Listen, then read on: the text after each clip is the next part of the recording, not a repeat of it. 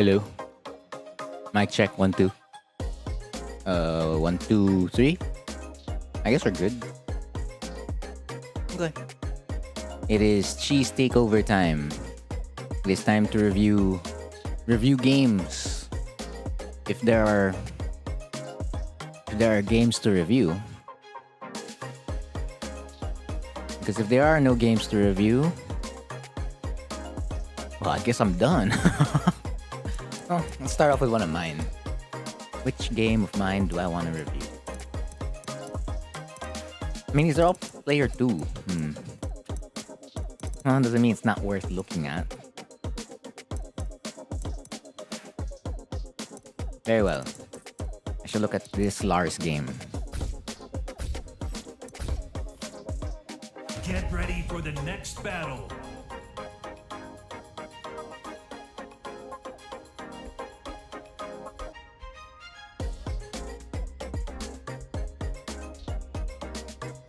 What can be learned? I remember this game. This Lars just has like the best conversion in the world. Like, their combos are just too strong. Round 1. Fight.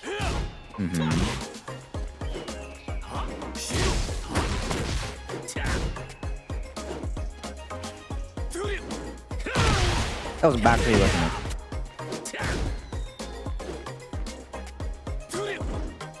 Yeah. That was back 3. And the balls. We go -6. Yeah, the timing. We both pressed it at the same time, man. If I chose backlash, I would have been fine. Okay, but I just don't want to get hit by Lars down back 4. That's the thing.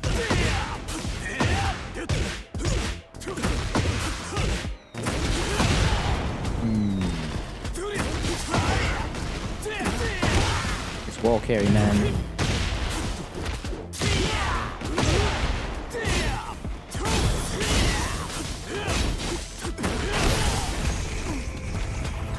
What did I do there? I down back.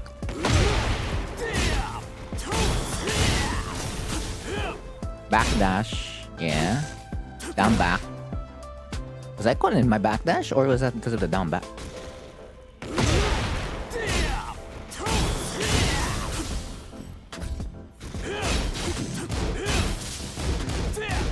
It might have been the backdash. Oh, never mind. I got it. Okay, so it is a down back. It's on me.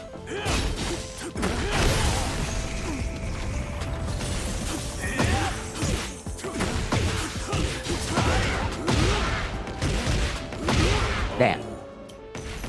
One day I'll have conversions like that. Fight.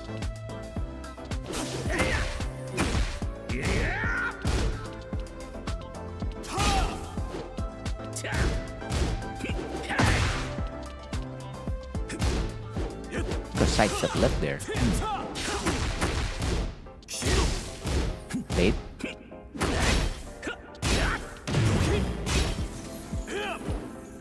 Another punish miss.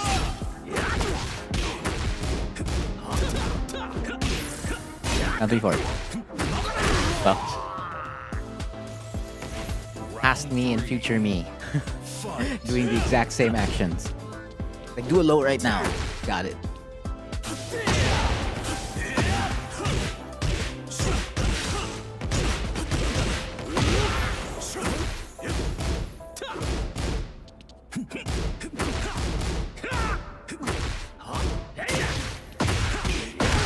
Oh, that was good.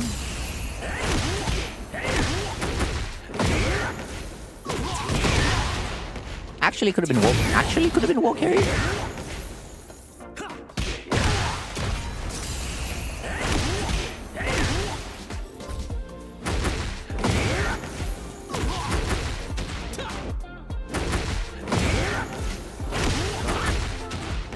Oh, it can be wall carry.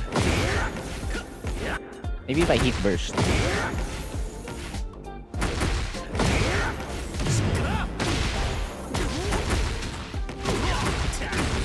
Yeah, if I heat burst. Oh, that works too.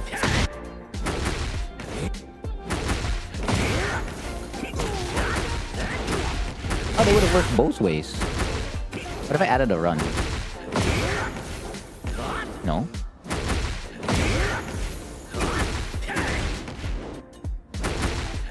That one wouldn't work if I add the run. Oh no, it would.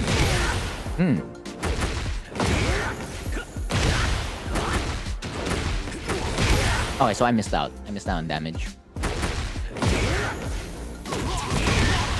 Went straight for that. Well, I mean, I still got the damage either way. Still. Could have been done already.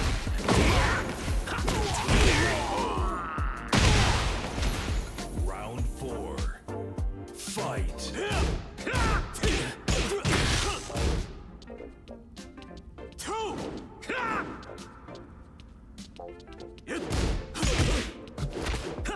Good deck. I'm staying too far away.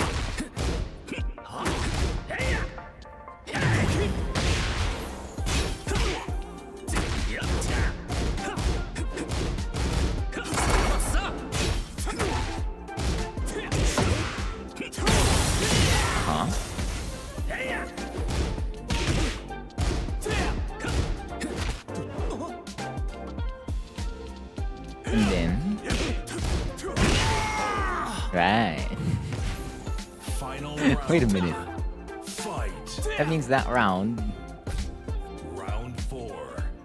Fight. if I did... No, because I had the wall, right? And they failed to punish. Yeah, this is a wrong choice of moves.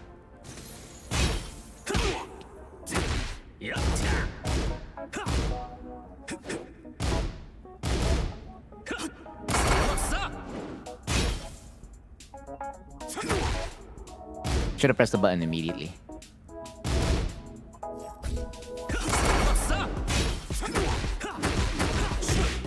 Yeah, that would look better.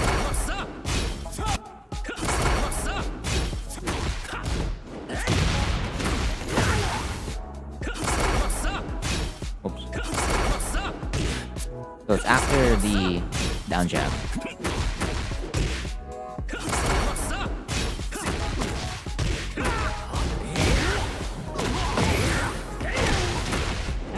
Yeah, life would have looked so different.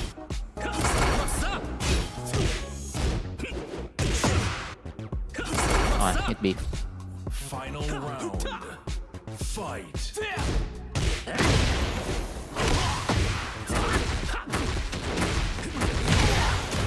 Up back three.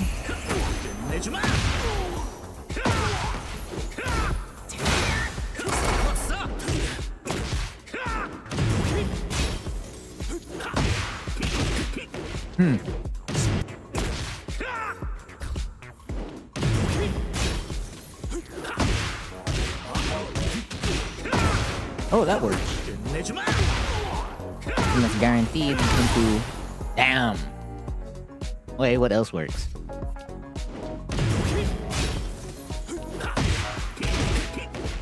If you want to, so you lose it. If I just... Okay, that works too.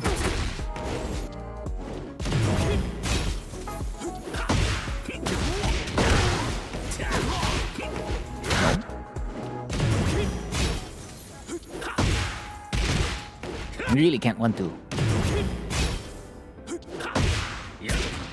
You wouldn't know that you were sidewall. Or how close to a sidewall you were.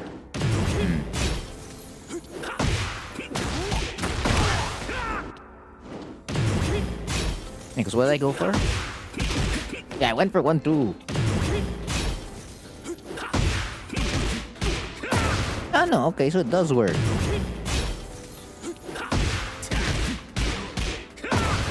Hello, Toast. Welcome to Cheese Takeover. Okay, if you have sets that you want reviewed, just let me know. There's nobody in queue right now, so I'm just reviewing my own set. Okay, so if I add the dash forward, I lose it. If I just do that... So note to self, don't dash forward. How do you fix this? Nope. Any character, Zombie. They're not limited to Hwoarang. It's any. Just know that if it's not Hwoarang, then there'll be definitely times where I'll say like, there's definitely something you can do here. I don't know what it is, but I'm sure there's something. It's like specific to your character.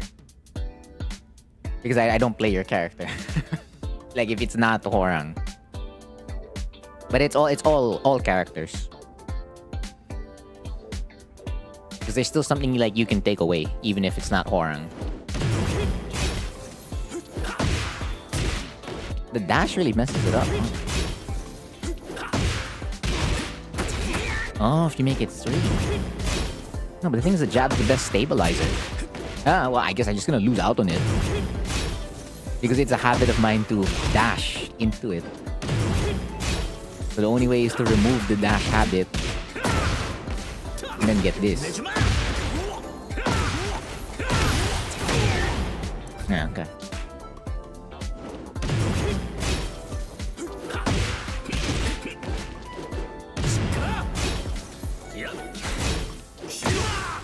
Would you get punished back? Like what whip? Uh-huh. I pressed the button. So if I just didn't press a button, I would have lived.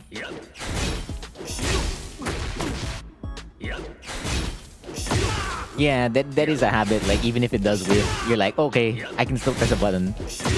Can't even power crush. Yeah, you can't power crush at all. You're signing in now that... No, I can't do anything. I should 100% not press a button there. Yeah, because the move whiff, you lose a... You basically launch punch it. I should have controlled my buttons. How negative is this? Negative 13? It's not close enough to the wall.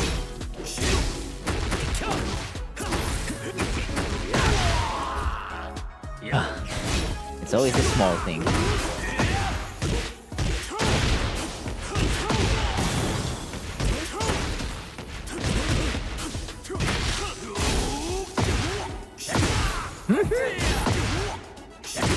The hell? Is this an error? If I block it, E4. Yeah. I have no idea what I was going for. It's forward into 3 plus 4, 4. Backlash? And if I was going for backlash, I missed out. I think that would have still gotten backlash even if I got it.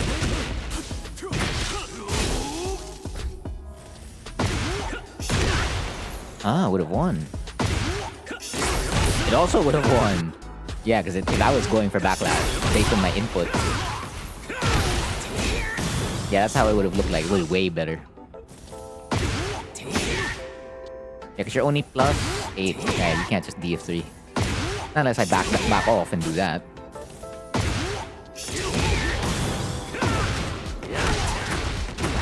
Yeah, it could still be a good situation.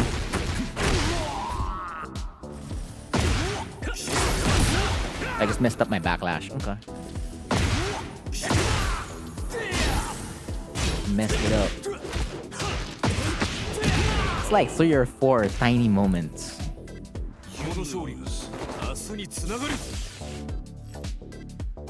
Combo conversion and errors. I have the Tekken ID toast.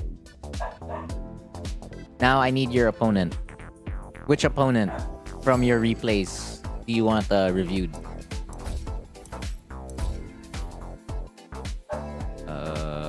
Online replays. It's a Bushin Jin. Hello, Azzy.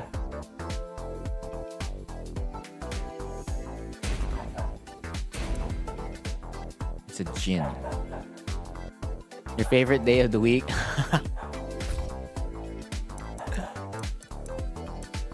Alright, this set. Okay, bet.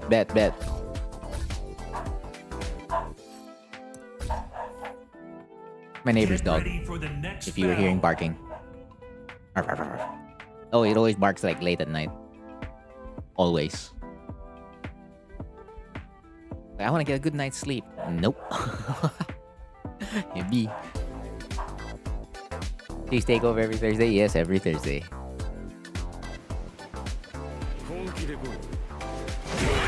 Round one. Yeah, shiny jacket. I love it. Alright, DF13. That's pretty risky. Alright, that's a good call. Like the back off after elephant F4. Good interrupt.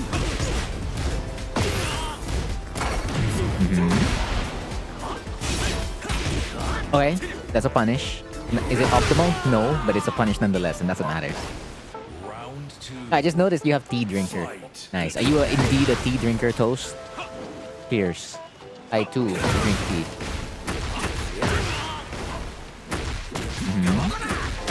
Okay. That hit.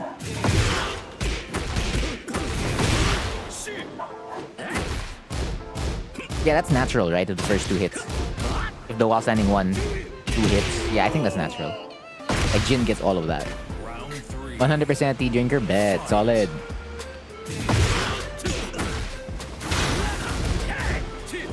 Ooh, that was set up perfectly. Could have gotten a whiff punish there.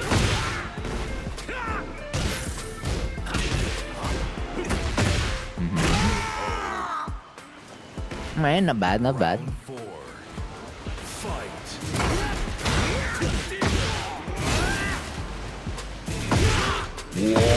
Whoa.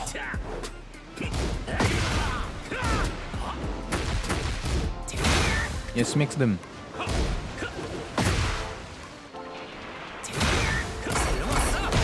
Nice. 6.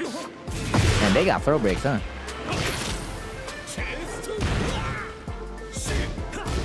Oh, that wasn't launch punishable. Very risky. Back one. Okay, I would have back one. Final round. Fight. Okay, I have to copy paste it in my notepad, Azzy.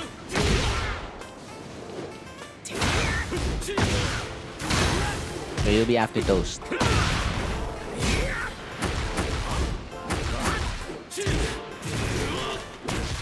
Oh! Using the plus frames, I see it. Could be dead. Oh no, it's side wall. Oh no, it's still dead. Oh, that could have been dead. Like right there and then. Alright. I like your flow.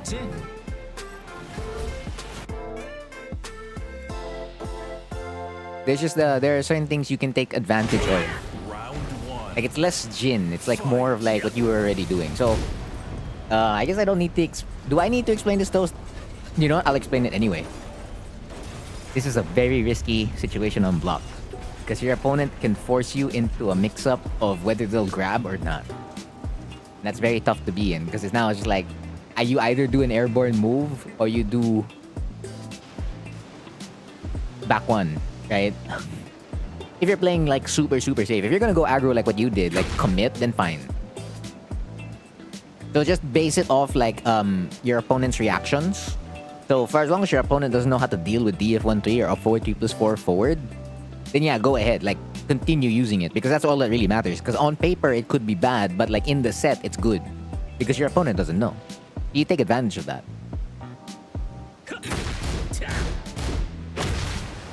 Now this one is a good call because LFS F4 and RFS F3, the homing moves in Flamingo, there's pushback on hit. So most of your options would lose. Yeah. So backing off was a really good call. This was a hella brave challenge against a God Fist. Because the one risk you're incurring when the Jin does this,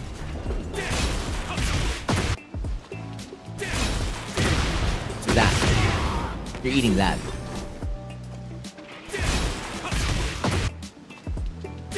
Or like a DF14. I mean, I guess it's not that much. But just know that those are the risks you incur. Because Jin's +5 after his God Fist. Or you can do something like crazy like that. I don't know why a Jin would do that, but they've surprised me before. Ever since they acquired this move.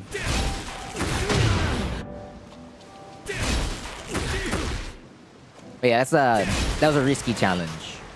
Mainly when you're defending against this, against Jin's God Fist, or any God Fist for that matter, right? You just want to move towards like the Mishima weak side, or in Jin's case, it's SSR. Of course, that's if you want to play like straight up defense. There's nothing wrong with what you did. You just have to know like the risks that come with it. So how you gather your information is going to be very important. So what I'm going to stress out, because you're allowed to do anything at the start, no matter how dumb it is. What matters is like how you're adjusting to a lot of those things. So if you're going to do the riskier thing first, you need to take note of their reaction and then see how they adjust to your reaction. That way you can adjust again. Because if they don't have if they keep using the wrong option to like maximize their frames, then that's not your problem, right?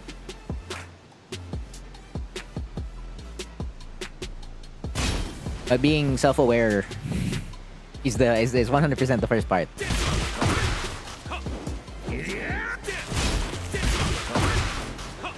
Right here. So you get the 1, 2, forward 3. So 1, 2, forward 3 is like really good at setting up whiff punishes. So an opponent has a good tendency, just like here. So the Jin, they mash back F4. This is back 3 range. Like right here. So if I were to replay this,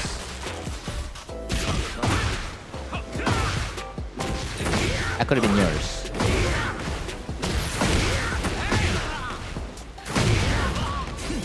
And then you'll most likely win on the Oki. If not, back 3, like from here. You could also do DFP plus 4. Like it will reach because it's like a vacuum. Then you 50-50. And they're dead. Of course, being able to recognize the whiff is important, right? But just know like there's a chance. So like if you can prepare yourself mentally, like, oh yeah, a whiff can happen right now, and it'll do wonders because now you'll be able to get the whiff punish every single time. You do that against your friends, Reina, bet. So if you're already doing it, it's just, I guess, applying it more. So situations like this don't disappear. Because this is free damage. You didn't have to earn this. It was given to you. So it's just a matter of you accepting what your opponent did. Like, thank you for the gift. Because a good number of sets can be just straight up decided on whiffs.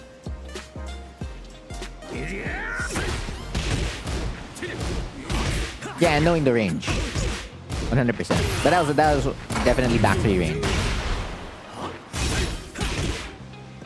Jin can this move. So Jin's and like Devil Jin's can-cans are launch punishable on block. When you see Jun's and Asuka's, it isn't. So against them, I guess you could still check them with a DF2, go ahead. But here for Jin and Devil Jin, this is a free launch. Here, or back 3. Yeah, take your pick. I personally usually always just DF2 this move. There you go. Set it up. Nice. Good back 3. Round 2. Fight.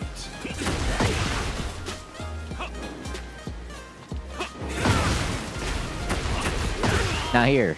So you spent Tornado. So when you have an opponent airborne, right? Back 3. Back 3 will launch them. So when you're in this situation and you need to like continue the combo. So if you do down 3-4, you just stand switch. So down 3-4, stand switch, and then up 4 3+4. That's it. That's all you gotta do. And this will put you in like a way. You know, the positioning here is really, really good. Alternatively, if you want to do a better combo, and then I guess the wall. So that's what was that? Forward 2, RF forward 3, up 4 3+4, 3 forward, and then up 4 3+4 twice. But yeah, anytime you've spent Tornado, start thinking about a 4 3+4. Because that's the only way you're gonna get towards the wall.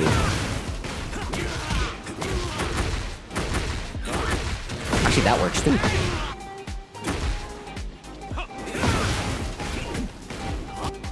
Or Oh yeah, that works as well. Yeah, so every time tornadoes, it's basically like your while standing 2-3 combo. Think of that. Every time, what do you call this? You get tornado like that in the air. Because you have no way of like extending the combo besides using a heat burst. Yeah, besides using a heat burst, because it'll rebound them to the floor and then you can do something.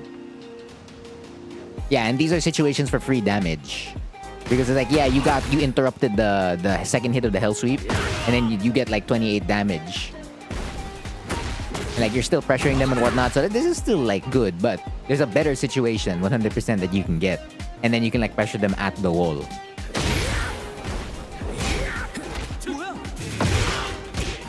Hello, wall crawler.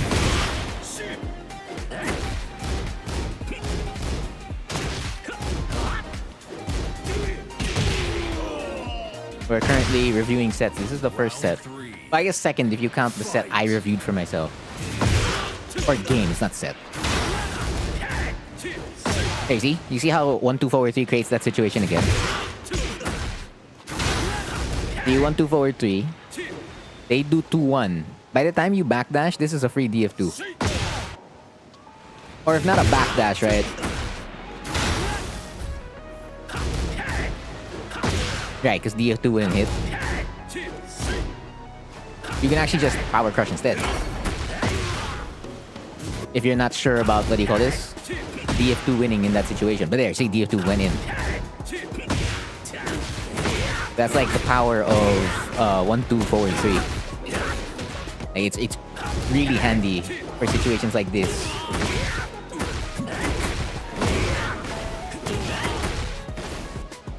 But yeah, those two options mainly. Power Crush or DF2. Actually, back 3 would have worked here too. Yep. It's gonna net you yes, it is 100% gonna net you a lot of launches. Or as long as the opponent is, what do you call this? Wanting to like challenge in that scenario. And in high levels, it still happens. So this is roughly around. Well, if I go based on ranks, this is close to like high ranks. Well, it's technically high ranks, right? Because Bushin, Tekken King, right beside it. So you can see even at these levels, players still want to like challenge and press buttons. So it's handy to like just set up the situation and see if they take the bait. So basically, you're going fishing. If not fishing, you're putting bait for your game, and then just wait for the game to like go to your bait, and then it's free. And that's a skill in it of itself. Like, yeah, you're just setting up whiff situations every single time, but that's still a skill. And like being able to confirm the whiffs. It's a yes and no. I'm not gonna fully agree that it's so easy. It's like saying GOD is so easy. When you look at the back at the rank infographic for September, still not a lot of the player base is at Tekken King, so therefore that statement cannot be fully true.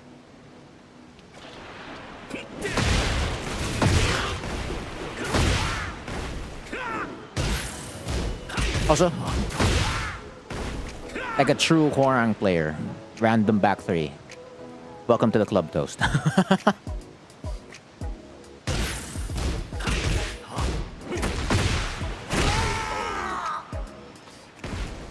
Round 4. Fight.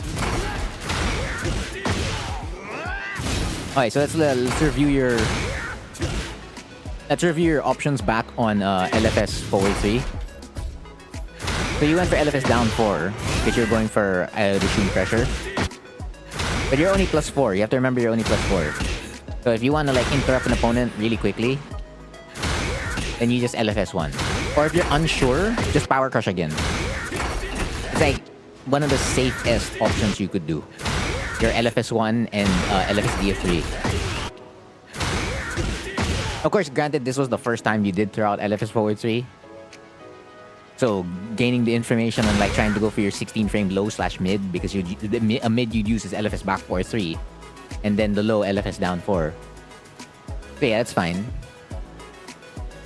But even from like these 3 rounds, there's something consistent that the Jin does, And they already showed that they number 1 have throw breaks, and then number 2, they duck a lot versus Flamingo, which you'll see later again, like the next 2 rounds, wherein they block a lot of your down 3-4s. Yeah, when you get to 200k prowess, like once you break that threshold, because you're close to it, you're 7,000 prowess away from it. Well, I know legacy players and competitive players that are struggling. So even if they've hit Tekken King, they're still struggling within those ranks.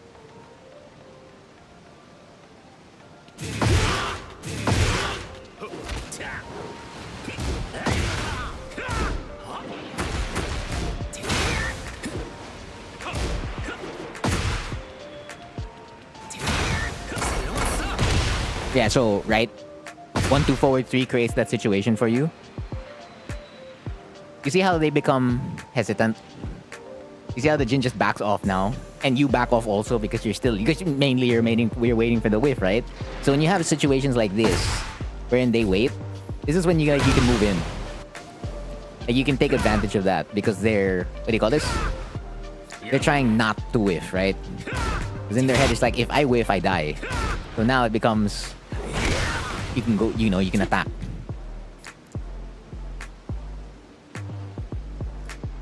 They're kind of new to you. Yeah, DF3, the DF3 armor and LFS1. Mainly, those are the 2 options you'll use when you're not sure of what the opponent's going to do.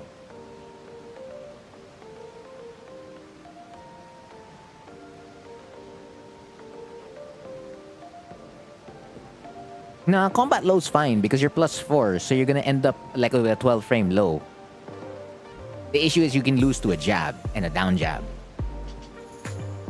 It's just that DF3, LFS DF3 and LFS1, if you want to start safe, you can use that. But if you want to start somewhat safe, then LFS back 4-3 and LFS down 4. That's fine. Again, it's all about how you're gathering that information.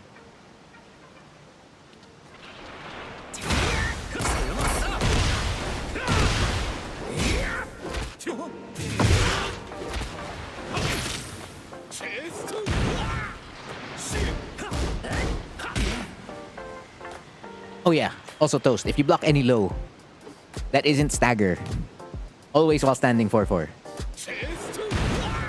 Like if you're not sure, always while standing 4-4. Because all lows for the most part are generally punishable to 11 frame standing moves. 11 frame while standing moves. Of course, if a move's like -14, then you can throw out while standing 4 if you want. But generally, if you're not sure and it doesn't stagger, the important part, it does stagger. Like when Hwoarang's Hell Sweep gets blocked and Hwoarang staggers a lot, then that's the only time you do while standing 2-3.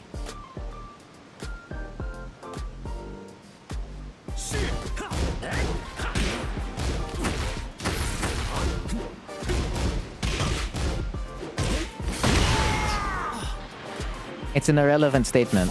Well, all that matters is that you're improving at the game. Who cares whether one region is easier or not? Is your whiff punishment getting better? Is your matchup knowledge getting better? Can you convert combos in specific situations better? Are you able to control neutral more? Blah, blah, blah. That's all that matters. You spam it a bit and don't read the reactions in the moment. Well, defaulting to while standing 4-4 will help a lot. It's just that the moment you block a launch punishable low, then you're only gonna do while standing 4-4, right? Instead of like while standing 2-3. But like it can help with like decoding like the lows that you block all the time. So it's just like, oh okay. For as long as I see this stagger animation, it's the only time I'm while standing 2-3, and then everything else is just like while standing 4-4. So that means you've ignored 100. You've literally ignored while standing 3 and up 4-3 plus 4-4 as like potential 14 frame while standing punishes, or even like crouch cancel 1-2, which is something not a lot of us high level Hwoarangs even do. Very few actually attempt it. Yeah, nobody's made it a staple yet, but yeah, we'll see in the future. But yeah, it just makes it easier. Say like if you just while standing 4-4.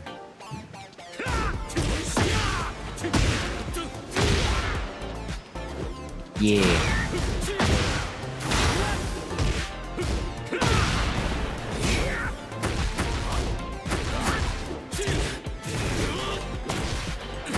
Oh yeah, so while standing 3 got changed, right? So when while standing 3 connects your plus 14, your follow-up is DF3 plus 4, DF1 3, or a 4-3 plus 4 4. Take your pick. DF3 plus 4 will activate heat. DF1 3 will put you in left flamingo. A 4-3 plus 4 forward will put you in left flamingo, and a 4-3 plus 4 4 will put you in right foot forward. But of course, there's nothing wrong with what you did. Like, if you want to use the plus frames, this is really good. Because it's just like, they gotta, like, you can safely throw out a JFSR here too if you want. Like, while standing 3 into JFSR, it's not a bad idea.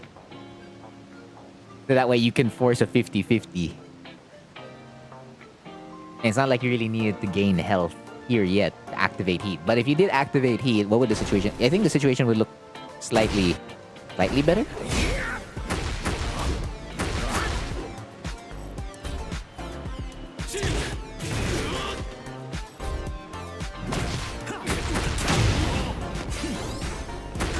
I mean, you just basically go back to another 50-50. So you just get extra damage into the 50-50. Give you a month and you have JFSR. And that's pretty fast. Is that JFSR for both sides or just like JFSR for one side?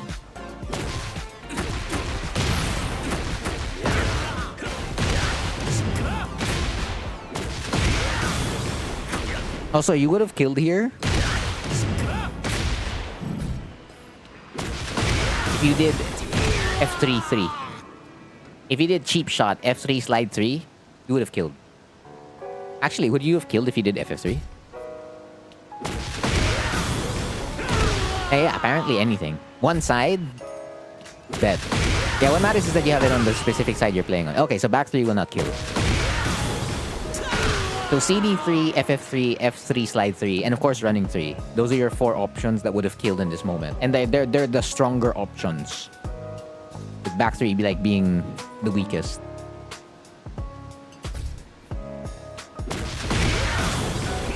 Yeah. Okay, so that finishes this game. So the current game state is that the Jin is looking to whiff punish stuff. They're ducking Flamingo. Okay. Let's see how they adjusted. You're getting better on JFSR on LFFF. LFF. Left foot forward. Beautiful.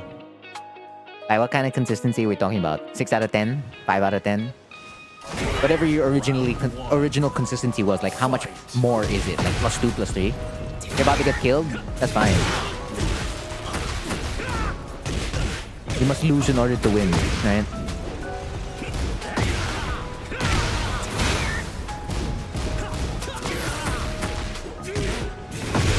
Okay. Good hold. Are you dead? Oh, okay, you're fine. It's like 6 or 7 out of 10. That's pretty good. Yeah, because the moment that becomes 7 or 8 out of 10, that's a good JFR already. Of course, you want it like 8 or 9, but 7 or 8 is already a good rate. 6 or 7 means you're getting there. Okay, good conversion.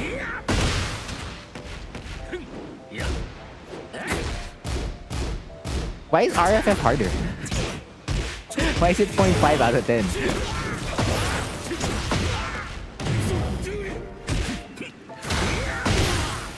Uh-huh.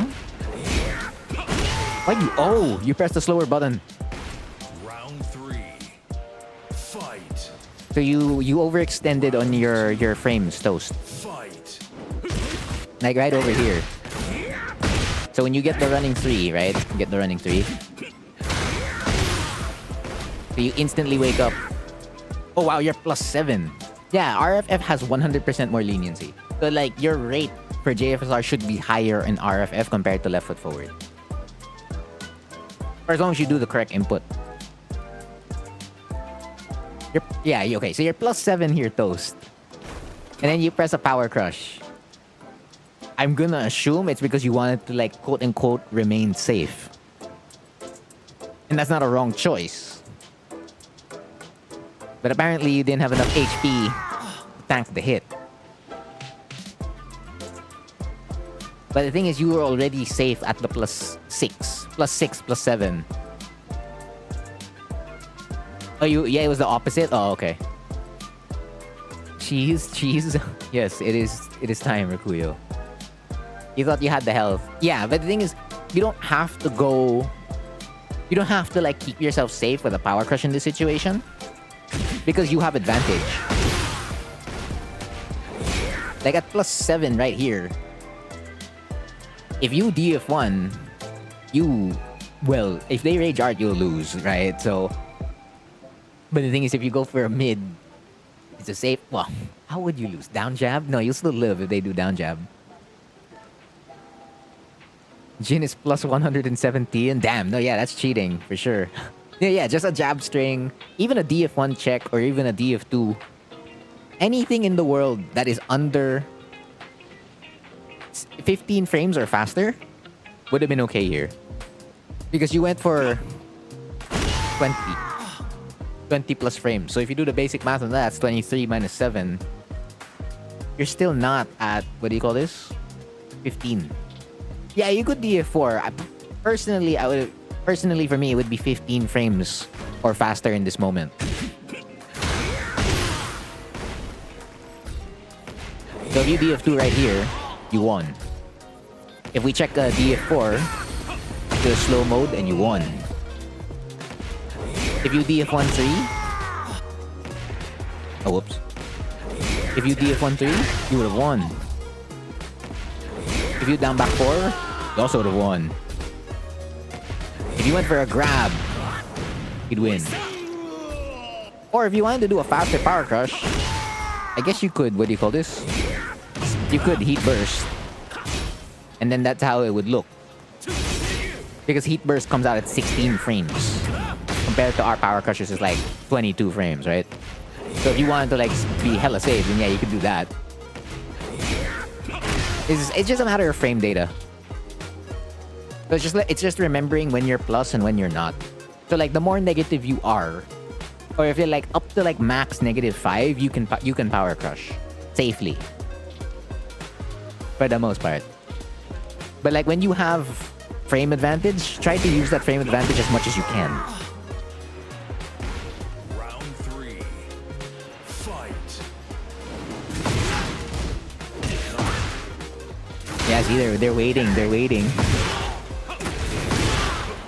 Did not want to press after that 1-2 forward 3. Okay, so this is the move didn't track in that scenario.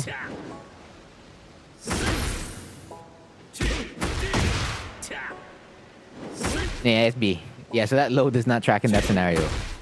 So if we swap it to a different low, yeah, down back 4 would track versus SSR. SSL. This is SSL. They're sidestepping towards the left. Oh. And you would keep them in place. Down back 3 would not work here. Down 4 works. So take your pick, down 4 or down back 4. Because down 3, 4, and down back 3. If you wanted to retaliate with a low, yeah.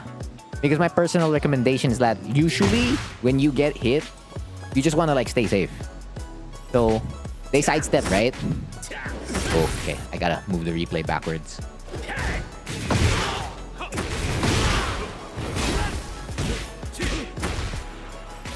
So typically when you get hit, you generally just want to remain safe. Because typically, they're at a frame advantage when you get hit.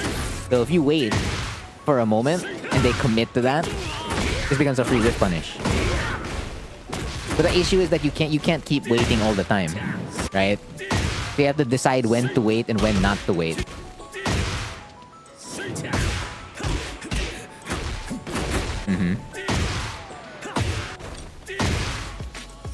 Like one backdash or like one sidestep into a block is enough. And then like you can reconsider like what options you want to do afterwards.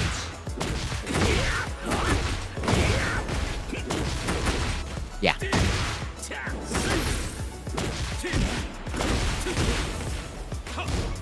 There, see? Like that. That's a stagger though. So right here, when you see that animation, it's always while standing 2-3, while standing 2-3.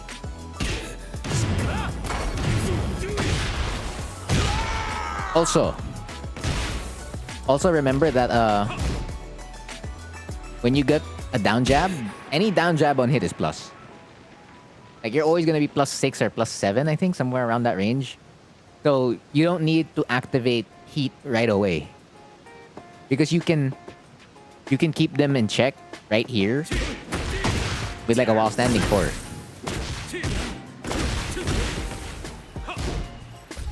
So down jab. And then of course, yeah, you need to find another situation where you can get heat, right? At that point. If you want to like go get heat for a 50-50.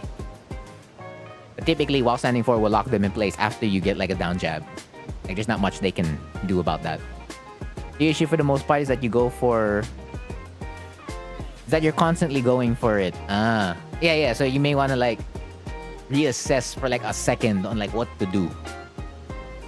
So instead of always just pushing it from 3rd to 5th gear, try shifting gears a lot more instead of like going full speed right away, because it's 100% tempting to always like get reward, but you can also get reward by not really pushing it. Speed, changing tempos is very important, because you can get free damage that way sometimes, or even like better positioning. Anything that can like again continue to push the game in your favor.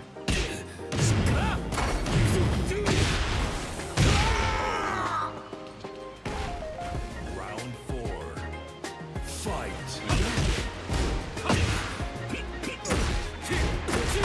Okay, so that Jin has been doing the string way too much.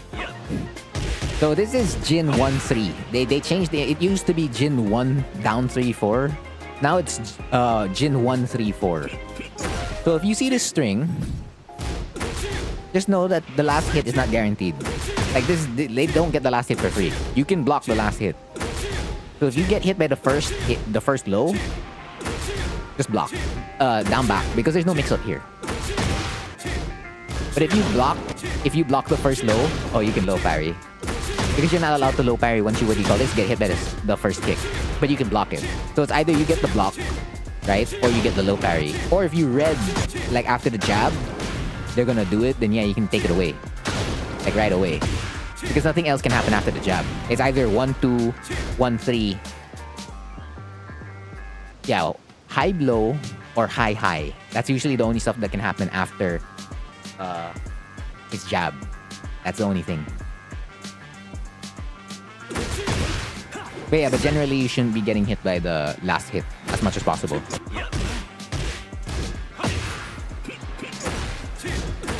So, okay, they get the +3. Okay, so they continued setting it up. Yeah, and then you get... Oh, it wasn't even a punish. Because you press the button afterwards.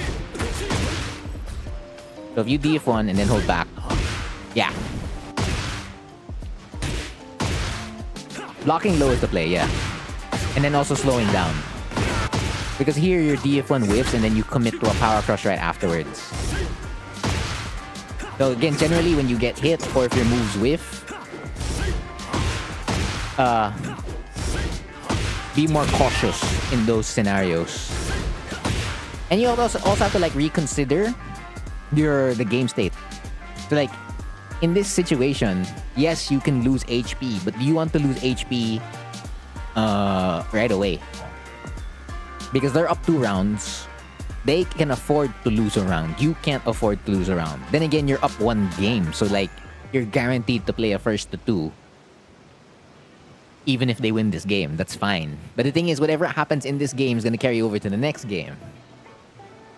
So it's just like, you don't want them to like win super convincingly. Or even if they do, then you're going to have to start adjusting in like the next game, right? But there's no need to rush in this moment at all. Because it puts you away from this. That was a lot. Then again, you're gonna get this into... Oh! So this is when while standing 3 still knocked down before. Your follow-ups are either back 3 or FF3. And then you get this really good Oki. And then you basically kind of win at that point.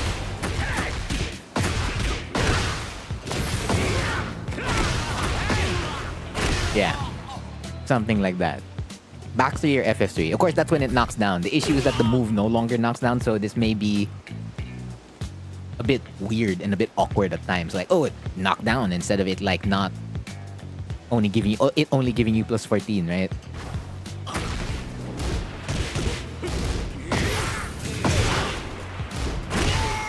Huh?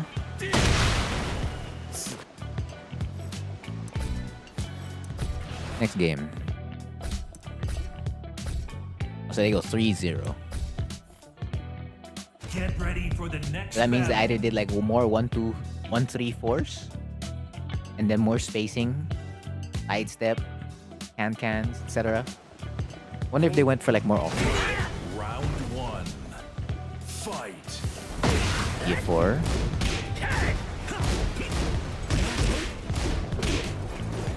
Mm-hmm.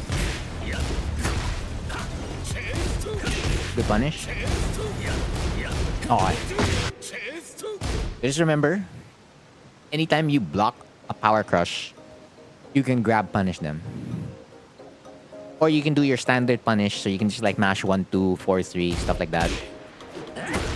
Because they're usually negative 13 and below. Oh wait, I was supposed to take over. Like right over here.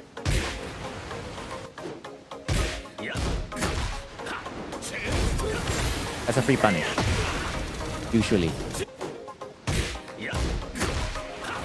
And of course, if not that, your regular 4-3 or your 1-2-3 will do fine. It means you got the... Hey, it happens to the best of us, man. You forgot about the throw punishes? It's just reminding you. Because so that works against power crushes and that works against rage arts. Again, it's for power crushes that are unsafe. So if you block something like Asuka F1+2, you can't punish her. Because she's like -9, -8. Even like Victor back 1+2, you can't punish that. Not unless you duck it and then grab, then yeah, that's a punish if you do a grab. That was a 1 month thing that at one point you started... Yeah, it's a unique Tekken 8 thing. It's definitely muscle memory you can't carry over to like older games, but in this game, you can definitely do it.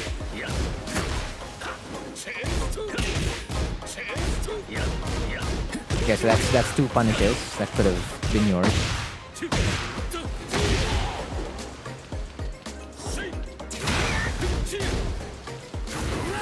That was a back 3. Right over there. Whoa.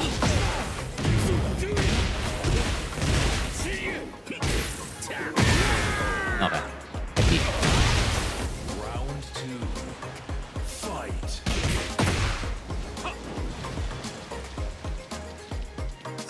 You see how they were like being careful already after the first 1-2, after like a couple of 1-2 forward threes, and then they still press.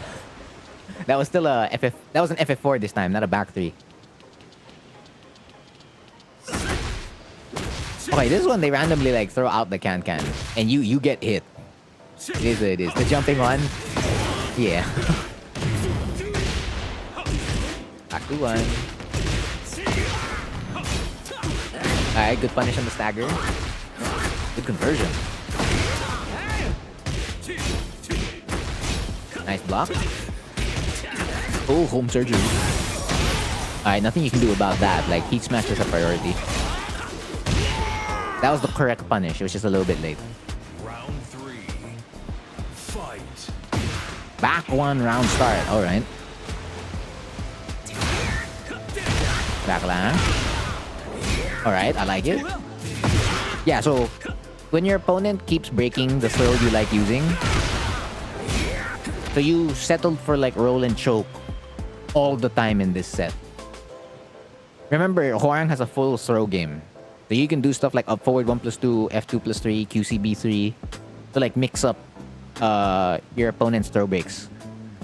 Because you'll never know if they truly have throw breaks without testing that. Like you can, yeah, I get why you'd prefer roll and choke. I too 100% use roll and choke. Probably a little bit too much. But Hwoarang definitely has other throws, and if you notice that your opponent continues throw breaking, just swap it with a different throw in the same exact situation or similar situations. Yeah, so 2 and 1+2 will be fine. Like for as long as there's a mix-up, unlike your throws.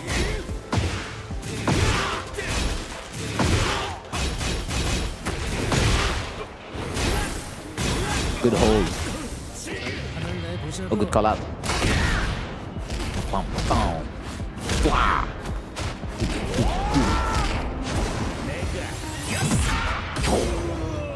Okay, what do we do now? D4. Ah, okay, they called you out back. It B.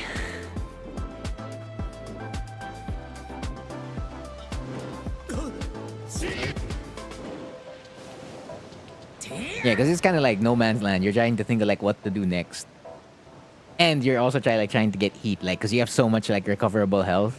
So like yeah, because if a peacekeeper lands, they're not necessarily dead, but like you'll gain more HP, you'll get heat, yeah, and then they'll be in a bad spot.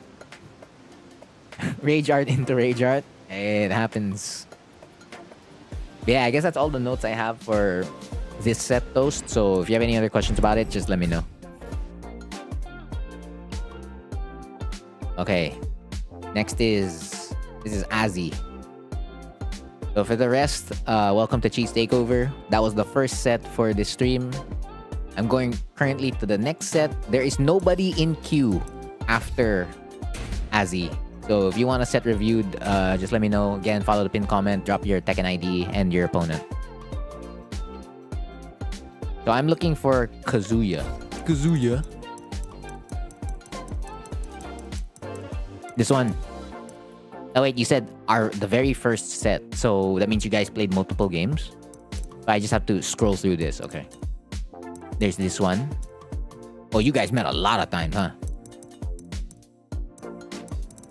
Is there another one? Oh no, this is me. Okay, so that means this is the one. So this set. Okay, the very first one. The very first one.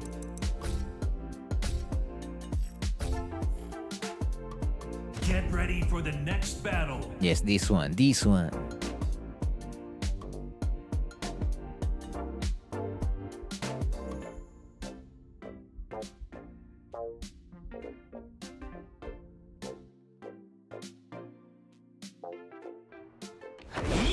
So you win the promo here. So let's see what you do. Round one. Oh, it's Tekken 7 Kazuya. Fight. Oh yeah, 1, 2, 4, 3. We were talking about that earlier. Okay. Yo. Good low parry. Yeah, you spent tornado already. Okay, that was a bit risky. But we'll take it. There were like definitely back 3 moments you missed there.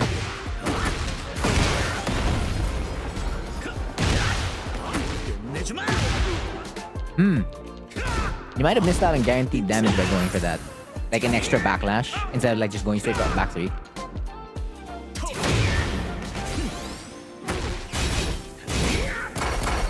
Oh, good call. Yeah, generally you can throw the power crush in those frames. Like just throw it out, why not?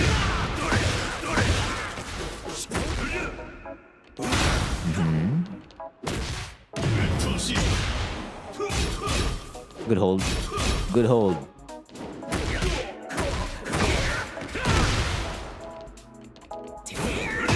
It's fine. Damn, you be reading these lows. That's a 3 LFS3 forward. 3 F4. That would have broke the wall blast. Oh, but so far so good. Fight. There you go. That's what I'm talking about. Damn, why did it drop? It be online. Alright, we get it back.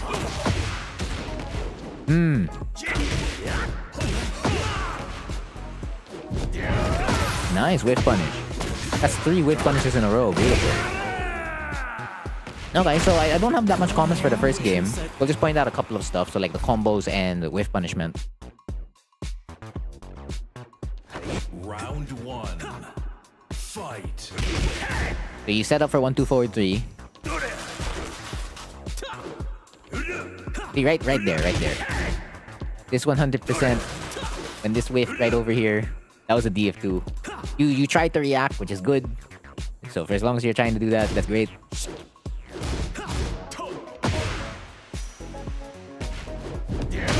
Even inconsistent with the set, that's a fine. Like progress is progress. Yeah, throwing out LFS of forward 4, I'm not sure about that against Kazuya.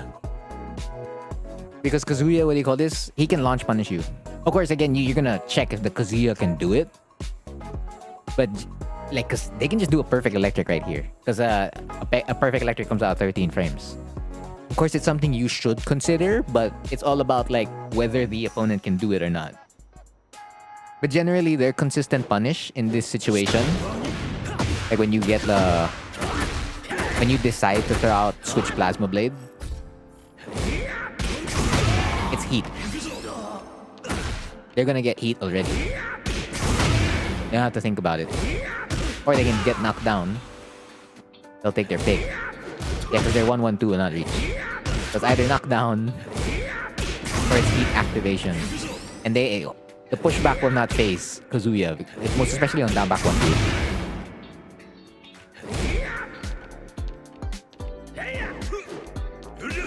Now see, right over there, this right here, that was definitely a back 3.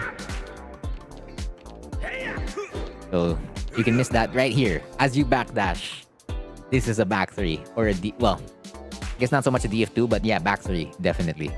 Or DF3 plus 4, or 4-3 plus 4.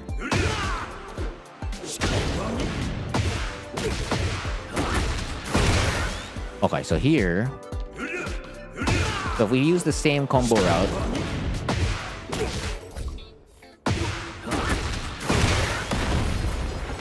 if I just do this, yeah, I get the guaranteed back 3. Instead of, which what you did here, wherein you backlash afterwards, and then up back 3, because it pushes them farther away from the wall. So while you're, yes, getting more supposedly damage, you can't get the guaranteed back 3. So like when moments like that happen already, just go for your up back 3 and then go take it. Most especially if you spent a lot of hits. Because Tornado was spent already, right? Yeah, most especially like your Tornado was spent, so like just go for the Oki already with up back 3. Because you're gonna get that guaranteed back 3, and then you're just gonna say hello to basically a lot of damage. Of course, if we change the combo, that can be slightly more damage. Plus the guaranteed back 3. And that's mainly just doing like a 4-3 plus 4 forward into LFS 3 F4. That's about it.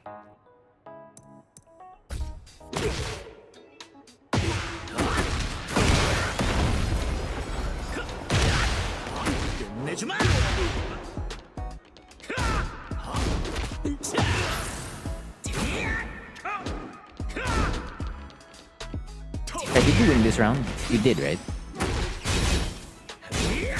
And then you power rush. Okay. While you may have won the round, you definitely lost out on positioning. Because you sent them out. You sent them out. You sent them back to the center of the stage. When you already had them here at the wall. So you FF3, you're +6. They can't move.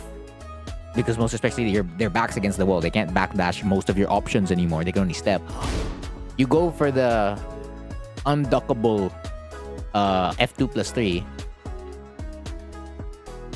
Which is, I guess, not bad. But the thing is, you already have this wall. It takes a while to get the wall. So every time you have the wall, as much as possible, don't let it go. Because this is letting it go. Granted, the end result is still your W.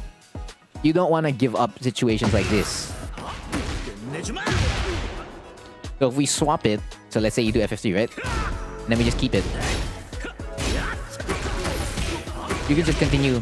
Like, use Horang's strength as much as you can. Because this, like, getting the wall for Horang is definitely like a win condition. And then they can't move anymore. Or if you wanted to use a grab that, what do you call this, keeps the opponent in place. So like a forward 1 plus 2 will do that. QCB3, not so much. Definitely not 1 plus 3. Obviously not 2 plus 4. Yeah, so I guess a forward 1 plus 2 is your best bet if you want to use a throw here. But the thing is, you did it after RFF forward 3, so you will not be able to do that until like you do LFS1 if you wanted to throw. But generally, like, keep your wall scenario, your wall positioning as much as you can, because you get more damage, more mix-ups that way. Since backdash as a defensive option is taken away. Round 2. Fight.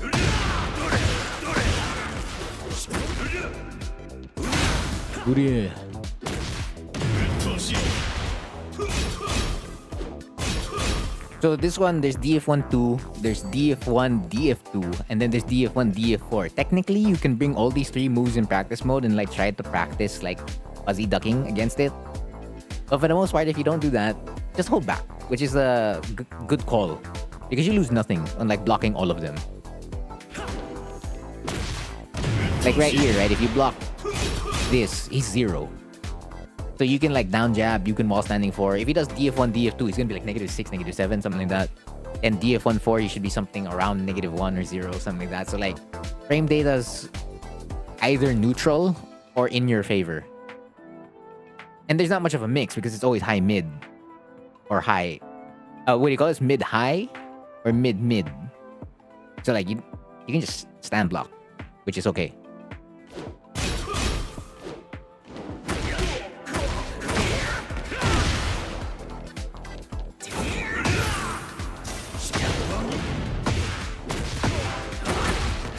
Yeah, so this combo, so it's the same suggestion earlier.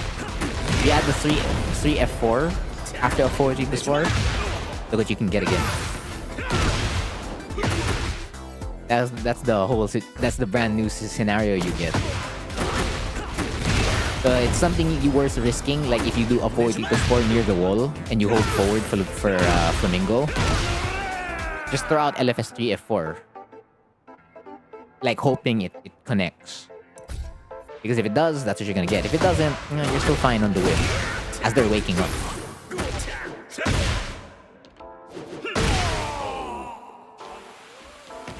Round 3. Fight. There you go. Yeah, I think this one's just generally a good round. Like, okay, why did this drop?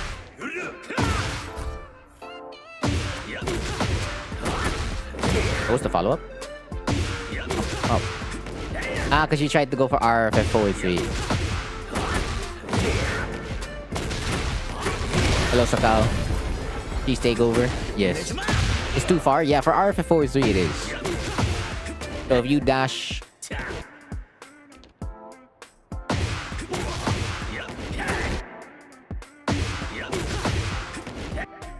Does that combo work?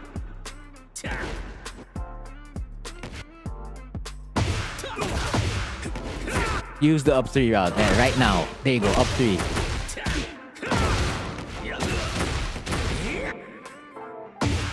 It does connect.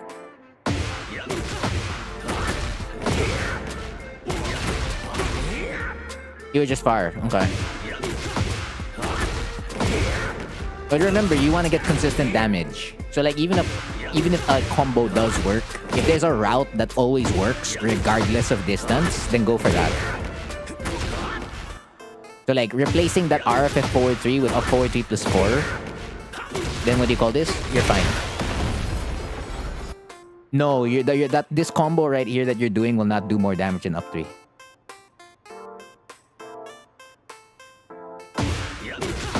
It's already weaker at the start by doing forward 2 into RFF forward 3.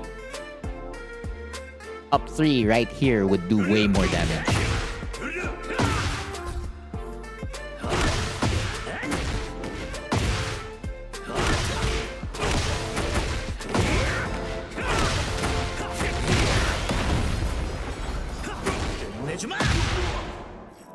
Yeah, so that's 87.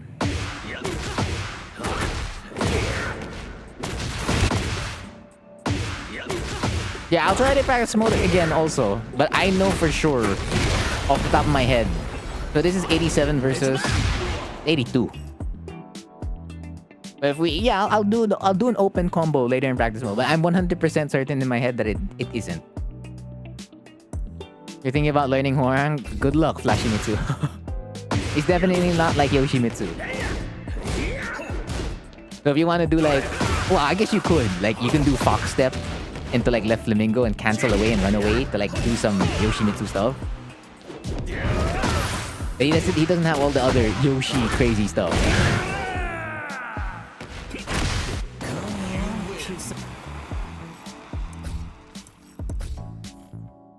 Okay, so you played a pretty damn good first game.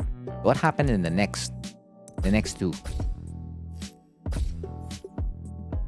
Get ready for the next battle.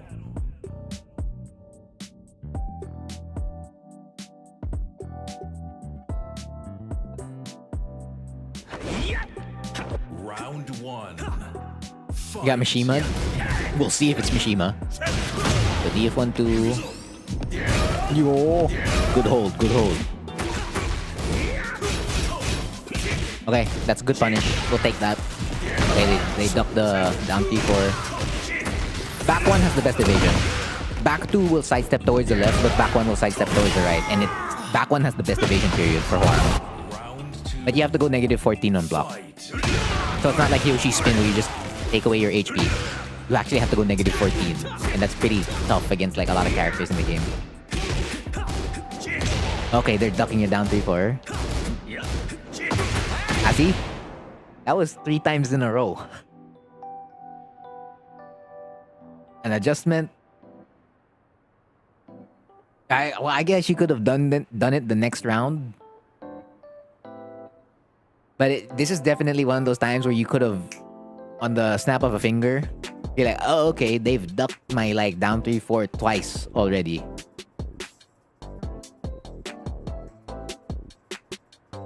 Was trying the 4-4. What 4-4? RFS F4-4?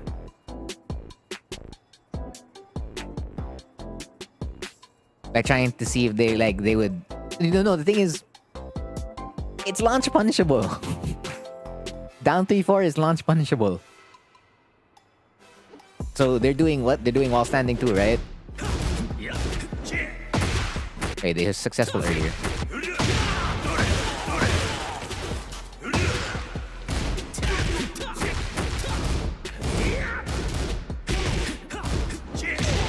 There, yeah, 16. There's no, well, I'm not sure what's there to practice because the move is negative 16 on block. Like you block down 3-4 the first low, you're open to 16 frame while standing moves, and that's Kazuya's launcher. It's 16 frames from crouching. So yes, it is still a good risk to continue throwing out RFS F4-4. So like you're like, oh okay, maybe they're just gonna be like a little bit slower on their punish so I can get this, right? But on paper, you will never, like if they're always on point, you will never interrupt them. If they're always on point and like they always block down 3-4, you're just dead. It's a launch punishable load. If this was not patched, if they didn't change it, then yeah, what you're doing is worth the risk even after they've blocked your 1-2-3 into down 3-4 sequence 3 times in a row. That's the part I have to stress out. They've blocked the sequence multiple times. And you're forcing the issue multiple times. Because if you just straight up like take advantage of the fact that they're ducking here, you're gonna get that. You don't even have to play around with the fact like, oh, yeah, I can interrupt potentially. The word is potentially interrupt Kazuya's while standing too. You don't have to focus on that. You focus on the fact that they've ducked my low. So if they duck my low and they've launch punished me already, then I'm just gonna take my mid. So you can either go like unsafe mid, which is a launcher, or you can go safe mids.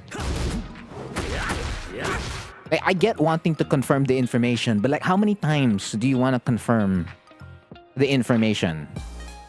Because you're putting yourself, you're risking it already at that point. If you want to like double confirm, triple confirm, like yeah, they've done this.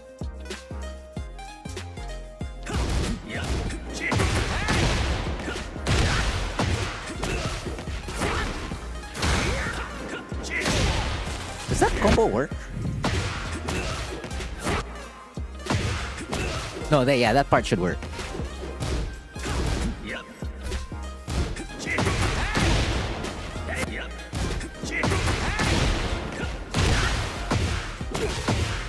Okay, yeah, it's distance. You're far out.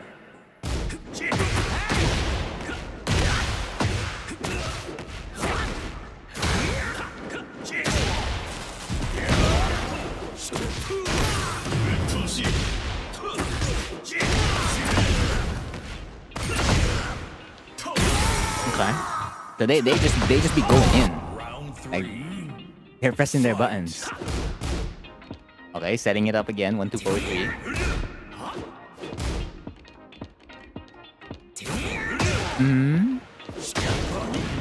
Damn these low parry. Yeah, we talked about the Ender already. That could have been an LFSP F4.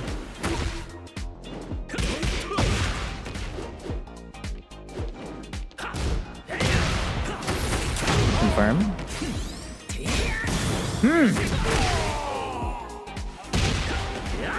Okay, you won. Yes. This is still... That is just gonna be a 100% a me thing.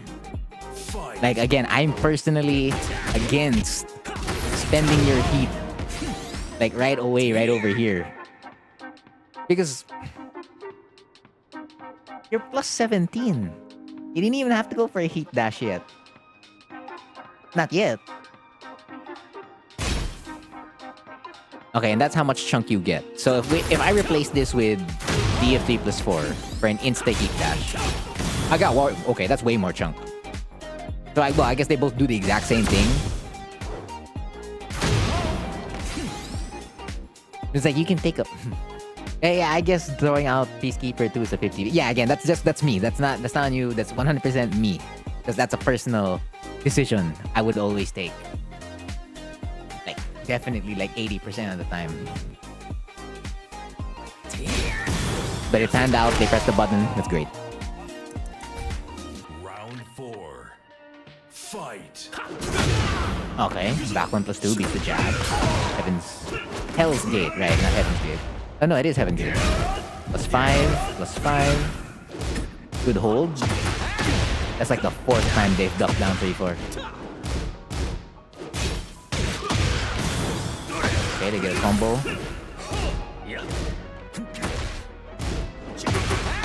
5th time they've ducked. I mean, yeah, it's panning out in your favor right now that they're late with while standing too.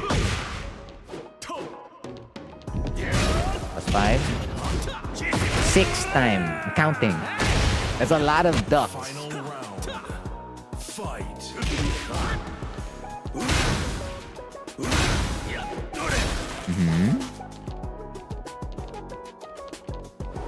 We're spacing out. Peacekeeper.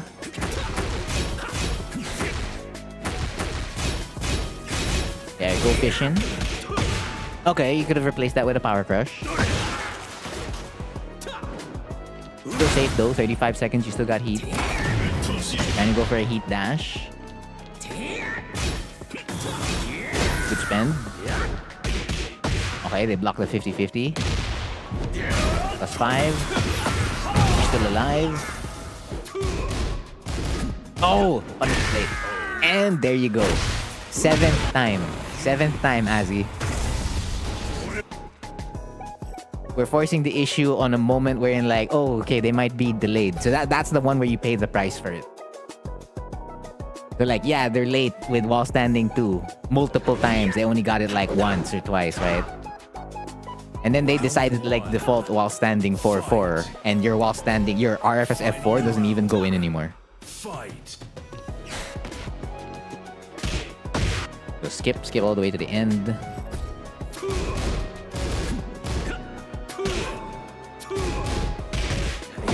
I win. Yeah. Yeah. Okay. Last game. Get ready for the next Because that becomes more self-inflicted than anything else. Like, it's not your opponent, that's on you.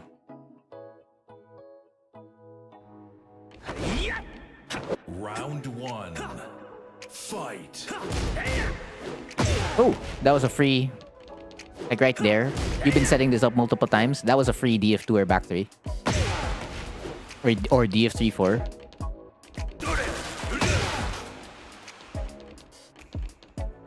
Also, it's sidestep left for Kazuya. You're sidestepping towards the right. Generally. Again, words generally. So if there's a specific option you're trying to avoid, then okay. Also, remember if you want to lock your opponent after like they do something like a demon's paw, like let's say Porang FF4, Jin FF2, Kazuya FF2, Devil Jin FF2. Like if you want to lock the opponent after pushback moves, generally. Oh wait, I have to get hit there, right? You just press DF4. DF4 will keep them in check. So like they won't get like the punish over here, wherein what do you call this? You throw out a 1-2, and then they interrupt you for it. So there's gonna be no more interrupt after like you just check them, and then now you could like block the Mishima flash punch. I block this. They throw the full thing, and that's yours.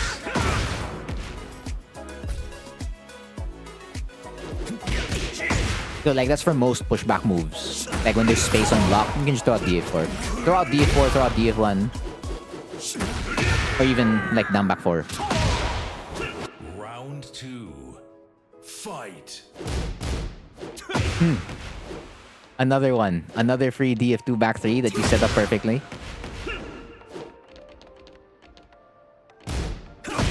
Alright, DF2. Usually, moves like that are gonna be negative on block. So like if it's a mid with like pushback on block, like even after like 1-2 forward 3, Peacekeeper, FF4, generally all the moves follow that. Generally, like all of them follow that rule.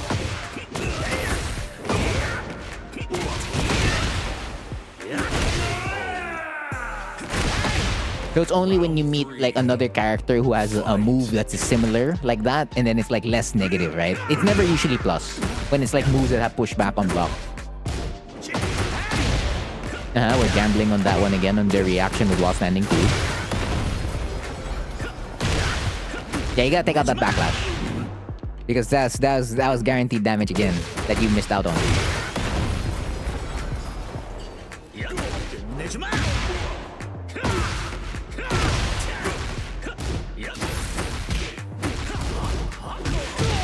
Yeah. The backlash is not adding... Well, I guess you're still technically getting the same kind of similar Oki scenario when it does hit like that. But the thing is, the opponent has to get hit by that compared to them like waking up to after back 3. Okay, yeah, that's Mishimaing. That is Mishimaing. They Mishima'd. They wave-wood. Punish.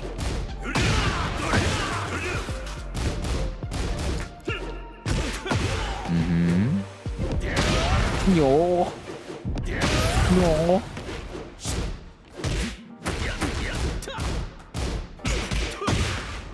Okay, that was a...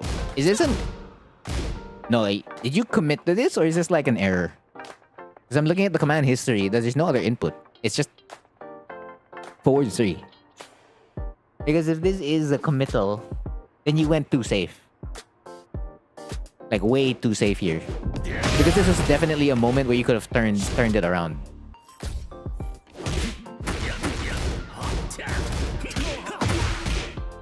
You could have continued, what do you call this? Fishing. Instead of ending it on RFS F3. If you wanted to use a mid, there was still RFS DF4. Can they SS? Yeah, they're +5. They can still SS here.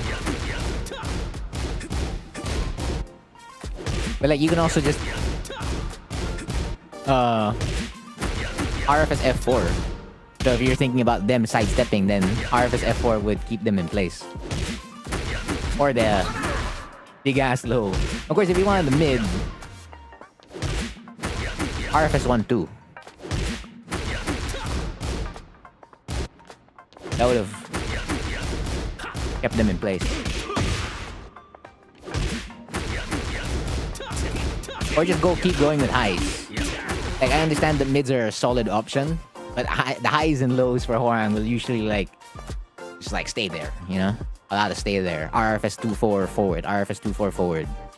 Also, well, that is a valid point. Your opponent in this set, quite frankly, just hasn't been stepping at all. They were not sidestepping a lot of your options. Like when you do get your options, typically what's been happening every time you get a sequence, they're blocking.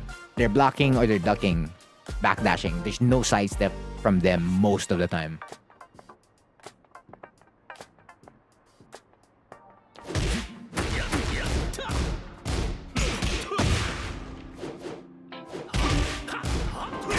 There, see the pay. You paid the price there again. We just went for the duck. Okay, but now we're gonna talk about a combo, right? So you're saying if you do forward 2 into RFF forward 3 into forward 2 into RFF forward 3 again, it's stronger than up 3. Okay. Let's double check that.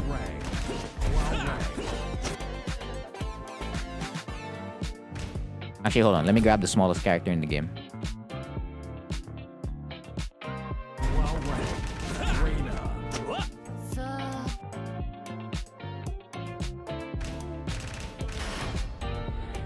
Get ready for the next battle.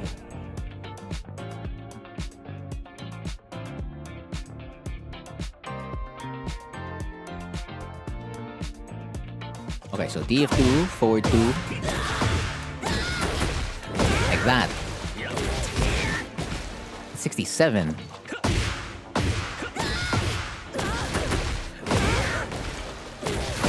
So 68, 67.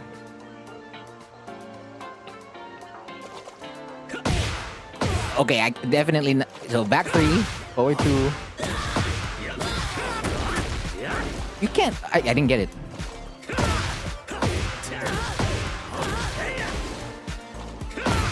I hope this is not like a big character combo.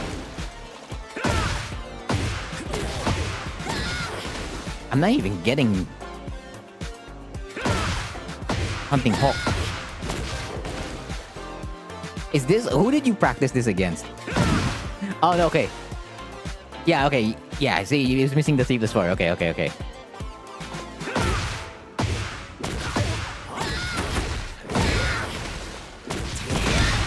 78. Okay.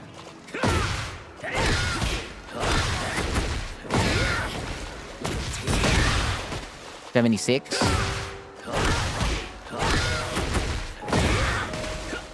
Oops.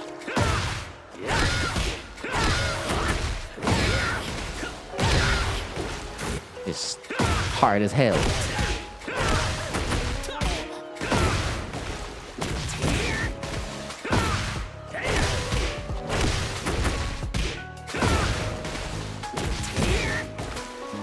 Yeah, the one earlier was 82.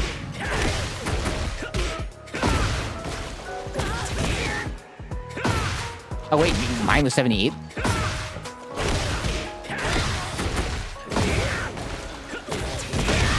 $76.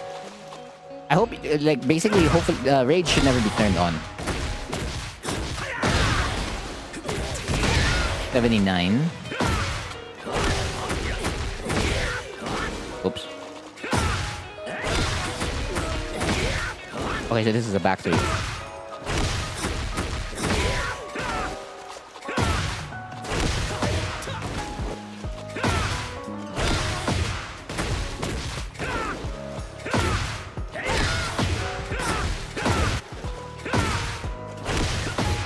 Your combo's still riskier, by the way.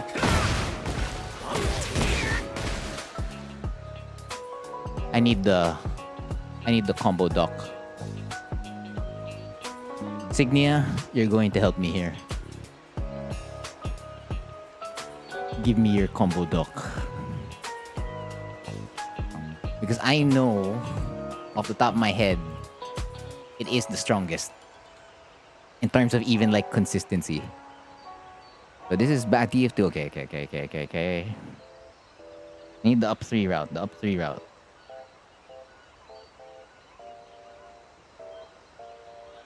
1, 2, 4, Flying Eagle, 2, 4. F4, just frame Flying Eagle, up 4, T plus 4. No, that's not up 3.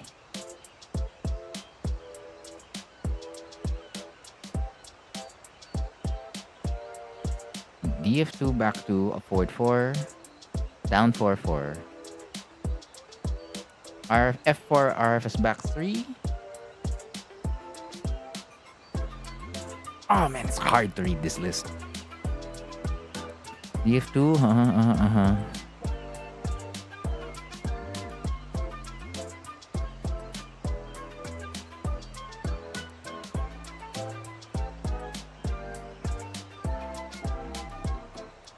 Okay, so that's how it goes. Hold on. Let me move this list to a smaller window so I can see it at the same time. I hope your combo's consistent everywhere. Because if it is, then I will not complain.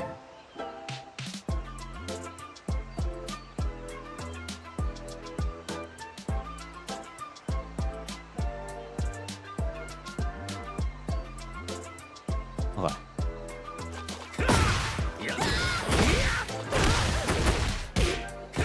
Oops. 3.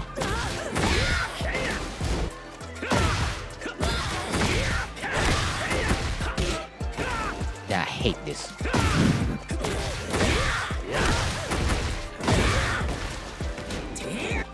Dash, just frame, Flying Eagle, dash up 4, 3. Okay, up 3. The ender is up 3.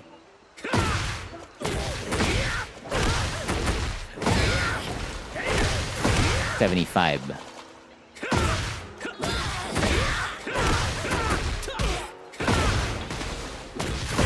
$74. No, backlash. Into running 3. Bro, I'm on a... I haven't plugged my stick.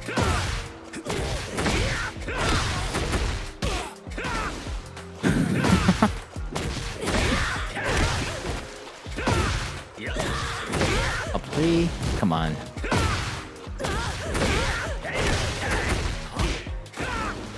I have to plug my stick, don't I? Fine. I'll plug my stick. Give me a moment.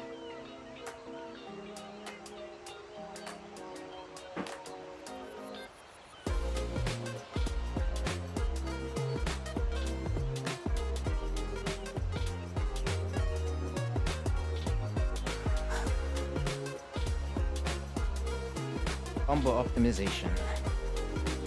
Wee.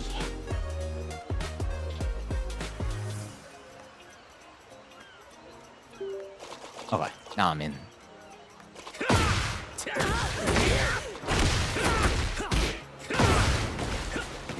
Damn it. That's not the one.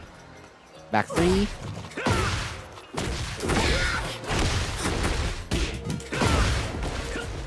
This is way too hard. No, you don't have to be jealous. Again, it's always about what you can use best. So if you're better on a pad, you're better on a keyboard or whatnot, that's all that matters. Irrelevant on whether or not... I mean, I guess if you want to use a stick, then fine, yeah. But what matters is that you're able to get your inputs. I have to get backlash, dash backlash. Bro. That's so hard. Okay, and then I'm supposed to do running 3 right after that. I should have pressed the remember feature. Yeah, I should have pressed it. Okay. That way I don't do the combo over and over again.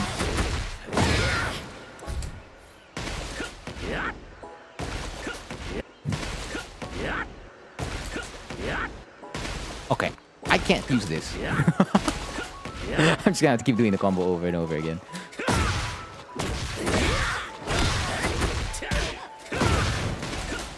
And then I'm just supposed to commit to running 3 afterwards.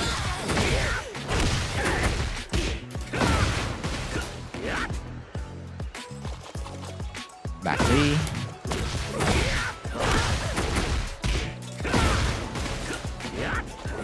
Yeah. Because this is the max combo on up 3. Yeah, that's the on this list. That's the max.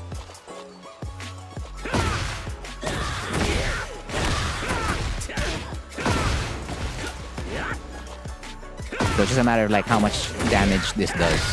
Because the damages weren't written. Would have helped if the damages were written down.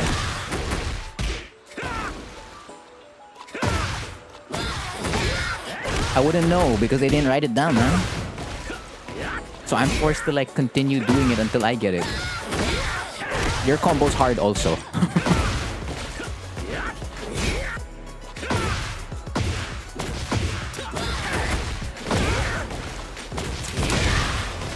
Oh, I guess not as hard.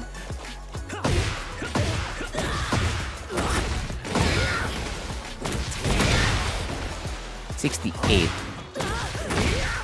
Yeah, you definitely overthrow my power, my damage. Oh no, it's one higher. You're used to it. Execution is 100% subjective. So if you can do hard combos, then great. Or if you can do your combo consistently, that's all that matters.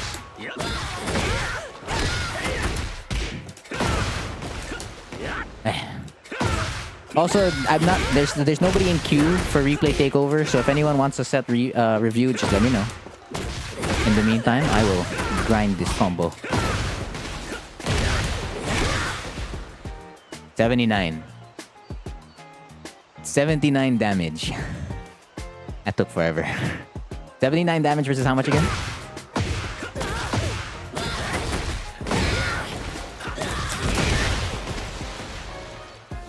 One point. No. So yours is easier.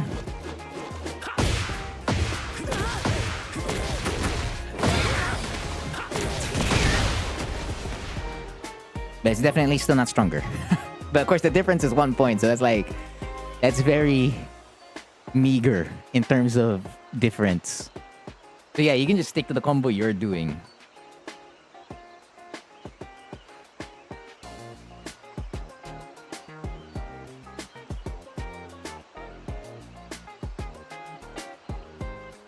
Okay, but the thing is that's without just frame, right? Because in the combo, this combo, there's a just frame flying eagle. So that's gonna be like +2. +2 damage.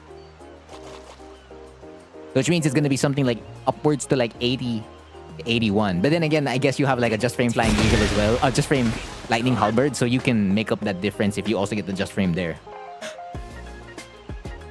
Okay. I wonder if he has that combo written here. Let me look for forward 2 as like a starter. Combo filler. DF2, back 3. F4, just frame flying eagle. Yeah, this is the combo I mainly use. 1-2-4 into flying eagle. Into 2-4 flying eagle. That's wall carry. Oh, it doesn't have it written down. Oh no, there it is.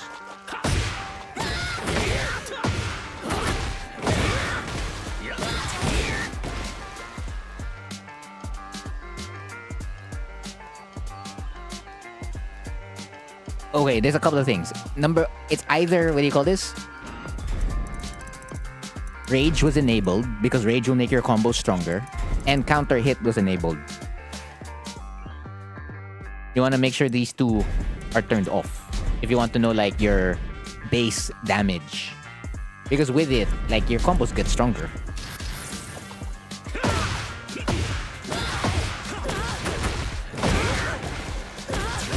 There, see 82. So turn this off. You don't want that on. That way, your combos are always like, oh, okay, I know how much damage I'm like generally doing.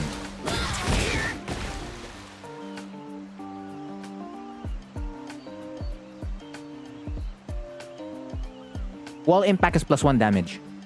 Like when you get towards the wall for a wall splash, +1.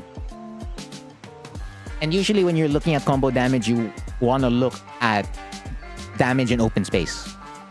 Because naturally, okay, so let's add a wall, right? Okay, fine. Let's add a wall. Let's compare these two combos with a wall. It has to be big though, because these combos, they go far. Big stage, big stage, big stage. Yeah, Seaside Resort will do. Get ready for the next battle.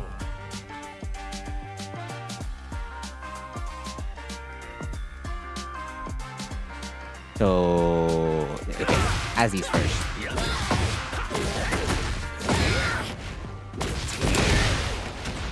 Okay, see, +1. +1 with the wall. That's not +3. Okay, but I didn't get the wall. So jump, dash forward, and then let's remember this part.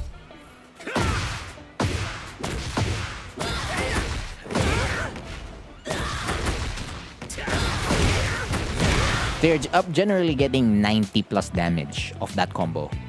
That's not bad. It's pretty good.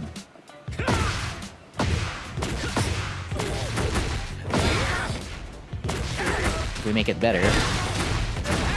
94. Okay, so last thing I need to do is, what do you call this? Do SS33. Oh, whoops, that's me. My muscle memory.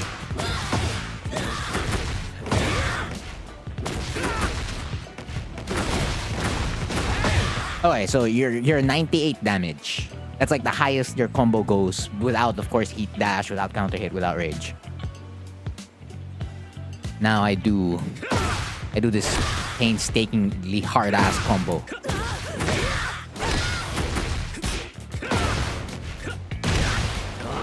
Wait a minute. Okay, this is different for wall carry. I don't have to meterless damage. Dash, no, backlash, dash, up forward 3 plus 4. Ah, okay. So no RFF forward 3. Bet.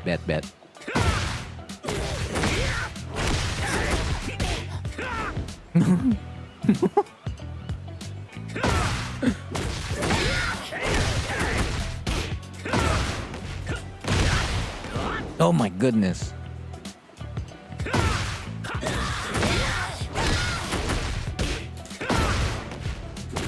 Okay, there you go. Okay, so 93. No, I keep dropping it. Yeah, I need the Tekken ID. Tekken ID, if you... No, well, if it's a VOD and it's a first to 2, I can watch it. But the thing is, I won't be able to do replay takeover. So if you're okay without replay takeover... Okay, there you go. Hold on. And then I'll just do the combo first. I'm gonna copy this. It's in my notepad. I have it. So you're the third player for, what do you call this? A review. So this was against... It was a Jin. Okay. Yeah, I mean, yes, you naturally save Tornado for like when you're at the wall, but like if you do the full combo and then you get the wall carry, right? Your combo is peaking at 98 damage. I just want to know like how much damage this combo peaks at. Because we already saw the damage in open space, now we want to see the damage in like with a wall.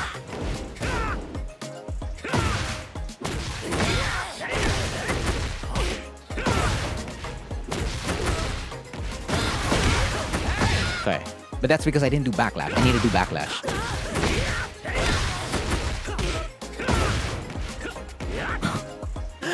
Do backlash. I should save it. No. I don't like it. I don't like the scenario thing. I dislike it because I have to press the keyboard and then I have to go bring my left hand back to the lever. So it never works out for me. So it's better for me to like just go back the old school way, which is like doing the combo over and over and over and over and over and over again.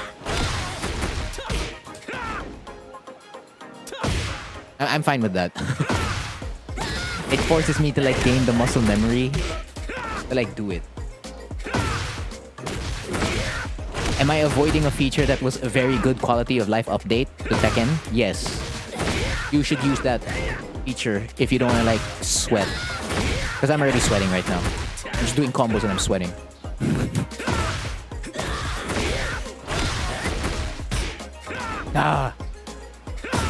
It would make you mad? That's how we did... that's how you tested a lot of combos before. You would do it over and over and over and over again until you got it. I need the backlash. The backlash is the one that has the damage. I hate this. This is why my combos are not like this. Oh, I missed something, didn't I?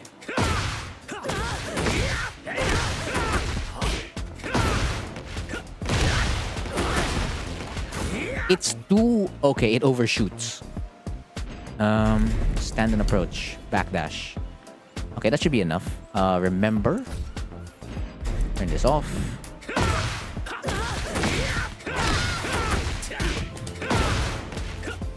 G. Okay, remember?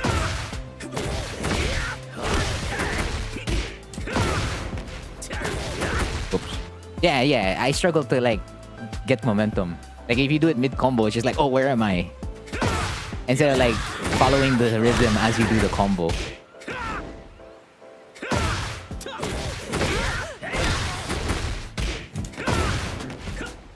Ah. Hello, Great Bacon.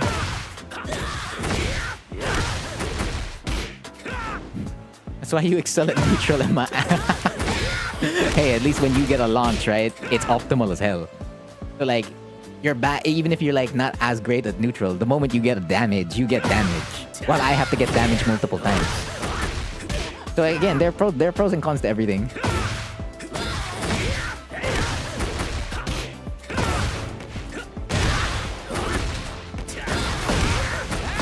Oh my goodness, it's 3 points away from your max. It's 3 points away from your max, and I haven't done like the max wall combo yet. Oh no. I mean, yeah, it's definitely the stronger route, but yeah, your route goes upwards to 100 with the wall. This goes under 100. It's 98. This one is about to hit 100.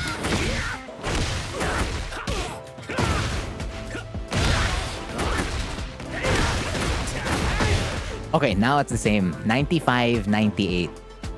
And then 98 came from SS33.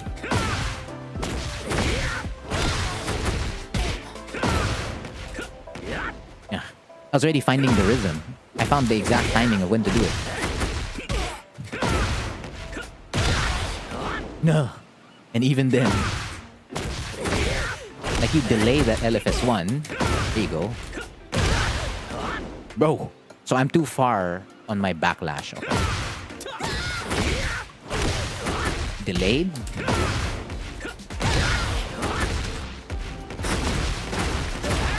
Oh my. Okay. So it's up 3. The up 3 route is still stronger. What was that 100 and 102? Okay, let me bring out a calculator. So 102 minus 98. So 4 damage. You are 4 damage away from each other. So if 4 damage is the difference maker, then yeah. But I mean, that's not.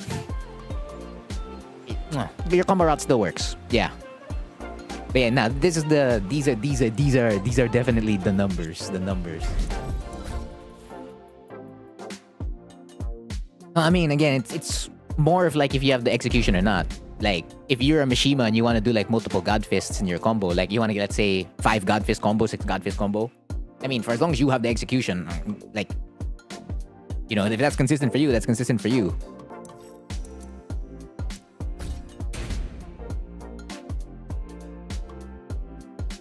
Where's my notepad? There you go. So it's Jin. Jin. Wait, so you were in a tournament and you used the... Okay, that's actually a smart idea. Use the cabinets in the lounge to like, so that it's first to 2. Instead of like opening up a lobby.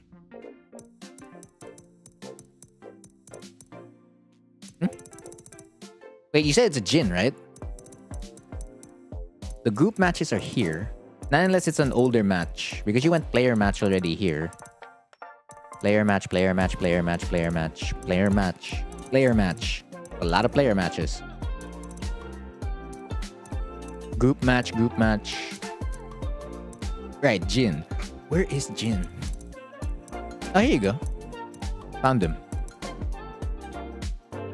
A month ago. Is this a month ago? It's October 5.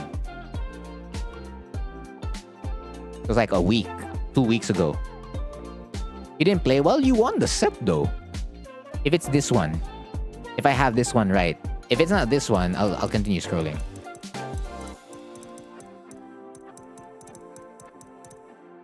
It's this? Oh, okay, I'll go back. I didn't play well, wins set. Oh, I don't know what's bad or good then. Is winning not good? Well, I mean, yeah. Depends on how you want to look at it. So you went 3-2, 0-3, 3-0. Okay. Check it out. Get ready for the next battle.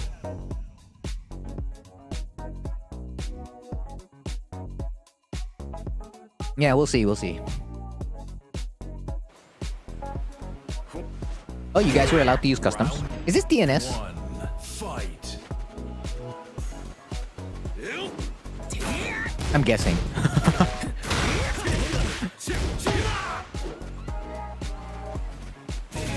Oh, back three. Ah, yes, Blackwing Rondo. Blackwing Rondo.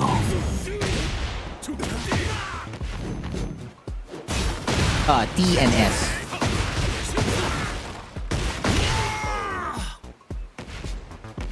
Round two. Fight. Like for the online tournament.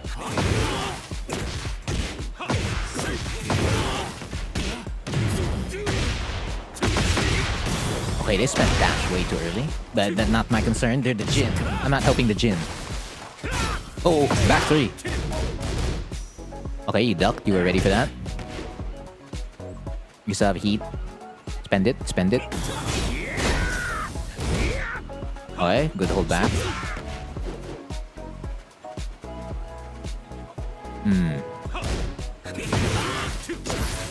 You're very tentative.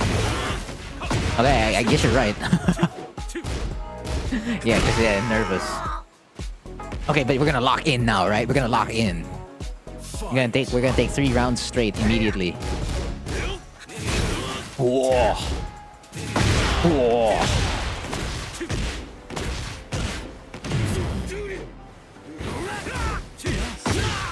Okay. Damn, it's a comeback.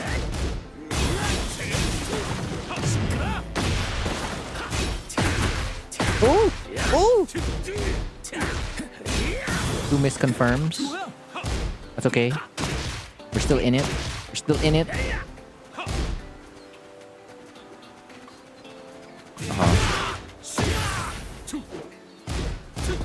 Ooh, that could have been a duck. Nice. Nice. You would have won even if they threw out a rage art. Round four. Online tournaments are scary. Fight. Oh yeah, and number 1, you're playing against latency. That's why you have to test your connection and hopefully like you and your opponent have a smooth connection. For the most part. Looks sick with the white hair. You're right. Nah, who cares about their rank, man? The rank's irrelevant. Alright! Final round. Fight. Like, you don't need to let the rank get into your head. It's just like, okay, they're Tekken King.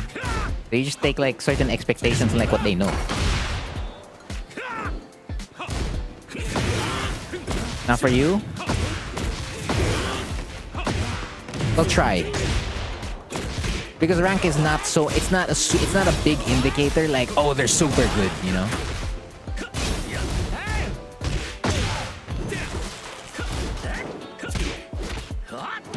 I was staying in Tekken King, Tekken Emperor for like the longest time. Until I finally got out.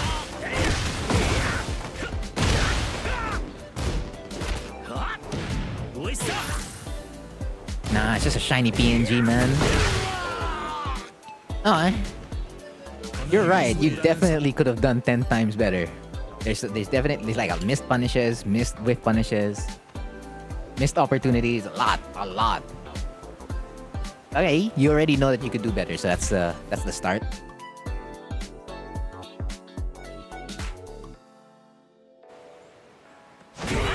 I'll just call out some things. Fight.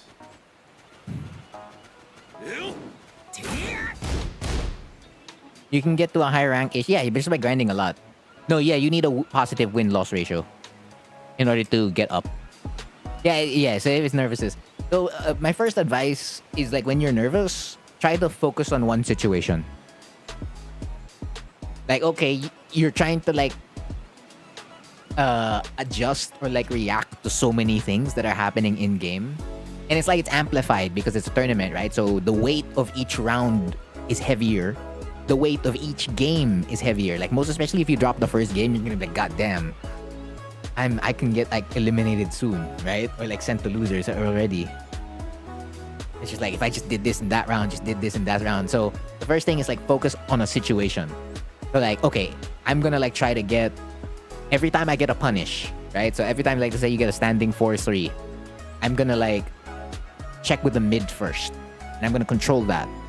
Because once you have a situation you can control that goes in your favor, like let's say 80% of the time, then you can start doing something because that's a free situation. And conversely, you build confidence off that. So when you start building confidence from that situation, that confidence is gonna seep over to other aspects of your game. So like when an opponent whiffs a move, you'll be like, oh, okay, you know what?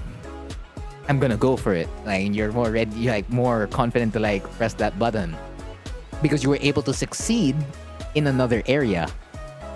That's the first part to get down. You gotta succeed somewhere first in order to be like, yes, I got it. And then I can like start doing the other stuff. And then eventually it just, you know, you get back into the groove of things. And then it's not, the nerves affect you less.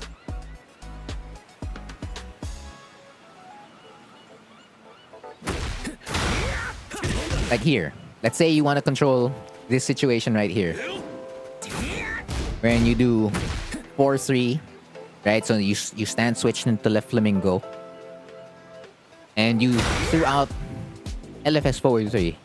So now you go +4. So like while this is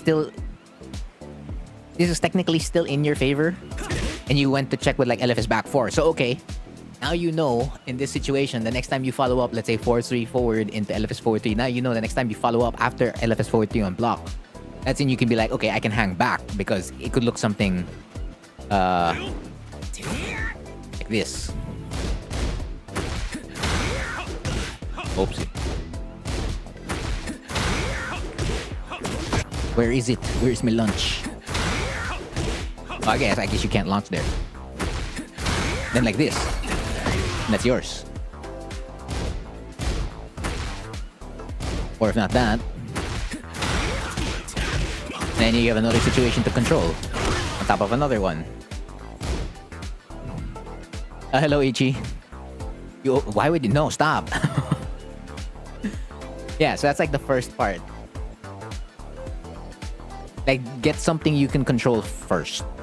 Because everything's gonna be messy. But like, don't focus on the fact that everything else is messy. Like, as much as possible, for as long as you're not like dying in those situations, and then okay. Like this one, Jin standing 2-4, like his switchblade. You can easily duck this, and that would have been a problem for the opponent. But like after you see the standing 2, then you recognize that the kid's coming up, then you can like duck and then like, right? Of course, you can't. Well, of course, if this is a situation you want to control, it's like, okay, anything that like is a non-jailing string, I'm gonna get that. Then okay. But if that's not the focus, then don't focus on that. Like, don't focus on the fact that you weren't able to duck here. Focus on the fact that you're still safe and that you can still focus on the situation that you wanted to focus on. It's the first time you know that Quick Match even has the rank or rating. Really?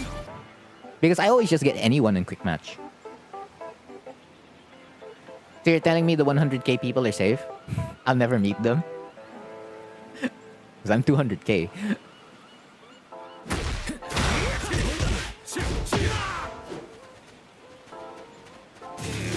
Like right here, that's a back 3. So if your focus is whiff punishment, right? This is free. Of course, if you don't have it, this is exactly what you did here. It's very good. So it's like, oh, I recognize the whiff. I'm too late to get a back 3. Let me use the plus frames and then FS3. So for as long as you're turning situations like that, then you're fine. This one's just, it is what it is, man. This is it is what it is moment. So down back 4 loses. Whoops. DF2, but still gets punished. F1+2 still gets punished. RFF back 2 gets punished. RFF3, oh, you're safe. And of course, if you throw out RFF DF3, he loses. Or if you dash into backlash, he's dead. Okay, so let's add a dash. Oh, there, if you dash down back 4, then that prevents this. But you can't dash RFF 2-4. You can dash RFF back 2. Or you can dash RFF 3. Or even dash 3. So well, basically a dash is needed here. Instead of like pressing a button immediately. Because like again, the main weakness of FF3 is that you can backdash a lot of the options unblocked. Normally, I was focusing on whiff punishment, so I was really disappointed with missing a lot here. Yeah, but no, yes. That is fair. But again, for as long as you're converting it into situations like this, wherein, let's say, right, Jin's down 2 whiffs, you recognize it. Because hesitating on your whiff punish here, let's say if you back 3, what happens if they recover in time and you back 3? You lost. So like that's why going for this decision right away, and this is round 1 of game 1. So this is on point decision making already and adjustment. So the next time you have a situation like that, you don't need to feel as bad off when you have stuff like this, because this is fine. The opponent rating. Oh, okay. So it's anecdotal evidence. I'll peek with Tech and Reddit. They said the ratings if it hasn't changed. And then your follow-ups here, you have to add a dash in order for it to not lose to Blackwing Rondo, Zen up 1, or CDS up 1.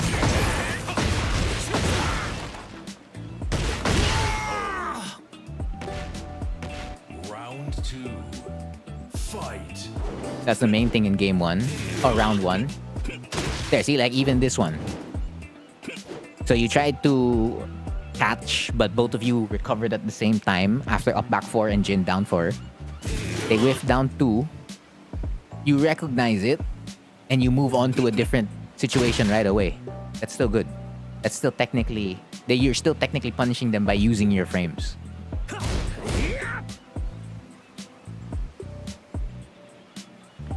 Now, another thing. So, we're in tournament, right? If you were here when the first 2 sets I reviewed, I stressed how you gathered your information. So, it's the same thing here. So, you're in tournament, right? You're in the first game of your tournament set. Do you want to throw a negative 14 frame move right away so that you know whether they can punish a move or not? Or do you want to stay safe? So you have to make that decision right away. Because again, this is also one of those situations you can control. Like, LFS down 4 connects, right? They stay in place because they don't want to get hit by RFFD, F4, Backlash, or any of the 2 power crushes that you can do here. They don't step either. So like, as soon as you get the RFF forward 3, it's free reign. You can do pretty much whatever you want. So it's just like, do I go for the launcher first? No, it's not dumb. Again, it's a matter of how you want to gather your information. Do you want to confirm first? Because at this point, look how much HP you have. Look how much time's on the clock. Is it a disadvantage if you get punished by F3-1, Jin F3-1 right now? Or Jin 1+2? Or Jin 2-4? Not so much. Because you'll confirm that already. So like, the next time you find yourself in a RFS or right flamingo or left flamingo scenario where you have like plus frames, you're gonna go for the safer mid at that point. But then the thing is, if you're in a situation like this, wherein they block it and they don't punish it, you have to think about it again. So you know that they won't punish it, or you have an indication that they will not punish it, but you also didn't gain anything off this situation. You were allowed to attempt a unsafe launcher, but you can do more with it because, again, they're standing in place. So you can change that to like LFS up forward 3-4. You can change that to right flamingo 3 slide 4. Or you can even put a cancel, an LFS DF3 cancel or an RFS up 4 cancel, and then get a different situation. Or since they're stand blocking already, go for your lows or go for your left flamingo 1 or right flamingo 2 so you can get plus frames. So your information gathering is super important, most especially in tournament set, because that's something you can also control, right? And that's something I mentioned earlier, when you get like a 4-3 on hit, now you know what they're going to do.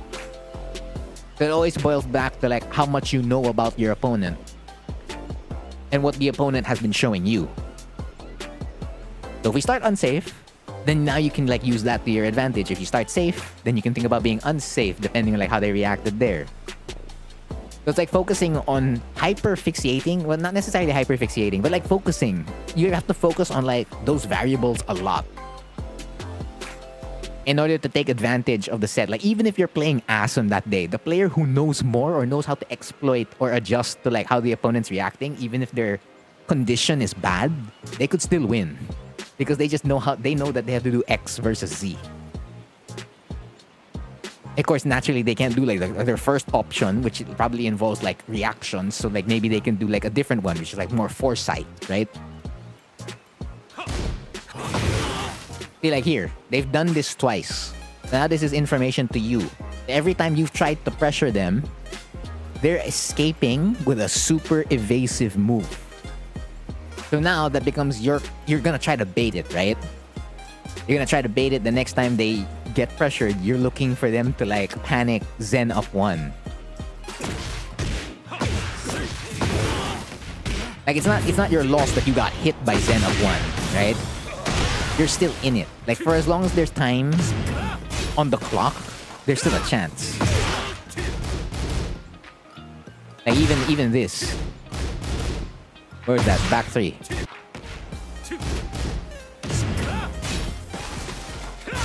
Yeah, that was like out of nowhere. This one is 100% what you said earlier. Stay safe. Because this was very risky. Throwing out back three out of nowhere. Then again, random back three is like the Horang thing. But you kind of like want to save it as a panic option. Because it has a random tendency to like sometimes hit. Like when you need it to. Of course, you can't control that variable. So, but you can control the fact that it's volatile. Because it's like negative 19 on block.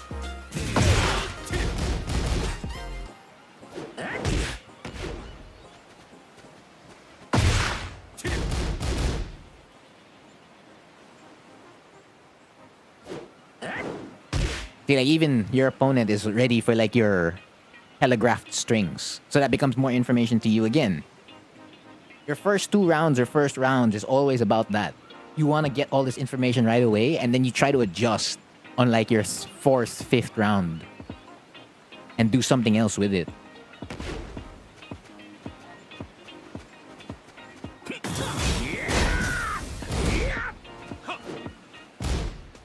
And of course, when you already know the strings...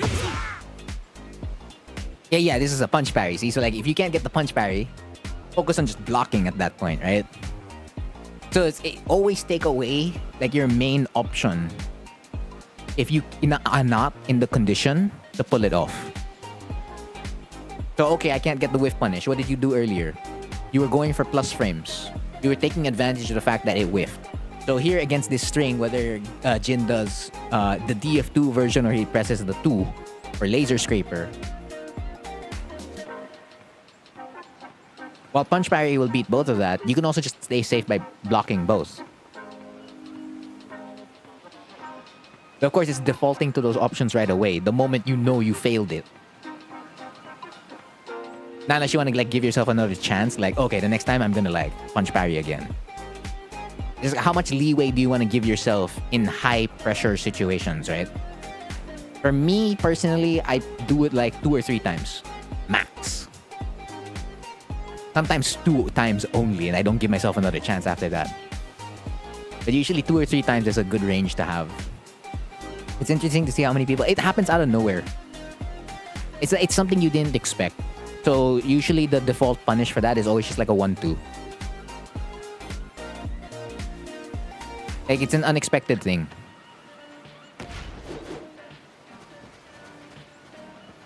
And there's not much of an indicator also on block. Right? Because unlike, let's say, launch punishable lows, if you see the stagger, then yeah, you know that you're supposed to launch. Most standing moves, the moment you block them, even if they're launch punishable, there's no indicator. It's just like, oh, it's just negative 19, right?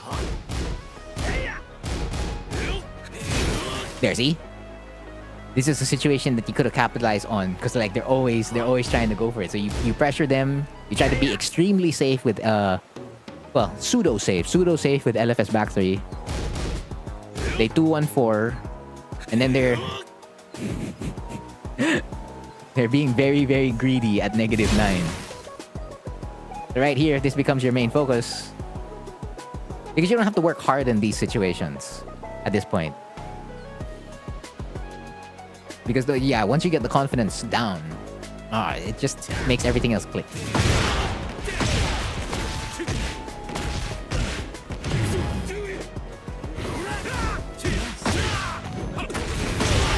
Yeah, see, that was a good attempt. you go for it. Because the first 2 times you went for like the frames. Of course, this one you missed the first confirm, right? And then the second confirm, you still don't get it. And then you went for an unsafe mid. And of course, they're late on the punish. But then that's an indicator to you again, like, oh, they know, right? Looking back, I basically applied 0 pressure in the first... Yeah, but at the same time, even in those first 2 rounds, you could have won basically on punishment alone. And like, remaining more safe because your opponent went all in. Because they did Zen up 1. And that's the one that messed you up. In those 2 rounds. The third rounds where you said you're gonna attack or you're gonna lose. Yeah, you have to press some buttons. Definitely to win.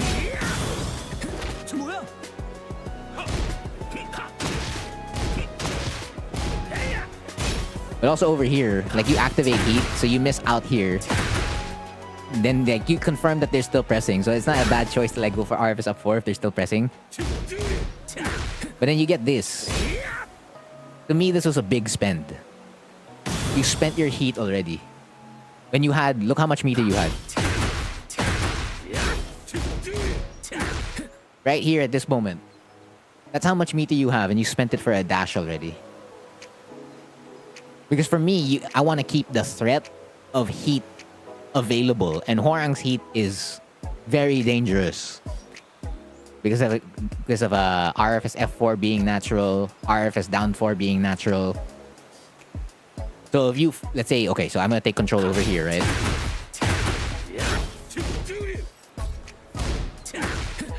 So if I do, so I take the +5, right?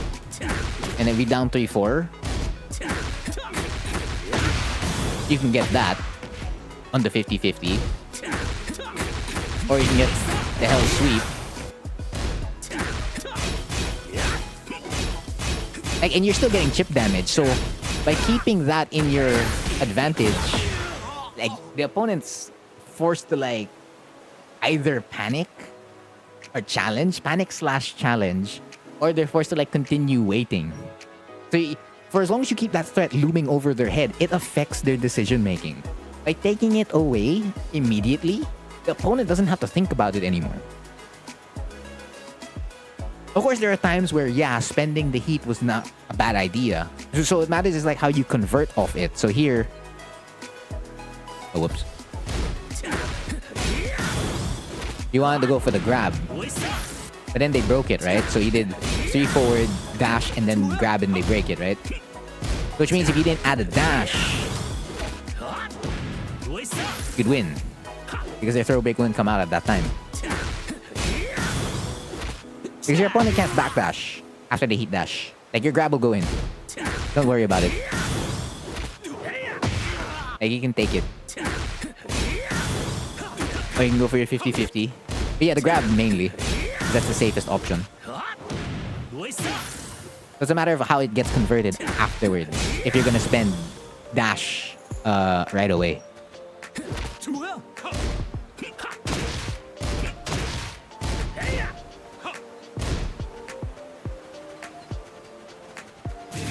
Whoa. Right there, mid-high. That could have been a duck or a down jab reaction.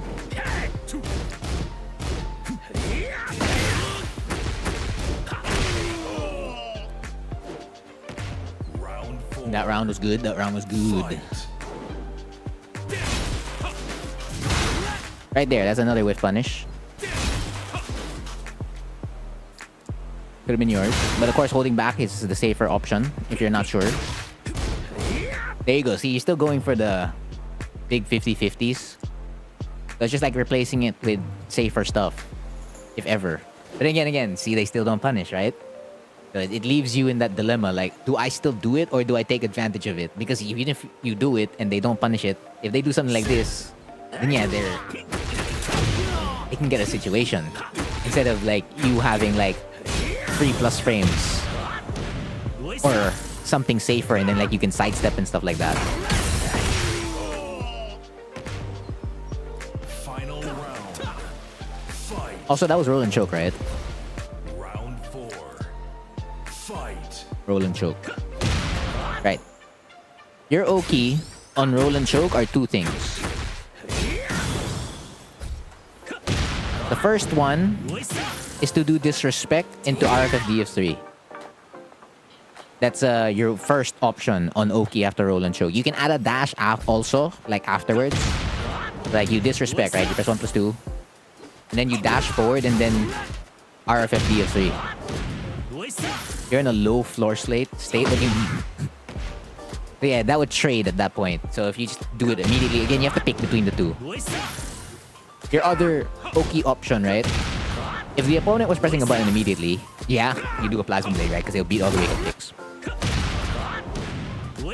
The other thing you can do is jump. This is funny. Is it something you would want to rely on? I'm not sure. But it can catch people off guard. They're just like, oh, what's happening? The opponent's just jumping and they're gonna press a button. And then you can kick them.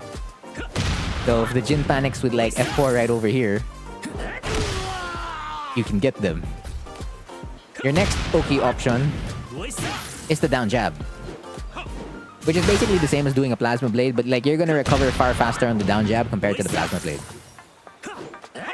You see that? So I whiff the down jab and then I can like mash while standing 3.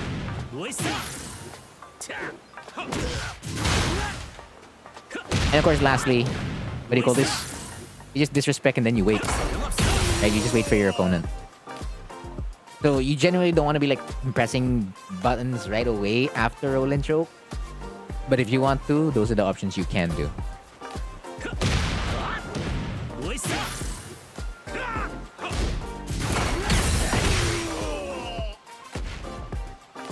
Final round. Oh, right. Also for that one. The one when Jin does F4 into Zen 2, you can just DF1.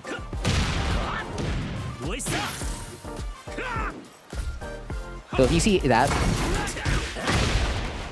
that's consistent every single time. Like Jin can't do anything about that. Like if he enters Zen, you DF1, he's dead every single time. So yeah, the Power Crush challenge, well, it wins, right? But there are times where like being second on the Power Crush will make you lose. So this is like your main default option versus Jin F4. For as long as he enters Zen.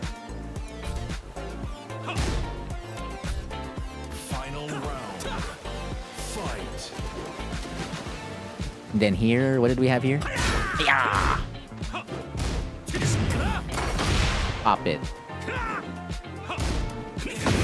Whoa. They really love their Zen F1.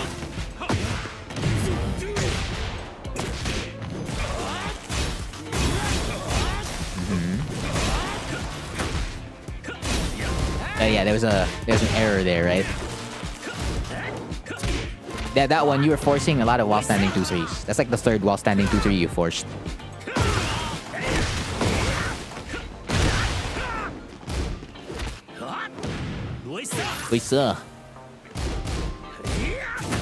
Actually, hold on.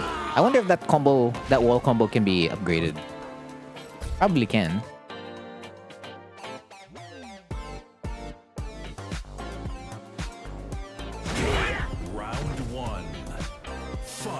So I go to the last round. Fast forward this. Fast forward, fast forward, fast forward. Okay, swap sides.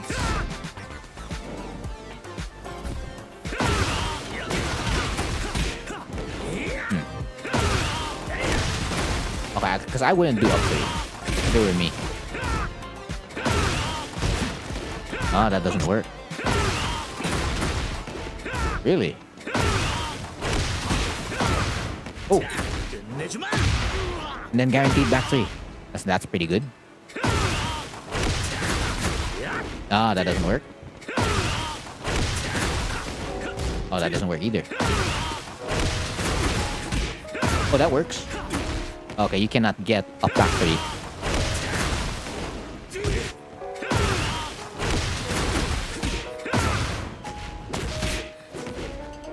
Okay, but I can turn into Oki. Really? So the options I would use would fail? Lamao, okay. Okay, maybe just back 3. Oh, okay, that works. Back 3. Sidestep. Wait, hold on. Back 3, sidestep. That way you can get out of the wall as much as possible. Yeah. Okay. Side walls be always a tough situation. No, there's definitely a way to convert off it. That was the first game. So we have the game state. Okay, so they take 0-3. Why did they take 0-3? I mean, you 3-0'd them afterwards. That means you definitely adjusted quickly.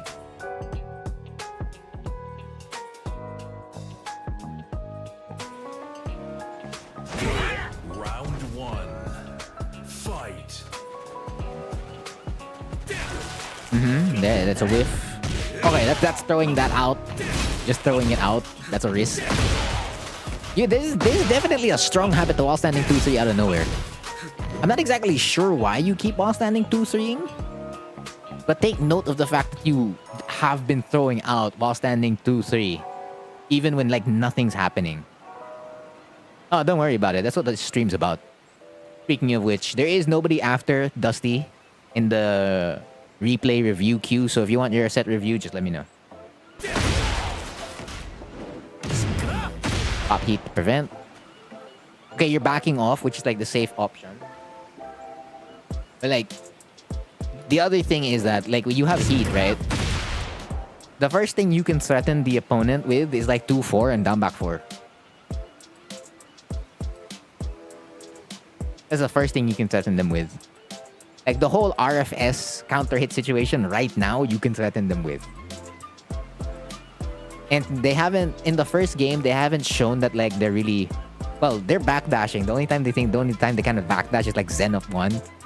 But they haven't shown like side steps or anything like that. Like you could still kind of like check for like a down back 4 into RFS F4 because that worked earlier. 2-4 into RFS F4. The issue with backdashing is that, well, it's not necessarily bad. You're also like still here at the wall.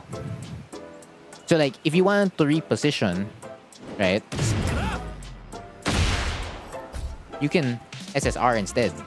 You see how you change the positioning right away? Compared to before, like if you stay here, you're like, you can get to the wall for as long as the Jin doesn't like SSR and stuff, because that becomes like a side wall over here.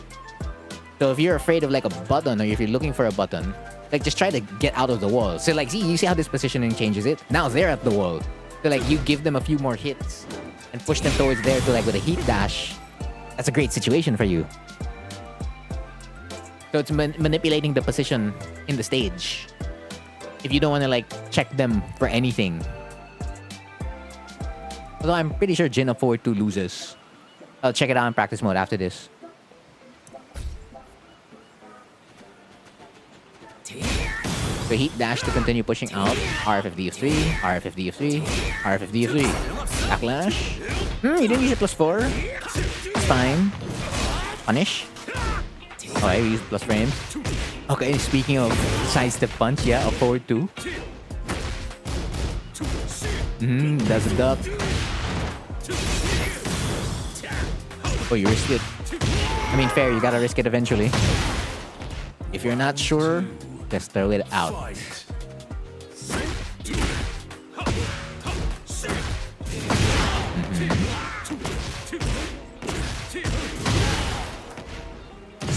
Pop heat. There you go. You checked with 2-4. Okay, so if you, what do you call this? If you get Flying Eagle to be blocked, what did you press here? So you tried to do down back 4. Down back 4 or back 4. So that's 16 frames on top of -3. So that's a 19 frame low. And then 6 plus 3 on top of a 13 frame high counter hit launcher. 16. That becomes 16. 16 and 19 respectively. If you want to press a button after Flying Eagle,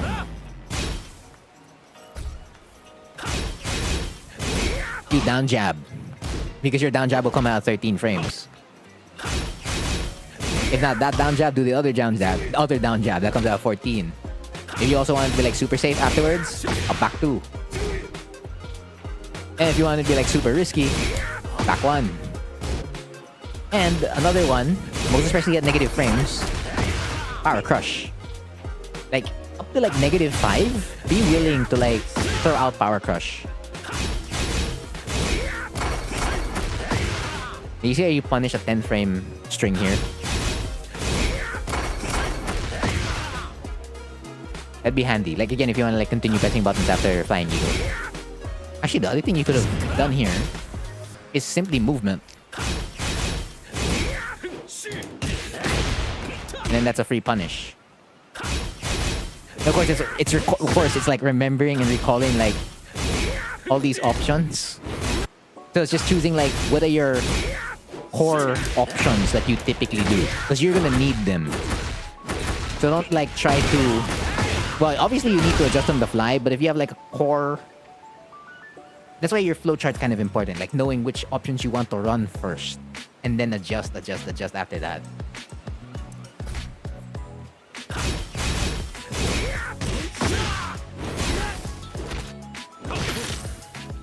You pressed 1+2. Damn, the game didn't take it. Okay, now you're at a disadvantage. Down 2-0. Back 4. Alright, they didn't come in, so BF2 will not connect. Good hold. They punish while standing 3. Airborne. Nice. Ooh, that's an error.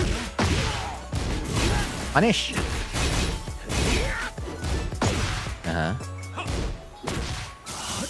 Oh, okay. Sure, why not?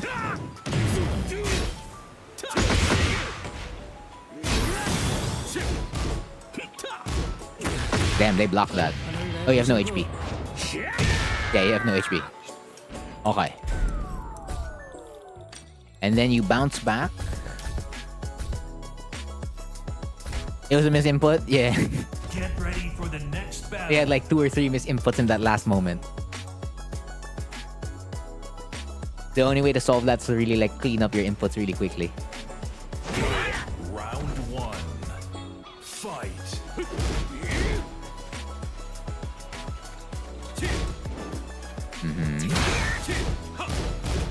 Good hold back.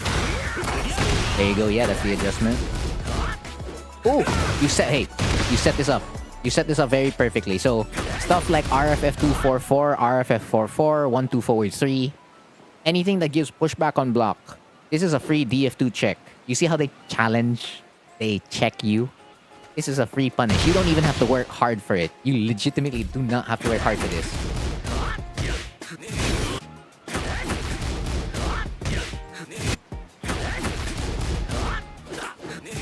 Whoa, it failed. Okay, so DF2 does not go in. Okay, but that punish goes in. Really? DF2 right away does not work? It doesn't, huh? It just doesn't. Okay. Well, but Finna back 3. There you go, Finna back 3.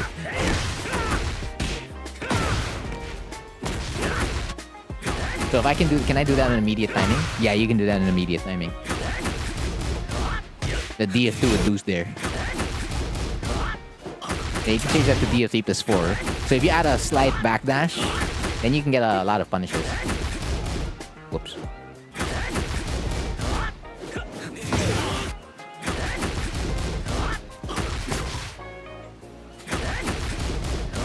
Yeah, I love situations like that. It can get you damage for free. Safe choice, I like it. Running 3. Okay. I mean, you do win the rounds. Okay, so it takes you... Okay, you still win it. But... don't forget to use your plus frames. So popping heat here is a waste. Like, I get you'll be able to kill the opponent quote-unquote faster because you have heat active now, but... you could have gone for a 50-50 here. You could have gone for a grab, you can go for a mid check, you can go for like down back 4, down back 4 check, because if they attempt to punish it, right, RFS F44 will launch. You can throw out down 3-4, like anything else but heat burst, because heat burst allows them to get out instead of capitalizing on your situation. Again, we talked about controlling situations. This is a situation you can control. It's free. It's free for you. They can't do nothing. So take it. Take these situations.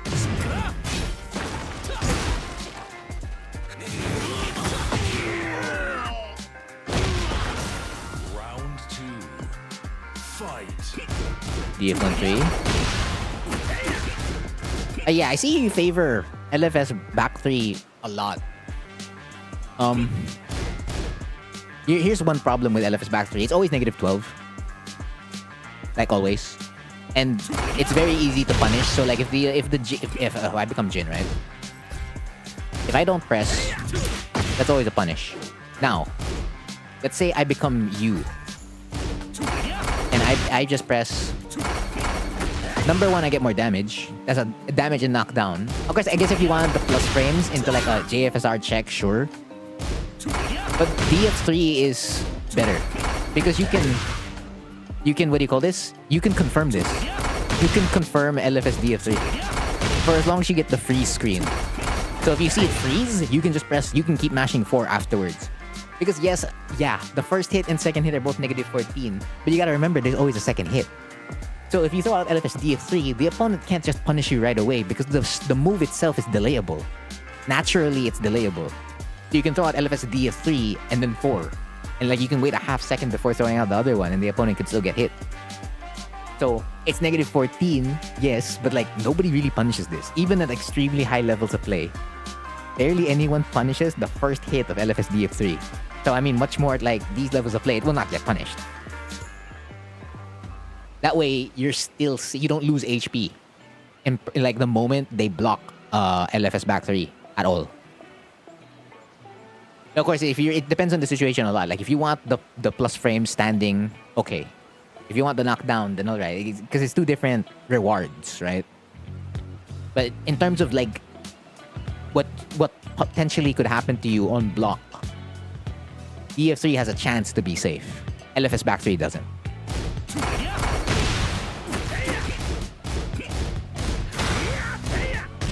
You see, so if that was DF3, they can't necessarily punish you.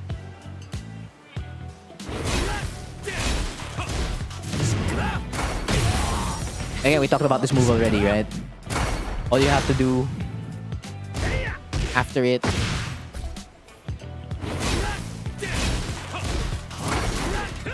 is a DF1. Trusty old DF1.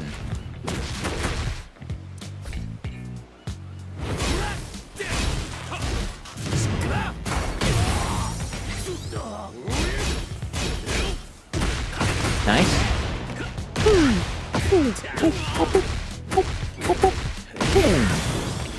Nice. Ooh, okay, that's short. That's okay, at least he didn't get punished. Yeah, try to keep the position. Why? So, in another game, the last game, right? No, the last game, last game? No, it's the first round. You're running 3 into Heat Burst, and then now you're running 3 into DF3. Okay. So the Jin up forward 2s, right?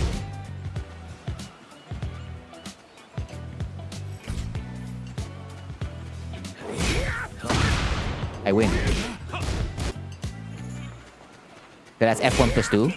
DF2 also wins. Because the sidestepping towards the left. And down back 4 will win. So down back 4, DF2, F1 plus 2. And this is left, right? So 4-3 will win. Use your frame advantage. Also, you have a lot of HP. Yeah, I get it. You can tank a move, but if the move avoids you, right? Then it's not going anywhere like that.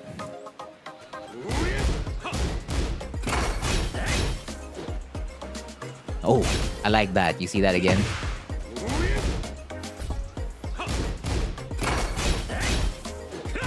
Oh, I know that one's like pretty hard to get. But if you got it, yeah, it's a free situation because of the pushback on block. But of course, it's a pretty tough punish to get. So if not a punish,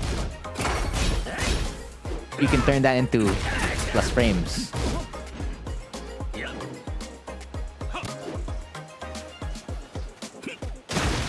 If not plus frames, repositioning. There, see now. They what do you call this? They punish you for LFS up forward 4. Because you could change this to like an LFS 2, an LFS back 4-3, and it'll still be like your advantage.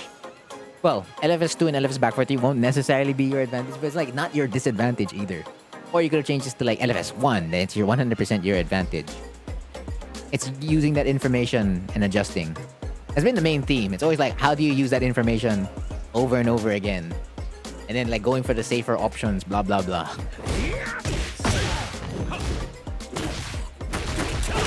Yeah, that could be a launch punish, but you're punishing it, so that's all that matters.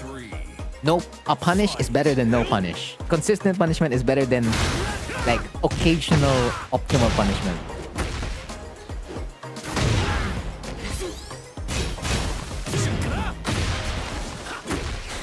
Okay, you went fishing. We saw.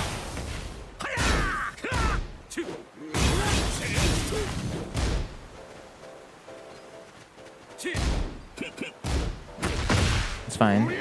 Oh, that was a big whiff. That could have been yours. Oh, that was set up again perfectly. So you backlash. Oh. It was a back 3. Like right here. That is 100% a back 3.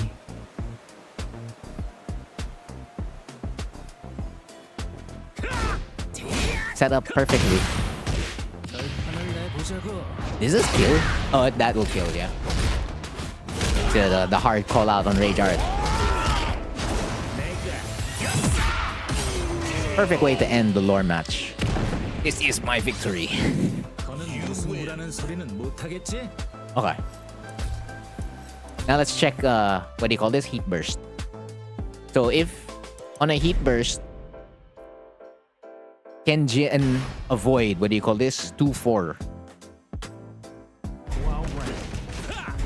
With up forward 2. Because that was the one thing you're afraid of, right? So let's look at it. Get ready for the next battle.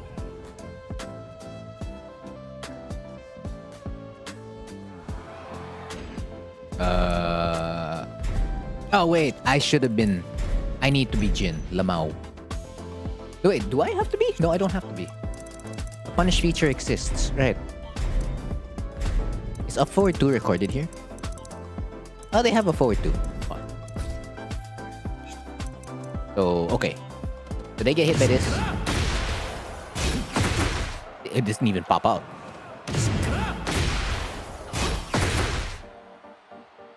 Okay, is it not registering heat burst as a hit? It's not registering heat burst as a hit. Okay, I have to become Jin.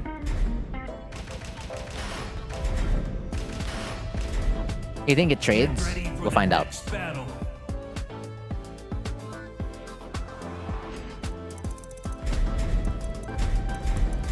Chord. Where's my heat burst? Oh, because it's player 2. It doesn't have my bind. Yeah. Oh, because heat is turned off. Lamau. Okay, hold on. Not that it doesn't have my bind. It does. Good night. The stream's not ending. But yes, good night, Dia. If you're leaving. Thanks for dropping by.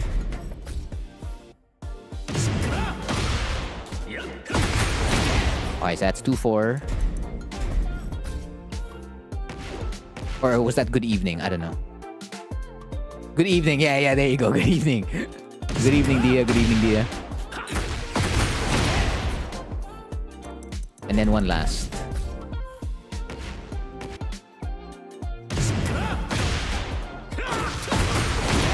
Lamau, FB. Okay, so this is 2-4. Okay, yeah, so it avoids 2-4. It's your third language? Fair. Don't worry about it. Okay, so 2-4 does not work. Or is it because I'm taking forever to do it, huh? Lock. Oh, whoops. Record again.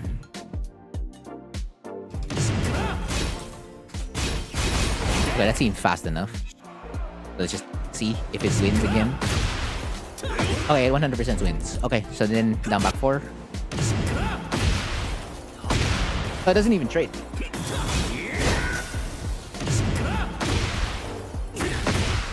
It doesn't even trade with down back 4. Yeah, it doesn't. Like, Jin can, like, escape it. Okay, so you cannot threaten it. But then you can still backdash, you can still sidestep. And he's stepping towards the left. So he's stepping towards the left. So this is on block, right? Let's check that.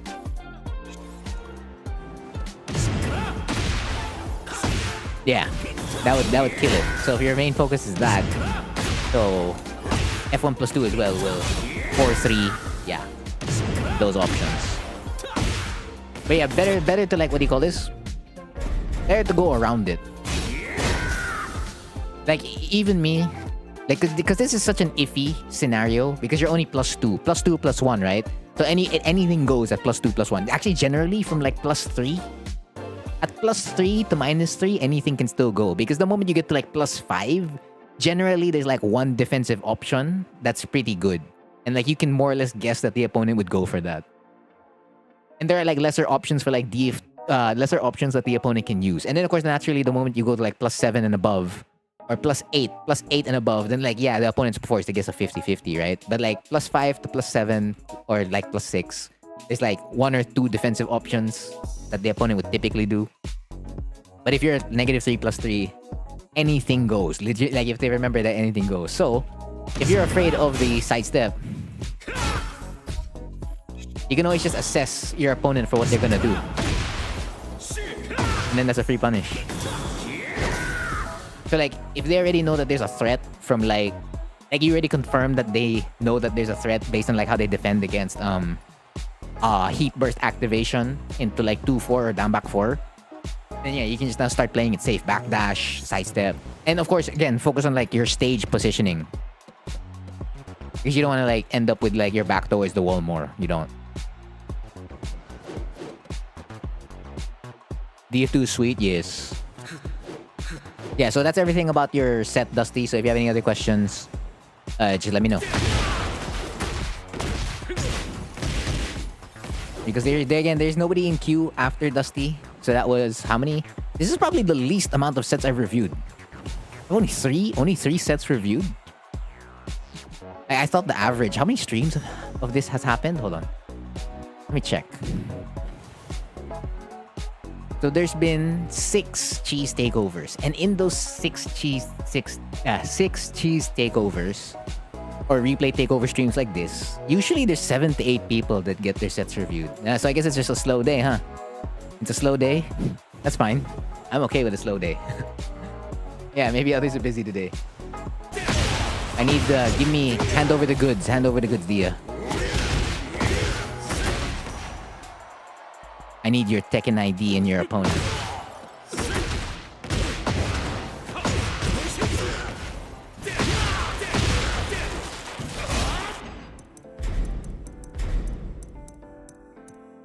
Another set in the future? Bet.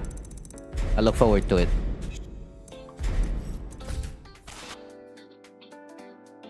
Copy pasting.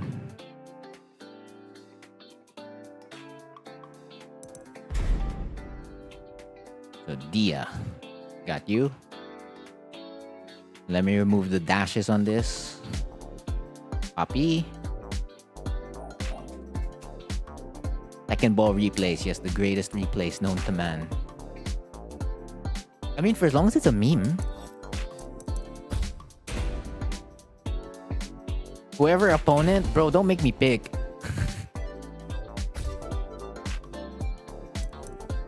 Nah, I'd lose. Yeah, and then they lost. You beat the Yoshimitsu. You beat the Heihachi. You're playing on Reina. You beat the Jin. Doesn't look like you're losing with Hwarang.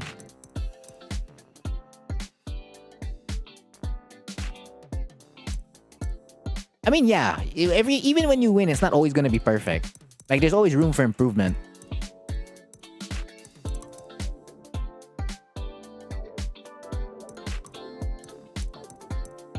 Okay, so I'll look for like something where like it's either Okay, I look for like a first to... Like a full first to 2. So this is one of it. This Victor is one of it as well. It's Jin. So we have Victor, Jin, Asuka. King. We have a Hwoarang Mirror.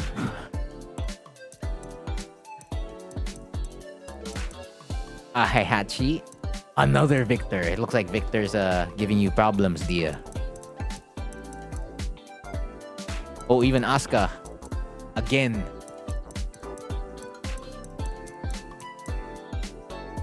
Okay, this is you won this set against Xiao Yu. Another Hwoarang Mirror. Lee. Oh, this is player match. Okay, that doesn't count. I'm only looking for rank or quick match. The battle ruler with Victor was hard. We might do the Victor one.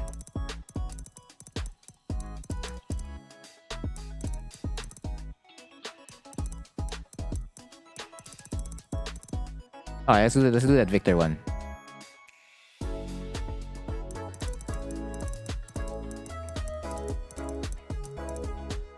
Right, it was a battle ruler Victor, so not this guy. It was the other Victor. Nah, that's all you, man. I didn't do nothing. Congratulations on hitting Flame Ruler, Dia. You have a brand new shiny PNG now. Like, again, I can tell you everything you need to do, but if you don't do it, right? Then it goes nowhere. So therefore, you have like a lot of, you basically like give yourself the credit. Like, that's not me. Like, giving the information is like 10 to 20% of the thing. For the next battle. 80 to 90% of it is like the player, because you need to like do stuff. You need to adjust. You need to practice all that kind of jazz.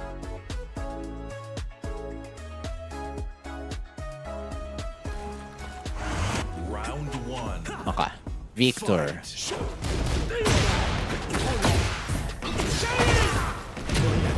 So they went ahead with Perfumer 222. All right. This is a 50-50 guess. It is what it is. Oh, what the hell? It realigned. Round 2. Fight. Okay. Oh, that was punish. Oh, you still did punish it, so that's all that matters. Nice.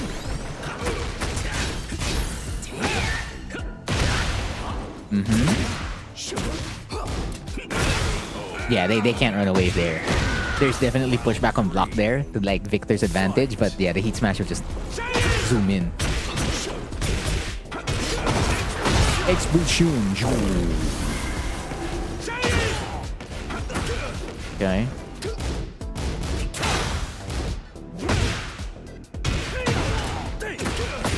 It's fine. Yeah, they spent tornado already. That's a back 3. 3 back 3 every single time. Is that Jun in the background? Wait. I never saw that. That's Jun? Round 4. Fight. Yeah, there's like this person in the background. I never noticed that before. I never saw a person there. So there be a person walking there. I never noticed it. Never. She was there all along. Yeah, I mean, this is Jin's subconscious, right? So makes sense.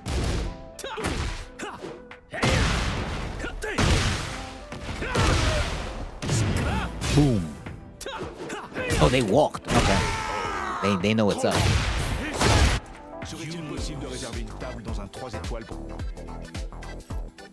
If I haven't found my guys D7, you wouldn't be playing like that in Tekken 8? No. I don't fully agree. Like, if you want to give me some credit, cool. But I know that, what do you call this? It takes a lot of effort for the player to actually start applying and like labbing and like experiencing and doing a lot of things. The direction is just one thing. I guess, yeah, direction's pretty important. Sure. Round one. Fight.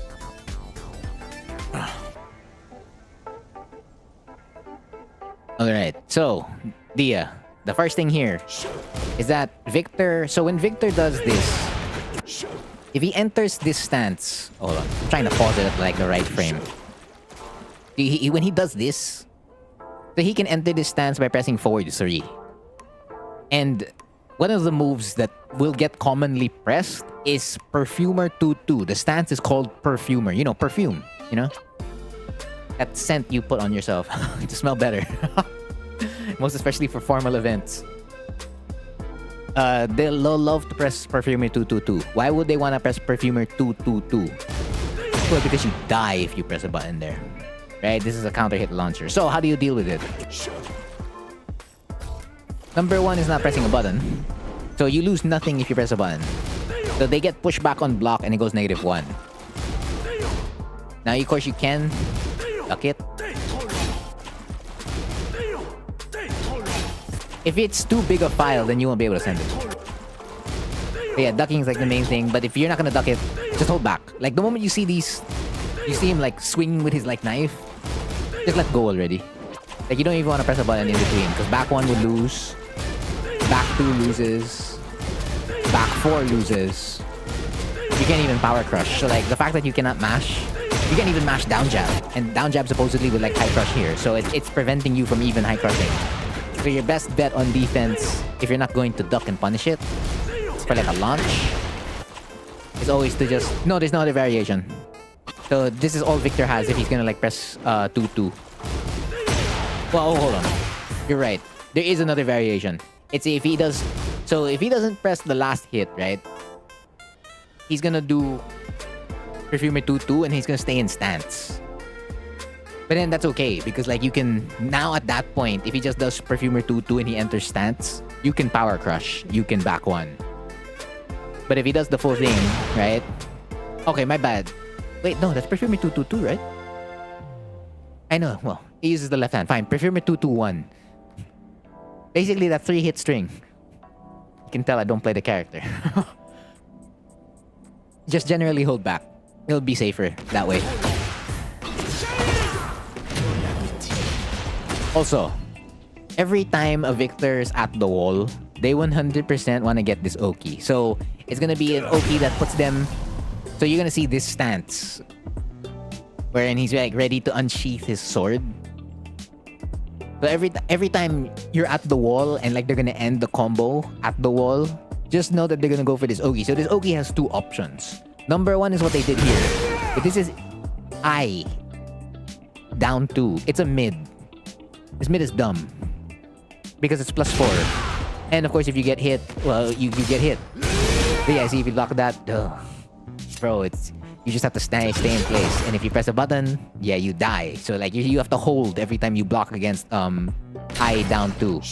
Now, their other option, if they want to mix it up, well, naturally they will, is to press I down 1+2. Oh, not that one. This is a low. So you're always dealt with a 50-50 every single time. It's always a 50-50. And it's kind of like to Victor's advantage. Not kind of. It usually is like 90 to 80% of the time is Victor's advantage. So you're kind of just forced to block. You can't even like stay on the floor because both moves, the mid and the low, hit grounded. So you either stand up, block it, block I down 2, right? And end up blocking like his frame advantage. So make sure you don't press a button. Like generally, don't press a button afterwards because his fastest move is a 13 frame mid, which is I1. And it's pretty much confirmable. It's confirmable for them. You kind of have to like wait for him to do something else.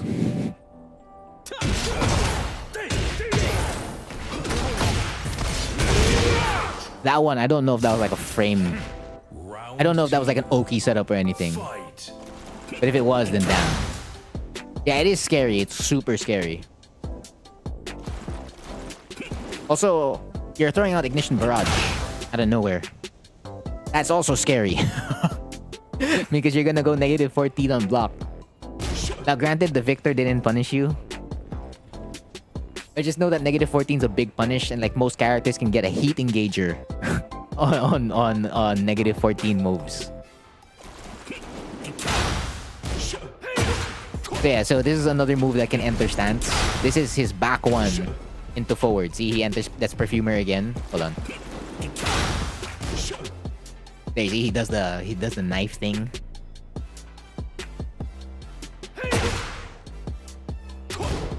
And his hop kick. So this is his hop kick. So it's like Lars, wherein if Lars press up forward 3, he's gonna like jump into the air. He's gonna use his knee to launch you in the air. If you see this is always launch punishable. Like the Victor / Lars can't do anything if they throw this out. They're just dead. So they kind of like surrendered it to you. So if you got it,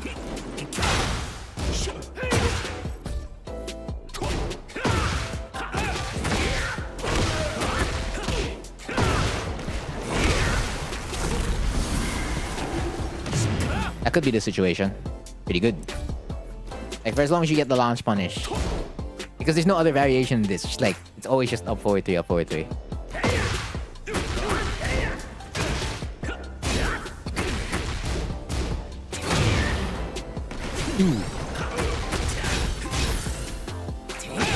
Okay, this one I find a little bit risky. So you do it twice, right? When you throw out RFFD F4, and then you don't hold forward or hold any other directional input, you just let the leg go back down. So when you do that, you're negative 7. Now I guess it will work because most players, when they see RFFD F4, are thinking of like Horang continuing to like punch or kick. So you're subverting expectations this way. Because they're like, oh, they're supposed to kick me. Oh, they didn't. No, I mean like, you can take advantage of the fact that most players are expecting you to press a button after RFFD F4. So you can let the leg go down, and then like as you got here twice, you get RFFD F3 to connect. So it's something you can use from time to time to like change the opponent's rhythm. Like that. See, it connects, and then you win, basically.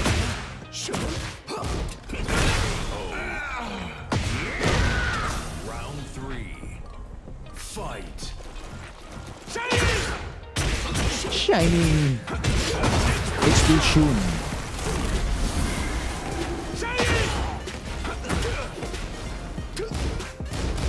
Yeah, so throwing out DF3 plus 4 again. Okay, so one thing you're gonna know about Victor, well, one thing that you're gonna probably hate about Victor is that he has a lot of moves that are designed to like return the space in his favor. So this is how it looks like between you and him after he throws out back 1. So he's at range, you're basically returned back to range 2. So he gets to check you like far away. It's like, don't like, imagine like he's a boxer. So he has like a long jab reach. So like he can just like hit you there with that move, and then if you whiff, you're gonna get counter hit, right? Which is what happens here. You die, right? So know that on a good number of Victor's moves, there is pushback on block, or like he's gonna like move away from you, and you can't check him right away. If you want to check him, you have to throw out DF4. But the thing is, if you throw out DF4, he can throw out back 1 plus 2. He can power crush you back. So you're gonna start playing on like that kind of interactive mind game.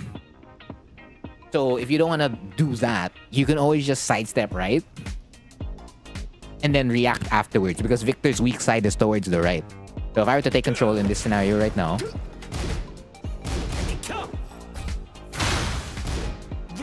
see? So I take away, what do you call this? His counter hit setup. Like so, by just sidestepping right. Or by pressing DF4, he cannot move. Because I can't press a jab. Right? I could lose there immediately. So you can also like sidestep right into a button. Of course, hopefully it's a button where you don't lose, so like power crush. Or yeah, you can straight up like power crush right away.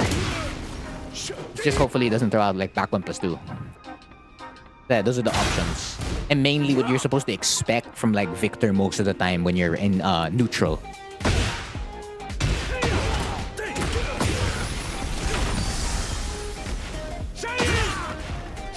Okay. Now remember this move. So when he's thrown out this move like 3 to 4 times already. So when he says shining, and you see this long ass article with his knife, this is launch punishable. You can always get back 3 here. Back 3 will like never lose in this situation. It's so consistent. So it's a free punish. If not back 3, you can always use heat burst if you're not sure. And if not heat burst, you can always use DF3 plus 4. So just to show you how the punish looks like. Like so. So back 3. Heat burst. DF3 plus 4. You can't really DF2 this. I mean, you can if you want to, but I don't really rely on it as much. Victor's arm. I mean, I can imagine myself doing it. Okay, that hurt. Like moving it above my head. And I was like doing it pretty fast instead of slowly. Okay, if I do it slowly, yeah, I can see how my arm goes there. Yeah. Sass.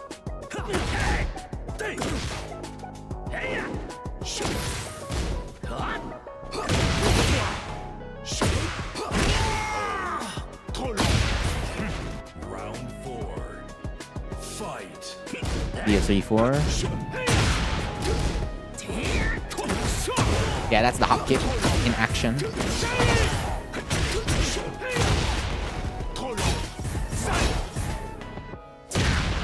Also, if he throws out the gun, right, like this, and you block it, generally you can like power crush most options.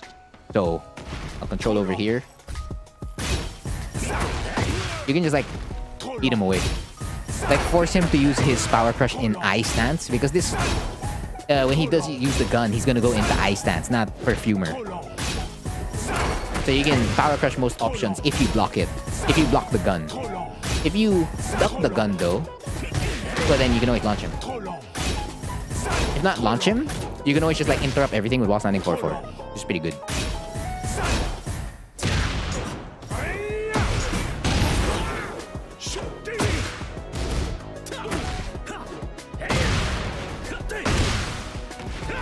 FF3, run up the pop heat. Yeah, and then they walk. That's fine. You wanted to see if they were staying in place, so that's just gathering information and moving on. So let's see how game 2 goes. So you win 3-1 this time. Solid, solid. Get ready for the next battle.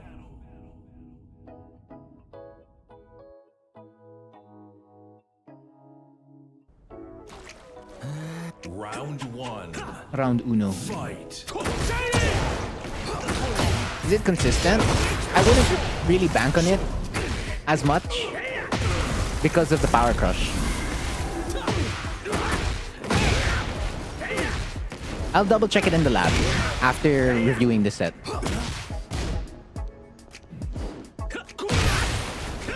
Because you just need to see if it loses to, what do you call this? I3. That's the power crush, right? Yeah. Heat burst plus stealth needle betrayed you? Damn. Oh, punch parry is useless against Victor. Because majority of his attacks are, what do you call this? Weapons. So no need to punch parry as much. Because you're not really gonna be punch parrying anything.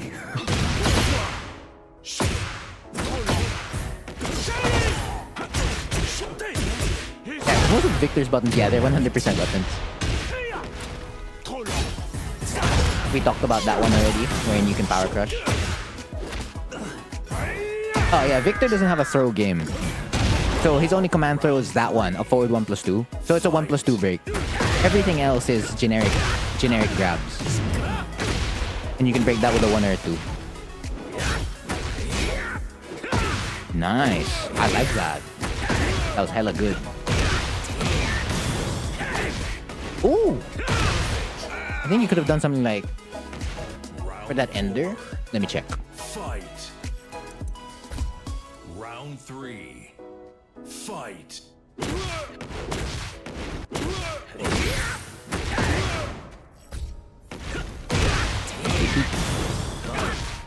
Oh, that doesn't work. Oh, that works. I mean, yeah, you can running 3. That's what I probably would have done. Oh, that doesn't work. Okay. Okay, that's short. One of the moves with. Nope.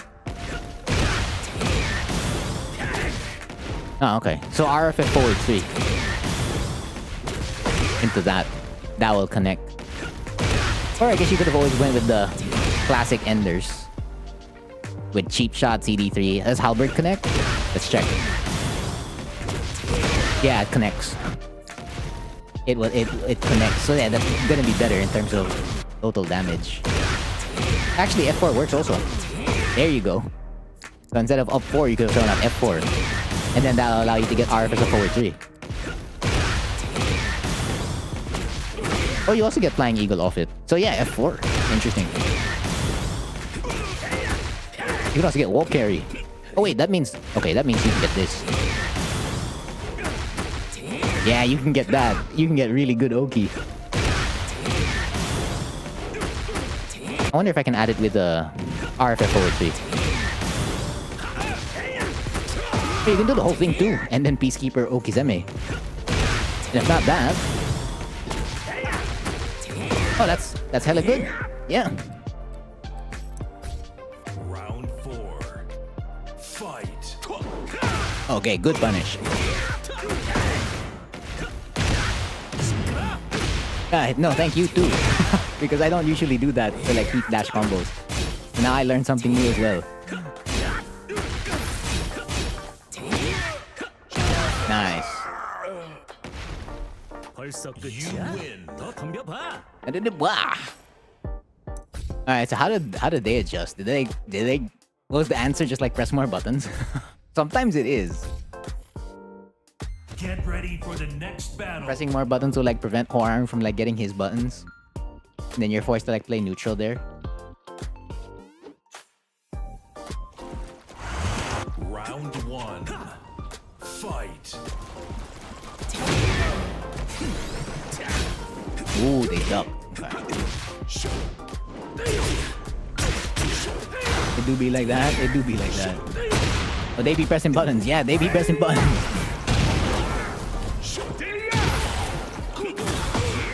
Okay, heat smash to get out.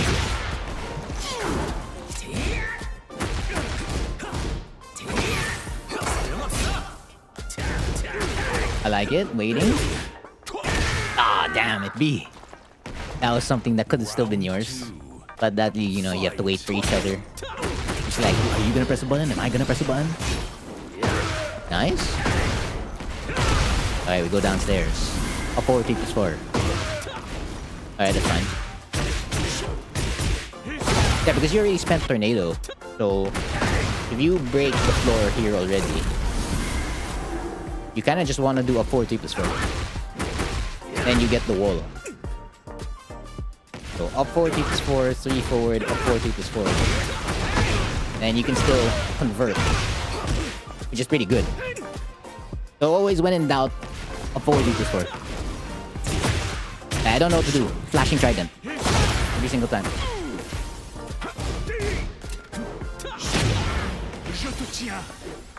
Good up. Yeah, you still have to block that. It's just a 50-50. This is another 50-50. Alright, see, this is another one. This is one of the other moves you'll commonly see Victor throw out. So this is, oh, this one. This one's, so that's I down 2, right? You basically just gotta block a 50-50 mix-up. And they hit you with I down 1 plus 2, which is launch punishable low. Then this is I 1 plus 2. You see how you went from plus 8 to plus 6? Or with a Victor went from plus 8 to plus 6? I know, they get so much plus frames. Crazy. They're like us, just in a different way. So you basically you're forced to block a mix. For the most part, it is what it is. And now this move, this is down 2. So when you see him throw his knife or like use his knife downwards, swing his knife downwards, this is his heat engager. It's a heat engager. So he can dash, it's a full combo. But mainly, there's pushback on block. There is pushback on block on this. So if like you try to challenge, you will, well, you're gonna get hit. And here, you opt for... Yeah, you opt for 1-1. So the next time you block, what do you call this? So it's the same thing with like most moves that give Victor pushback on block. You just SSR. So you can add in like an SSR duck as well. So like you can protect your legs. But SSR will be fine. And like you'll be out of the situation. Because when he gets a down back 4 on hit, there isn't much he can do to like continue following up. Like his next follow-up move, like when it's a low, doesn't hurt as much also. Will up tables for a win? Of course up tables for a win. Because it's a low crush. Hello, Num. Currently reviewing sets right now. This is the 4th set I'm reviewing.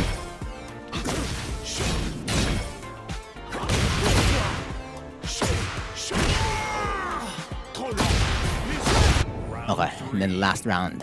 Fight. Right. So this is the Power Crush. Power Crush? They come from Perfumer. Oh no, that's Perfumer. It's not I. Down back 4 again.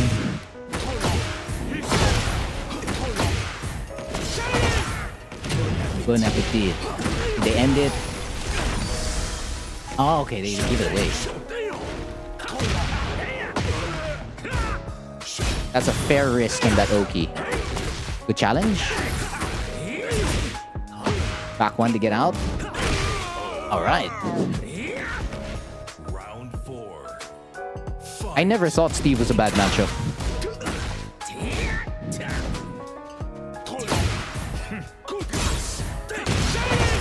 Like it's only bad? Steve is not just bad. Like that's not the only state the matchup can be.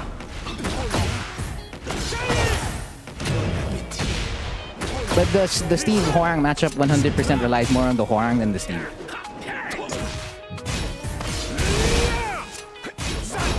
Huh? Oh, you didn't have enough HP. Yeah, Num makes very good videos. You should check them out. No, it's like, no, you are. Yeah, I'm a fan. I do check them out. Yeah. Okay, so let's check the gun. Right, so if you duck the gun into like back 3, right?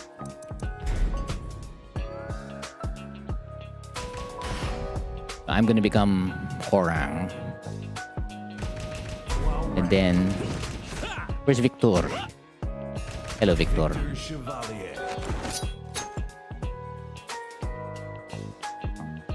Oh no, we're not done yet, Dia.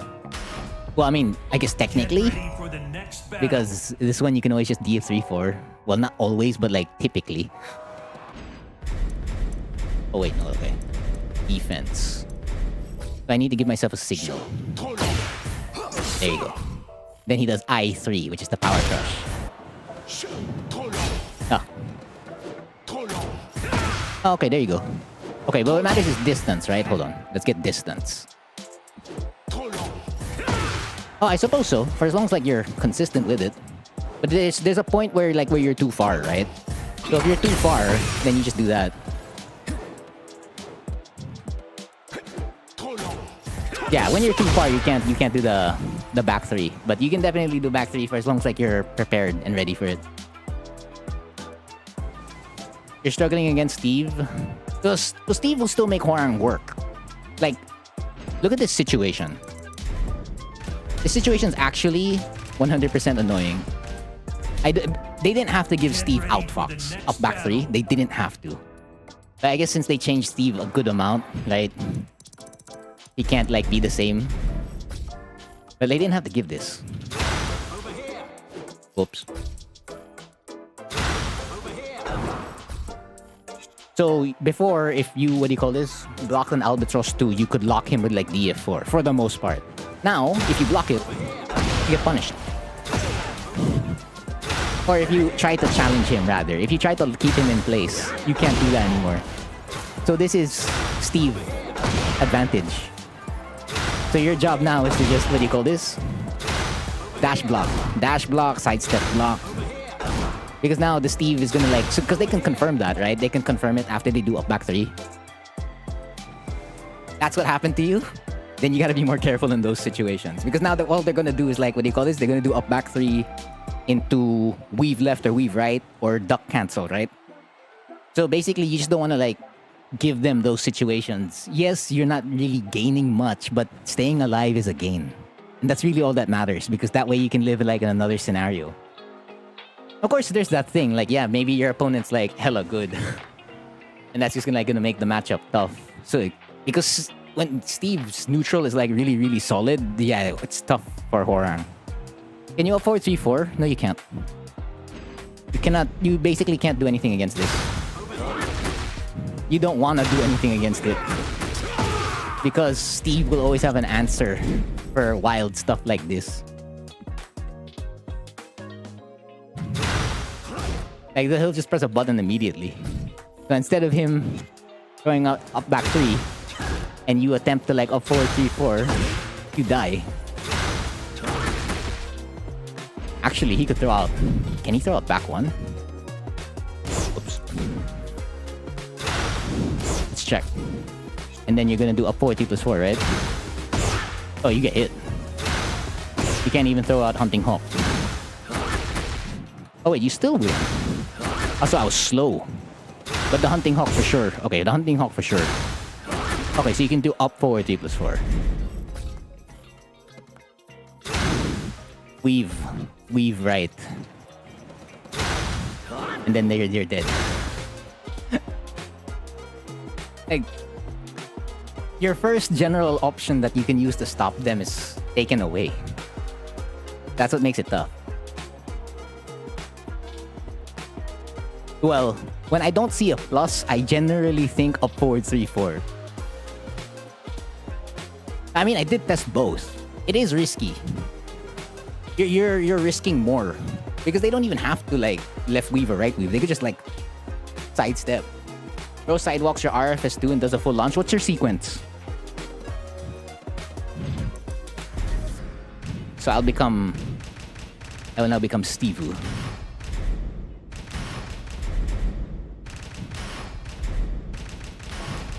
Because for as long as you remain compact against Steve, he can't kill you for it.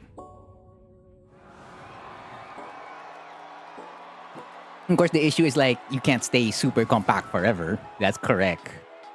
But you generally want to stay compact as much as possible. So if you remember the sequence, give it to me. Over here.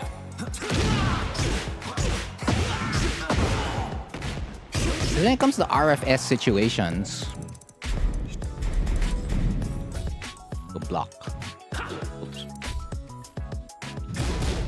So if you do something like that, on the first mix-up of a lot of your moves or strings, he can't walk you to like get your back. Can't even. Oh, this is supposed to be a punish. I'm slow. There you go. Yeah, that's the most you should be getting. For that. Oh, that's not even a punish. Yeah, they'll get Lion Heart.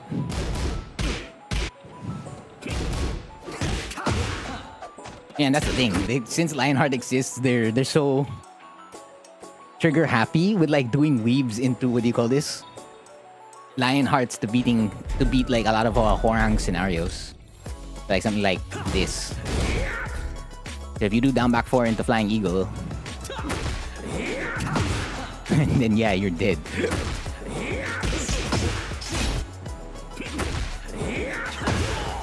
That is technically a punish. Because you, the player, would have to hold back.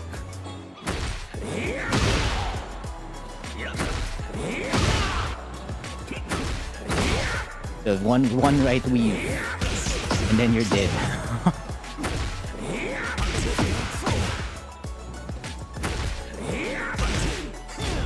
Okay, yeah, but they can't do the duck into... Yeah, they're not allowed to do that.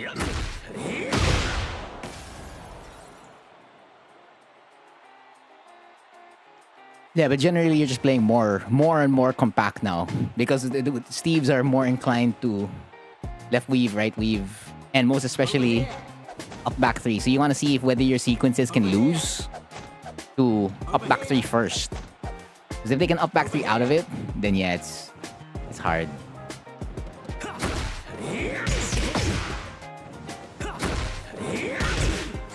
And I won't get the duck. I won't get the duck forward too. A duck DF2. Not unless I'm bad with Steve, which wouldn't be surprised.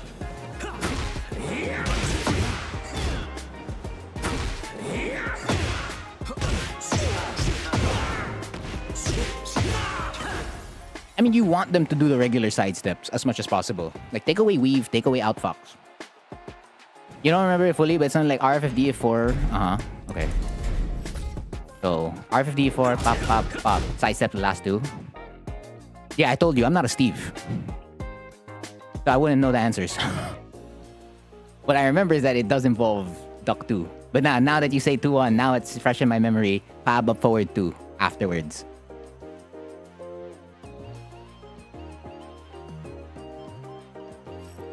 Record again. And then hold back. Okay. Pom. And I'm supposed to sidestep the 2. Yeah, you can sidestep that. Actually, you can do this. Fun.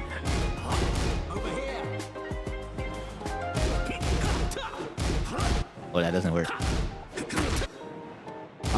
Pom. Oh, really?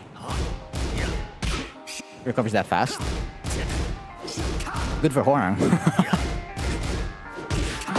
Never mind. Still got it.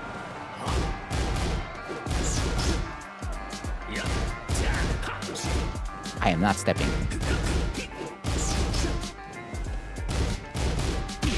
Oops.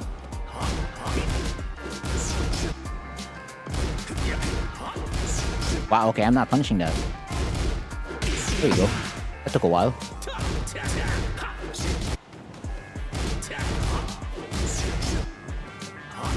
Well, yeah, but he shouldn't be getting your back if it's this sequence.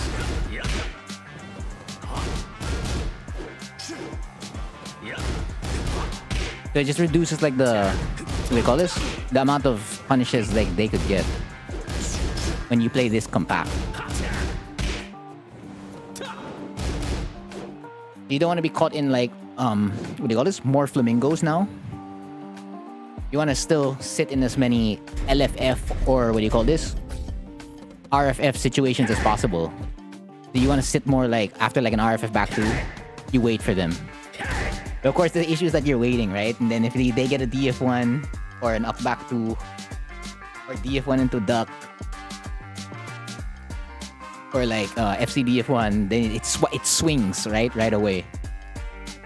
Because now you're thinking about, okay, I don't want them to like continue getting checks on me over and over again. Like a while standing 1 check, a PAB DF1 check, flicker 1 into Albatross 2, we don't want to give them that. Or if they get 1-1 and then they enter flicker. See, there's that too. Like if they do 1-1, like you have to be careful with your challenges. So let's grab this one. So let's say DF1. After 2 or more hits,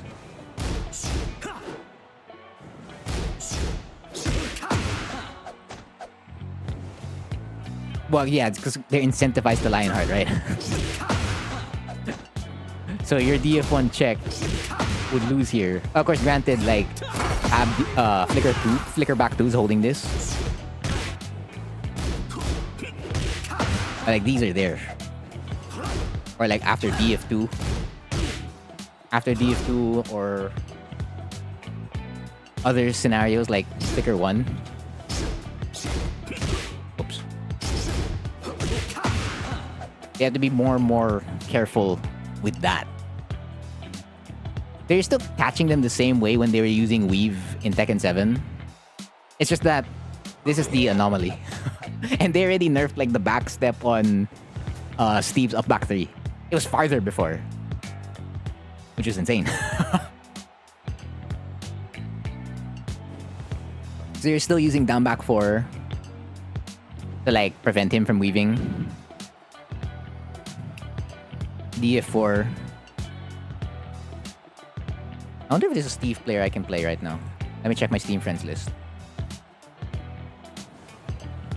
No, okay, these are not Steve players. This is a Brian player. This is a Mishima player. That's a Hwoarang player. This is a Geese. I don't know what this player is playing now. And then this is a Feng. Yeah, no, none of the Steve players are not. They're not online right now.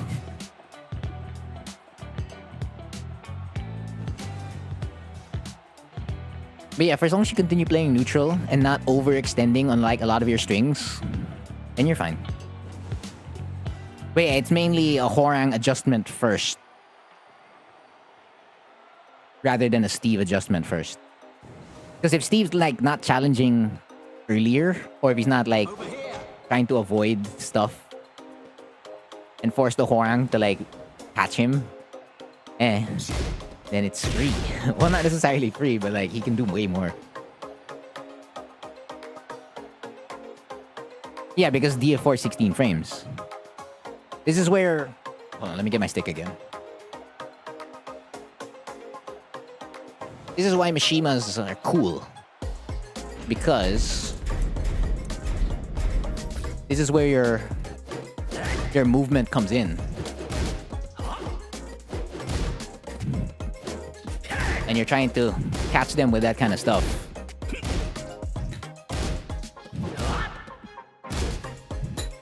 And then eventually, you can catch them.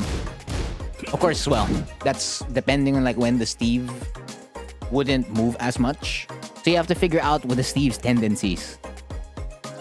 And like when they want to challenge your sequences.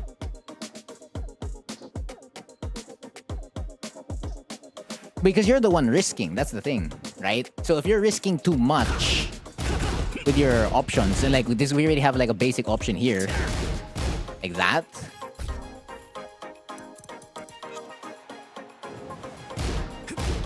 Oh, right, because it was in RFF already.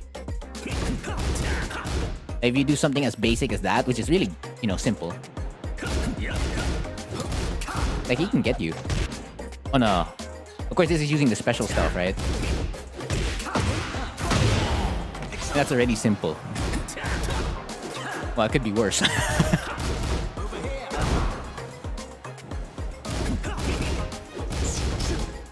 Oh, he's very aggressive? Then you're playing a different kind of Steve.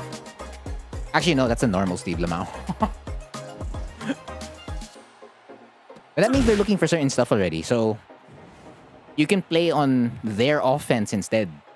And finding holes in their offense and using it to your advantage. Now, yeah, you're not going to get a lot of reward most of the time. Because, what, it'll probably be something like 1, 2, 3, duck cancel, right? And it's just like, oh, he's still safe. So, like, he does a pad down 1, cancels, he's still in front of your face. Because if you press the button there, pad 2 could have killed you. Hey, randomly throws out pad back 2, they could. Or they cancel out, they do while standing 1. Or they do a forward 1 to beat out your down jab. Or even pab forward 2. Or yeah, they throw out pab forward 2 because they're hella, you know, they want to do it.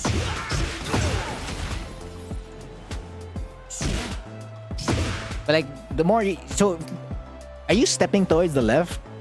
Because that's going to help you a lot as well. That's generally Steve's weak side, generally.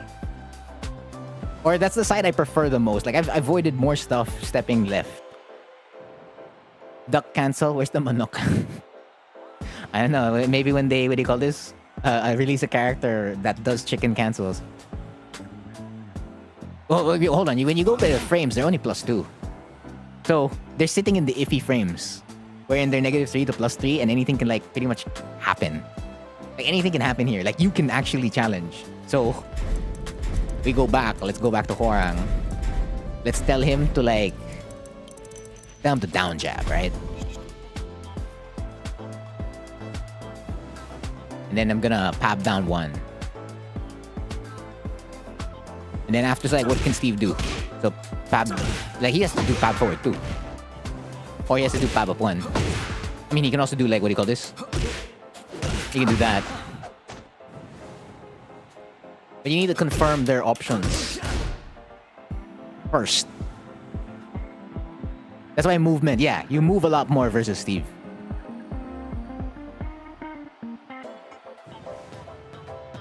And of course, this is granted like Steve gets the neutral.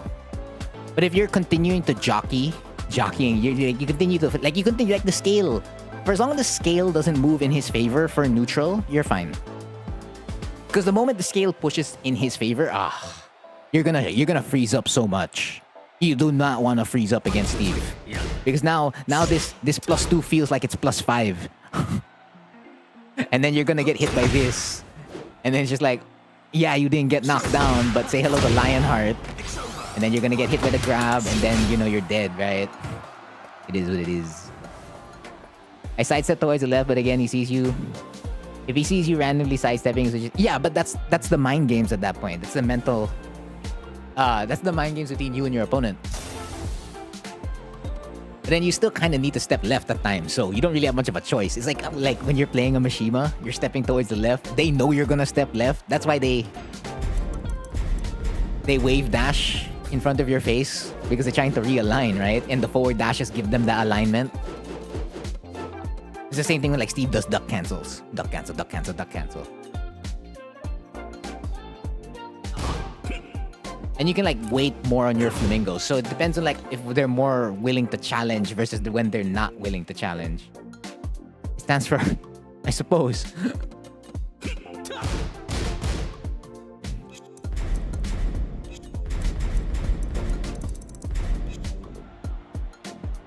Yeah, the up back three just avoids a lot of stuff, man.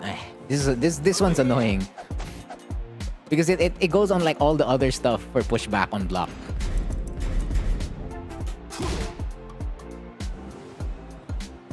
So if he does QCF1, well then he's gonna do not that he's gonna do it there.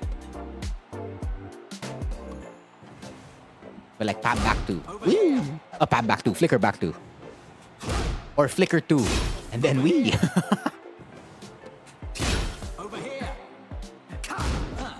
And then they have a mini God Fist. Mini. Homing high, that's +3. If you press a button, say goodbye. If you get hit, that's a heat engager. If not a heat engager, DF1-2. It's fun. And neutral's the first part. And like, you can be willing to challenge Steve. Provided like, of course, you're not dying to this. But if you die to this, then you just adjust to that.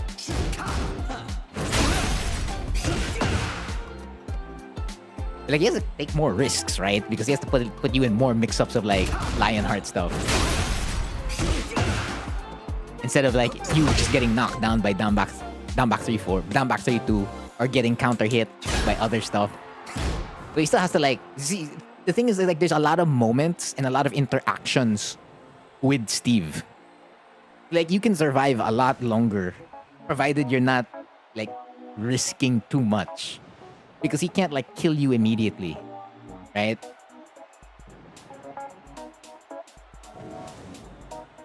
I mean, there's nobody. Yeah, I'm not reviewing anyone right now, so let me pull it up.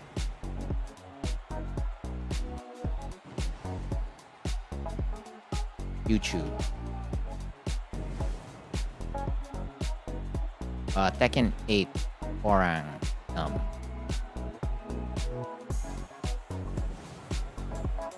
Is it the...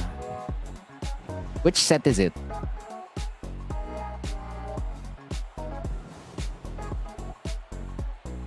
Mishimas don't scare Hwoarang when you have a read on the opponent.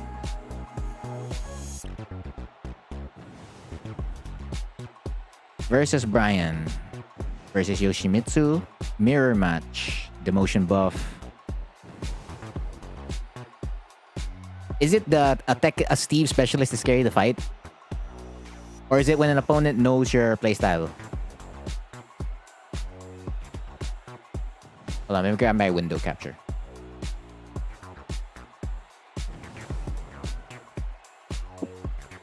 It's the most popular one? Okay, so if I just click popular, it pops up. Sure. Then again, if I want... Well, I can get copyright strike. Because I'm watching your video. That's how it works on YouTube. What color is your aura? Who cares? Alright, so I'm gonna mute this.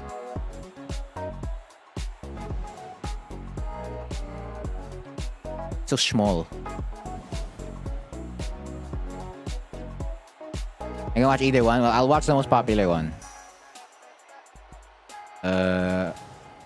Oh wait, no, I can full screen it and then I can alt tab. Yeah. Oh wait, but then I have to play it here. Okay. That's a given. Yeah, so if it's Flying Eagle, so we have practice mode up, right? Let's go back to practice mode. So that was... Whoops. Hoop, hoop. Then hold back. And you get walk right away. Yeah. Oh yeah, I'm not a Steve. Get the back. Yeah, there you go, I got it.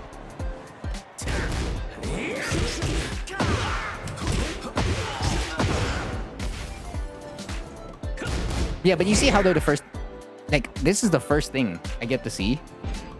And if you notice, like right off the gate in the first sequence. So this is the first sequence, right? So you get 4-4, they respect it. Because if they block 4-4, they go -10.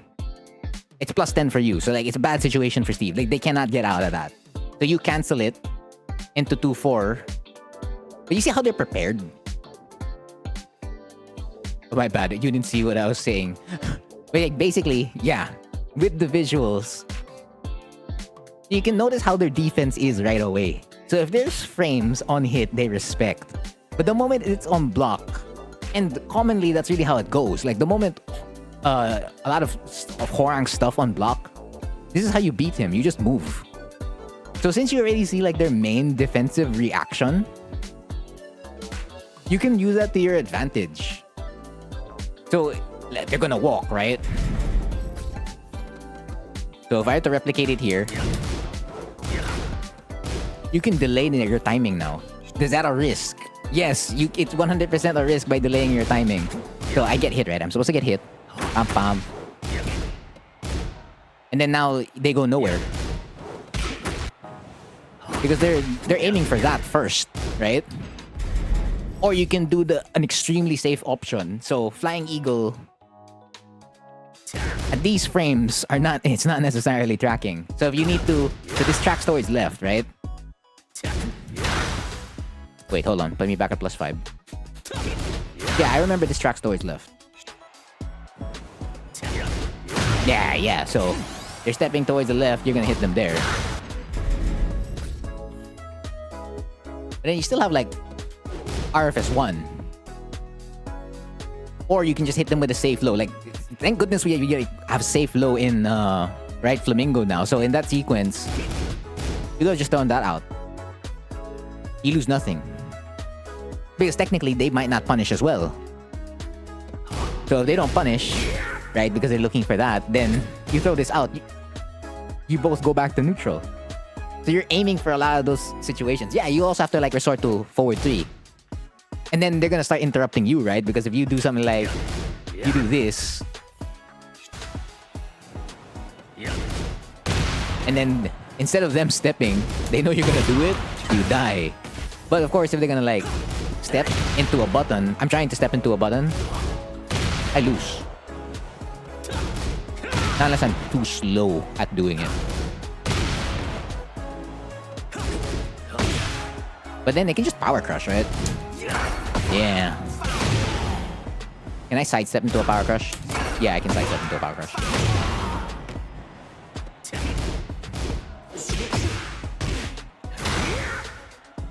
Like, if you already know that they're gonna go for those defensive options, you can counter that by just doing the safer stuff. So off that sequence again, like you get the 4-4 to hit. Then RFS 2-4. Like, this will lose to weave. It loses to left weave and loses to right weave. But you still need to throw this out occasionally. So you want to see if they're gonna weave or not. This is kind of like a force you to weave kind of move in the matchup. How is he beating this? Oh yeah, he can sway backwards. Yeah, that's an option. But like, let them do it. Like, show me. Show me you want to do it. Because at that point, remember, you don't have to enter Flamingo as well. You don't have to commit. Like, yeah, you want to use your frames and try to be safe, but then you can also just alternatively remain safe by using the string. That's also the other thing. You can also just use the options. So you still have this, a delayable third hit, which will give you a guaranteed FF3 or back 3 on counter hit. And then you can risk it, be my guest. Because Steve can get Sonic Fang now from crouching, right? But then you can also just not do it. What happens? So if the Steve sidestep left and you do this, then you guys are just back in neutral, right? Nothing happened. And now they don't punish you. Again, you're trying to take away as much of the negatives in the matchup. So if they're punishing you here, then take that away. Because eventually you'll be able to do it. But you need to stop them from doing it first. Get them to like think about something else first. Because what they're doing is a default reaction. Now, obviously it's a pretty good reaction, I'm not gonna lie. Like, that's a really strong defensive option against Hwoarang. But you still have options versus those options. It's not game over. Can we just 2-4 and not enter and throw homing? You can't. Because if you're gonna have to wait. So you're gonna be vulnerable for a half second. Like right here if you do 2. So if you do 2-4. Oh no, if you're talking about from 2-4 and then do homing, you're -8 if you do that. Don't press a button. You're asking yourself to get counter hit by Steve. We don't really have a lot of situations where you cannot where you opt to like not Flamingo and then you can still press a button. The only times you can do that and stuff like our RFF2, where you're +2, or if you're +0, if you're 0 after RFF2-1, or if you do LFS1, you do RFS2. Again, these are gonna be like your favorite scenarios. Wall standing 4, wall standing 4-4. I'm back 4. That's it. That was Steve. Down back 4 is actually pretty tight. And down back 3. Like, the fact that we have a buff down back 3 is a big deal. So, like, if Steve gets hit by this, that's a free +6 situation to you if they get hit. And then, of course, if it gets blocked, you can consider them doing outfox up back 3 or left weave, right weave. But then, if they block it, right, then all you're gonna do is just like backdash and RF BF3. Because that's gonna catch those 3 options. But of course, if they do sidestep, backdash, general defensive options, then you're kind of just waiting on them. Or you can follow up with another down back 3. Like, you can use a high crush to like move away from their stuff. And down 4 is also buffed. This is +4 on counter hit. So like when your high crushing lows connect, it's pretty good. But no, you can't do like not Flamingo and then throw out because you're gonna be negative. Even on hit, you're not that plus. You're only +3. That's a risk.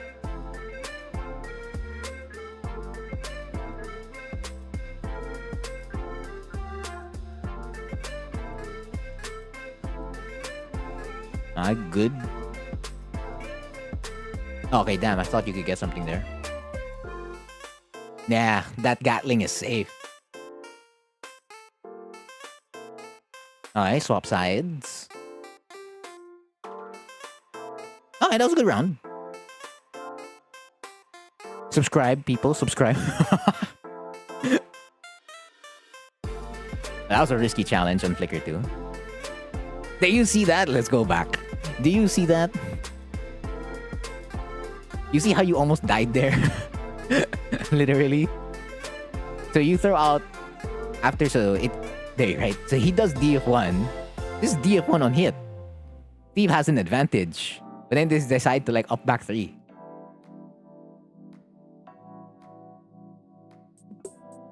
So DF4, DF1.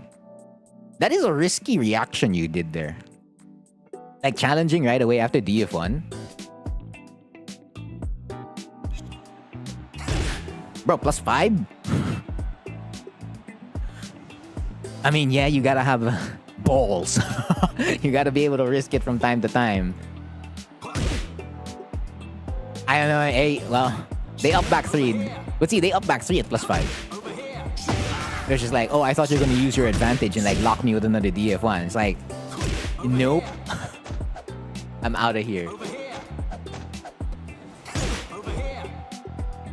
Yeah, because this will track towards left, right?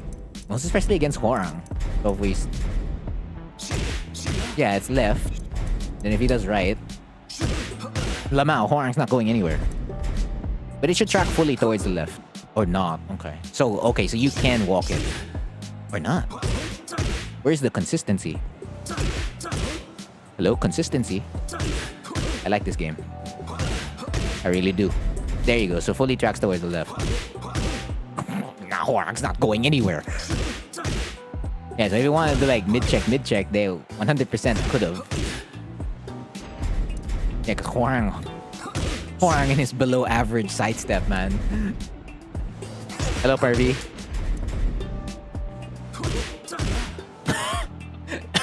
Excuse me. That must be because of like other matchups. DF1 and up back 3. I'm not sure about that. Because it's not like Horang can really do anything. Like if you do DF1, yeah, reviewing gameplay. If you do DF1 and you power crush, you're safe. You lose nothing. And if you up back 3, well, you died. You actually cannot get out anymore. Yeah, you're screwed. Steve cannot escape that. Man, that's such an interesting option on hit. Don't know why you'd go for it. But I've learned something new, why not? I mean, it's always to like affect the rhythm of your opponent. Subvert their expectations from time to time. But okay. But for the most part, you should have held at that point because you couldn't really do anything there. Like DF1 just stops you from moving. There, see, you're gonna have a lot more of this. So like he does while standing 1-2, right? And then usually you're trying to avoid back 1, which is like the layer 1 mix-up. It's the first thing you're thinking of. So you both so you SSL, they SSR. You're gonna have a lot of this in like the matchup after a DF1, after your DF1, you do a DF1 SSR or SSL. Or if you do like RFF2, you're gonna stutter step in place. So going back to Horang, you're gonna have a lot of this. When you're trying to see what they're going to do, and then you can hit them afterwards. And yeah, and unlike their +5, you're gonna lose depending on which options they do. But yeah, you can still do F1 +2 or DF2, depending on what they do. If you come to the best jingle is... Well, okay, not that second half of the part. The first part's fine, not the second part. Don't do that. You might... they might arrest you.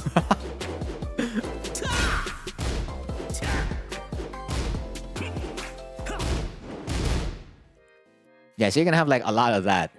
For sure.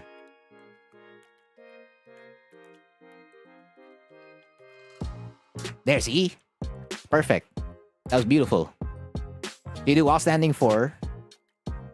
You backdash, right? They forward dash. This one you have to be prepared for. It's something you may want to practice, which is dealing with Steve's back 1-2. Most especially since they can choose now not to like, what do you call this, enter Lionheart. Like naturally this will come out. Like this is dumb. Because it's a counter hit launcher. So it's just like, woe is me. I either end the mix up or what do you call this? I die. Well, I mean, if you get hit by this, and not much, but like they still go +4, you're gonna get locked by DF1, right? So it's still a bad situation, but you wanna like be able to like kind of fuzzy against it.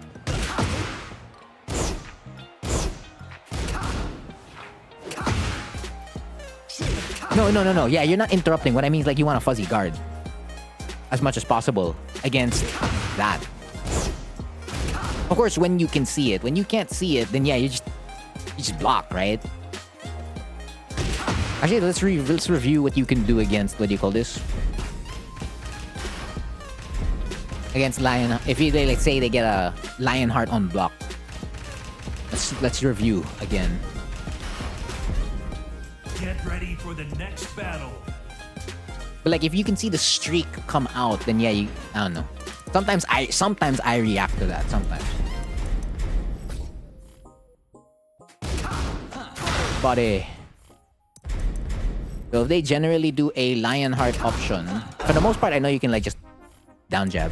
But of course, it comes with like the weaves, right? The weaves. Fire.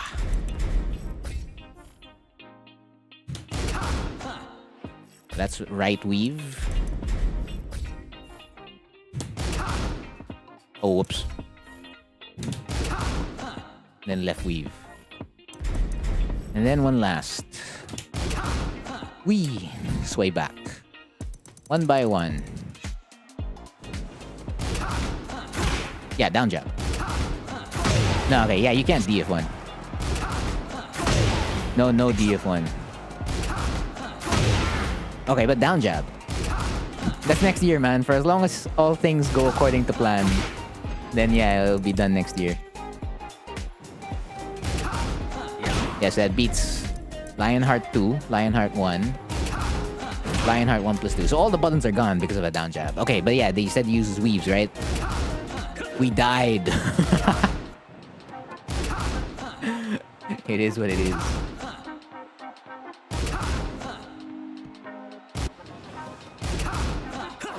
Okay, hold on. There you go. Yeah.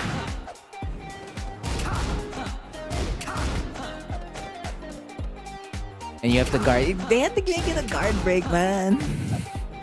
No, they also had to make it a launcher. They had to do it. I don't know why they did it with Lionheart 1 plus 2, but they did it.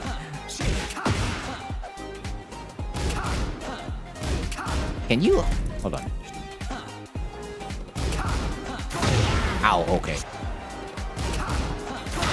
You mean after heat smash, right?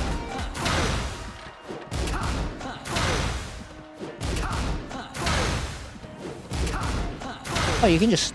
I can step. I can sidestep block. Ow, okay, that hurt.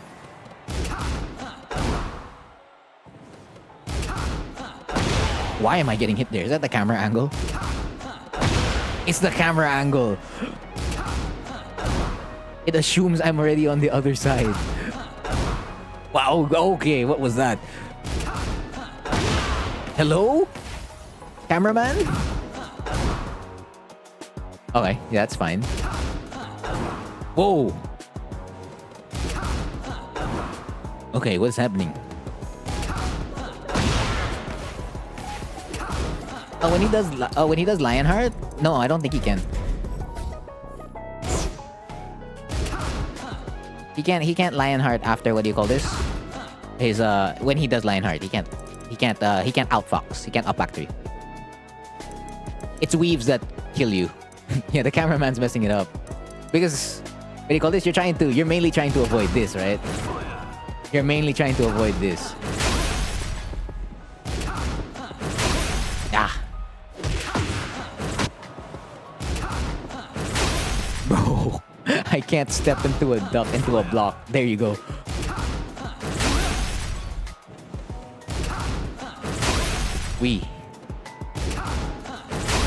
Bro, with the duck first should come out. And then duck. There we go. And I'm supposed to follow this timing for everything. But then, of course, yeah, this doesn't count the fact that they can change their timings. But you try to block the immediate timing first. Ugh, I died.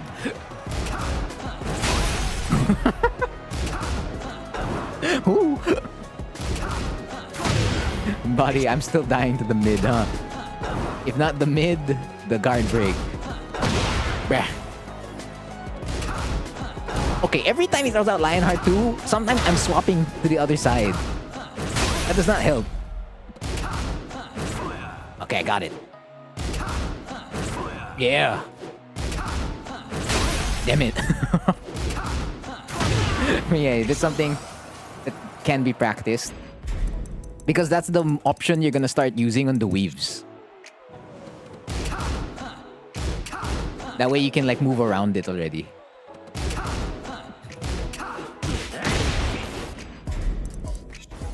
the same thing if he does the other weave.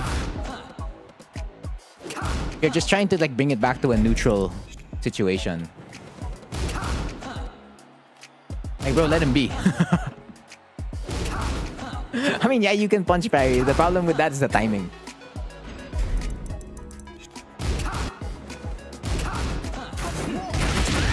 Like, if they're going on immediate timing, then yeah, use the punch parry. The issue is when it's all changing. The moment they start changing everything and they add weaves and stuff like that, I'm not that confident on, what do you call this? On parry. Yeah, and then you use the guard break because I am not parrying that. That's the Jack Horang one, right? That was an old set, right? Yeah, I remember that one.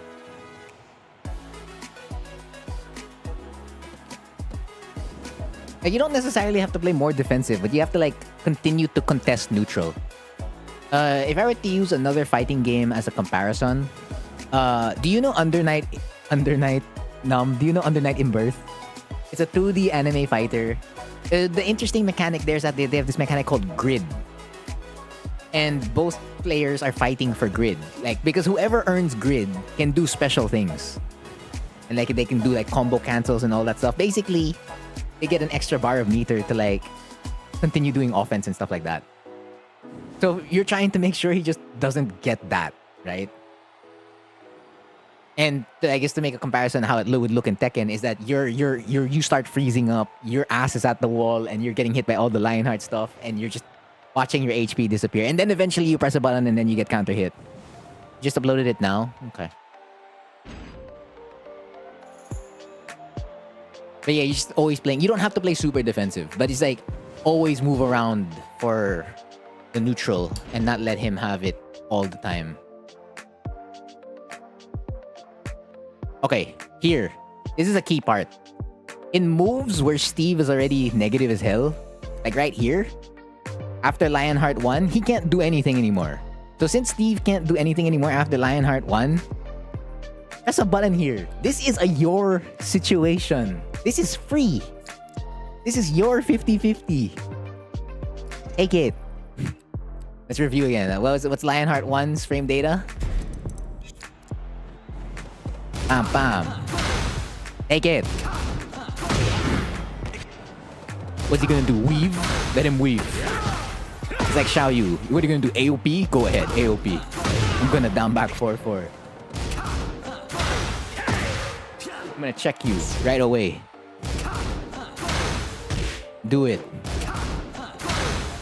It's a situation you can take. I'm not saying like you should press a button all the time, but like sometimes press a button. Also, especially on the ones that are more negative in front of your face. Which I guess is on a lower end. Because those moves... No, yeah, again, yes, he can power crush, but then what do you call this? You're gonna play on a different mix-up then, right? So your mix-up's gonna look something like this. So this block. Okay. Record. So you're gonna power crush, right? So if you DF4... Whoops. Hold on. Come on. Instead of blocking. Hey, you're safe! You lose nothing.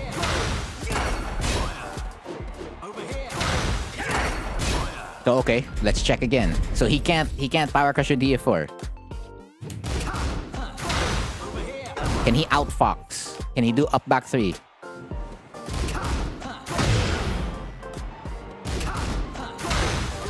No, he can't. He can't up back 3. He's -4, right? He can down jab you. And the numbers will give him that. So if he wants to be greedy, like, I want to keep my turn. Obviously, DF, right? You'll lose. But then, what do you call this? This is where DF1 comes into play. Right? Like, take them out of it. Yeah, okay, so weave. Weave is the next thing. So right? Weave. Okay, so DF1 loses, right? But then DF4. But then now, see, look. DF4 is only losing the down jab. So now you're playing on the mix-up on the down jab. whether they're gonna down jab or not down jab. So take situations when you can. You just beat a Bushin in rank. Congratulations, Azzy. If Azzy guards your JFSR, then add another crouch dash. So if they already have if they're prepared to say you do something like this, right? And they're fuzzy guarding, they block the JFSR. You add another one. Actually, don't even add another one. Forget that. Take advantage of the fact that they're looking for your JFSR. So now you can change that to down back 4 because it's a safer low. Because number one, if they try to block this, right? RFS F4 if they try to do while standing 1-2. Huh? So they'll think about their punish on down back 4. So if you use lows like that, they have to think about it. When you do RFS down 3, when you do down back 4, they have to think about their punish because you can always let it rip on both. That's Hwoarang's advantage versus Steve there. With quote-unquote safe-ish lows, right? And if they already know that you would check with a JFSR there, let's say you're allowed 2 cancels, right? Let's say you're allowed 2 cancels into JFSR, but they already know that. Take the fact that they're fuzzy guarding. This can become plus frames. Both ways. Or it can be a check, or it can be a DF1, move around, or you can take... these quick sequences hurt Steve. Because again, you're always gonna go back to a stance where you can block. But if you back 1, then you just don't press a button, right? So you cancel, and they back 1, then nothing. Of course, it's gonna be harder for me to replicate that, where I wave and then DF1, and then it's supposed to back 1. But then you can also just DF1, or down back 3, or you may want to revisit this, wherein you go full crouch 4. Before you could do something like full crouch 3, because our full crouch 3 back in Tekken 7 was only -14. Nobody could launch us for it. And it was muscle memory for a lot of high-level players to attempt to launch it. Most especially, usually when it was FC3, they compared to FC4, right? Because if the character has the basic standing 4, it's gonna become -13 on standing. So before, this was something you could abuse. Wavoo, then I'm out of here, you know? Or and then down jab, and then move on. But it's something you can revisit. Because you kind of just also want to be annoying as well.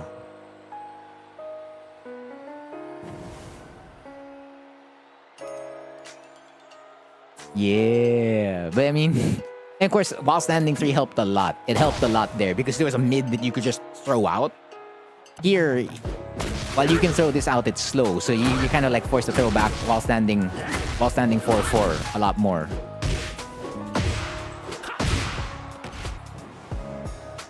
Being a low rank is funny. I mean, sometimes you get W's against higher ranks. But if you're playing against a stronger player, it wouldn't really matter if they were higher rank or not. But yeah, you can be like, haha, so much for your shiny PNG. They don't fear your JFSR because you can't do it? True. I don't know if that's a flex or not.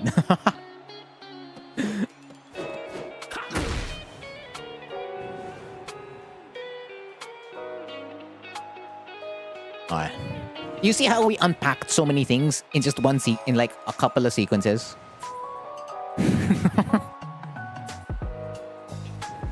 Fun matchup. Fun matchup.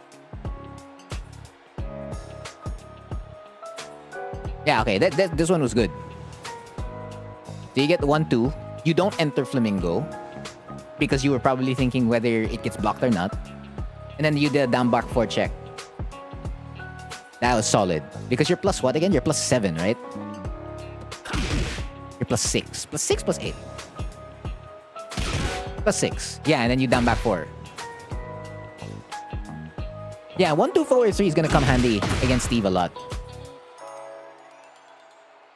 Who's the Hwoarang? Num's the Hwoarang. It's crazy, it's only second round. I mean, when you want to deep dive it in like this, you get to focus in on all these things. Yeah, being aware just helps a lot. Always. Yeah, if it's getting you launches right now, great. Like these are like you take those situations a lot. I know it doesn't feel like a lot, but eventually they'll get annoyed. Because like back in Tekken 7, right? Kazumi was annoying so many people with like down 3 and like a bunch of down 4s. Like these aren't knockdown lows. These are just poking lows and just like annoying the hell out of everyone. Even Feng. Before Feng got his counter hit down back 3. I don't know why. But he got it. And it's the same thing with Steve. He's just like doing pap down 1, right? Pap down 1, down 2, 1. So you kind of just want to annoy them. Because eventually you could use the exact same sequence where you do 1, 2 and then JFSR. Yeah. Let's go back to the game. And then forward 3. Yeah, it's a solid punish. Nice. What? No. I you know what? I would have gotten hit also. I agree with the decision you did. Like you were gonna run up Heat Smash and like gain priority in terms of like because Heat Smash has priority, right? Yeah, and then yeah, because it's on the early frames of the Heat Smash. I think if Heat Smash was done a bit farther, like after like somewhere here, right? So after you do LFS 1, and then when you dash somewhere around here, like right here, if you Heat Smash right here, this range, you wouldn't have gone back 1. But yeah, just to be sure, like you throw out your Heat Smash right here, right? That makes sense. But this is the back 1-able range. But if it's at a safer distance, given the range of like double Claymore, DF3, yeah, because of the range of double Claymore, DF3-4, you wouldn't have gotten hit by back 1 there at the start of your frames. Actually, you probably would have won. Or if not, they would have blocked it and then you get like a right flamingo situation. Do a session, it's not gonna happen. I don't think our connection's gonna be okay.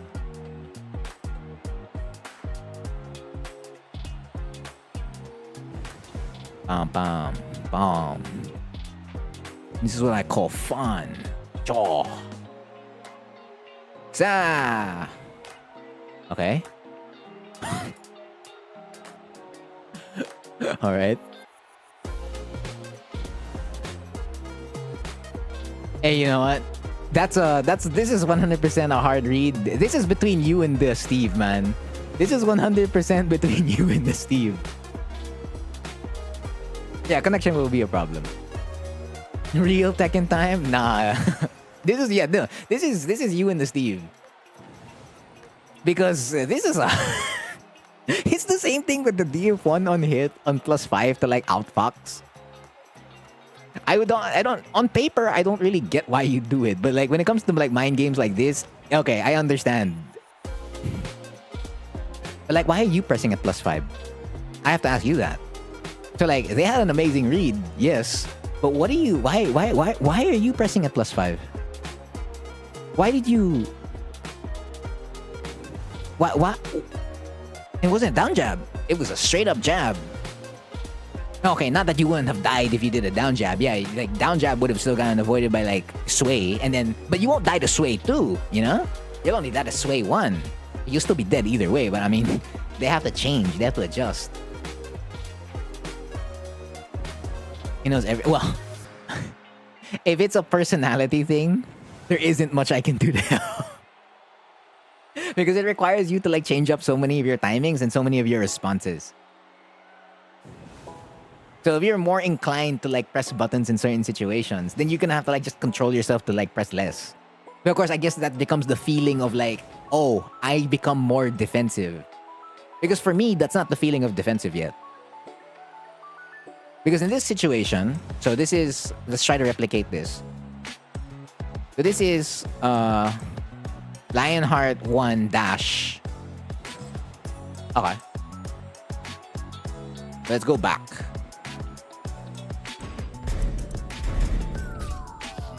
Okay, I should just activate heat already, right? No heat. Oh, yeah, just activate heat. You mash a lot? Just mash less. This is the matchup that kind of needs you to mash less.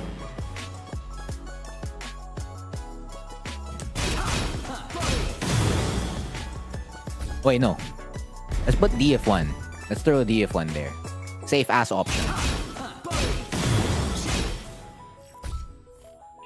Because we're generally not avoiding this, right? Yeah. Yeah. So if we're not avoiding that, if Steve already has this layer 1, why mash? Like if you couldn't do anything to begin with, there you go. There's my sidewalk left.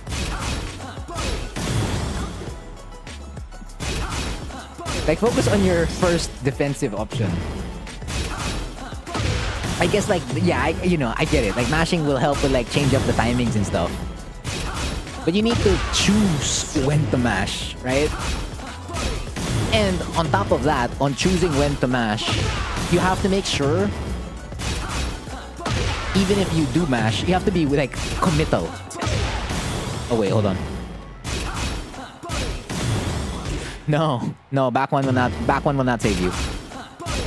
Neither will. Oh no, oh there you go, up back 2. So you can do that, but you already know it's not gonna be a great idea. Because all Steve's gonna do is just gonna... There, see, this is not bad. You take it away. Yeah, so right is just not the way, it's left. You mashed, bro. I don't know. I mean, yeah, you can use up back 2 in the matchup, but then just remember you can't overuse something. Because it's not... You're not Feng up back 2, up forward 2. Or you're not Jin up forward 2 either. You still have to use it like sparingly.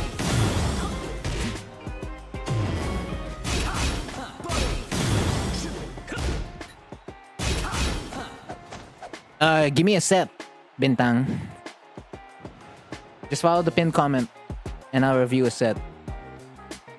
Because this is a review stream. No, you don't have a choice. You actually don't have a choice but to use DF4. But if you're using it all the time, and it's your only option and only answer every single time, then yeah. Because that means you could have removed some DF4s in exchange for like a wave dash cancel. You could have probably done like basically more movement instead of a button. Like if they were going to stay in place there after like your DF4 check or DF4 challenge, then yeah.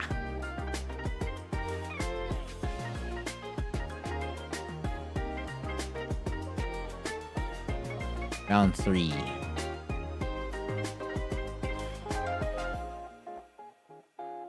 Yeah, you let that go. Okay, you didn't get launched. That's okay. True Hwoarang players. True. There you go. Hold on. True Hwoarang, the truest Hwoarang players. Doesn't matter what skill level you're at. Spring kick into back 3. True Hwoarang players right here. Real. It never goes away. Just remember the risks. Boom, pow, uppercut. Jew, heat dash. Thought you would duck. Fair point.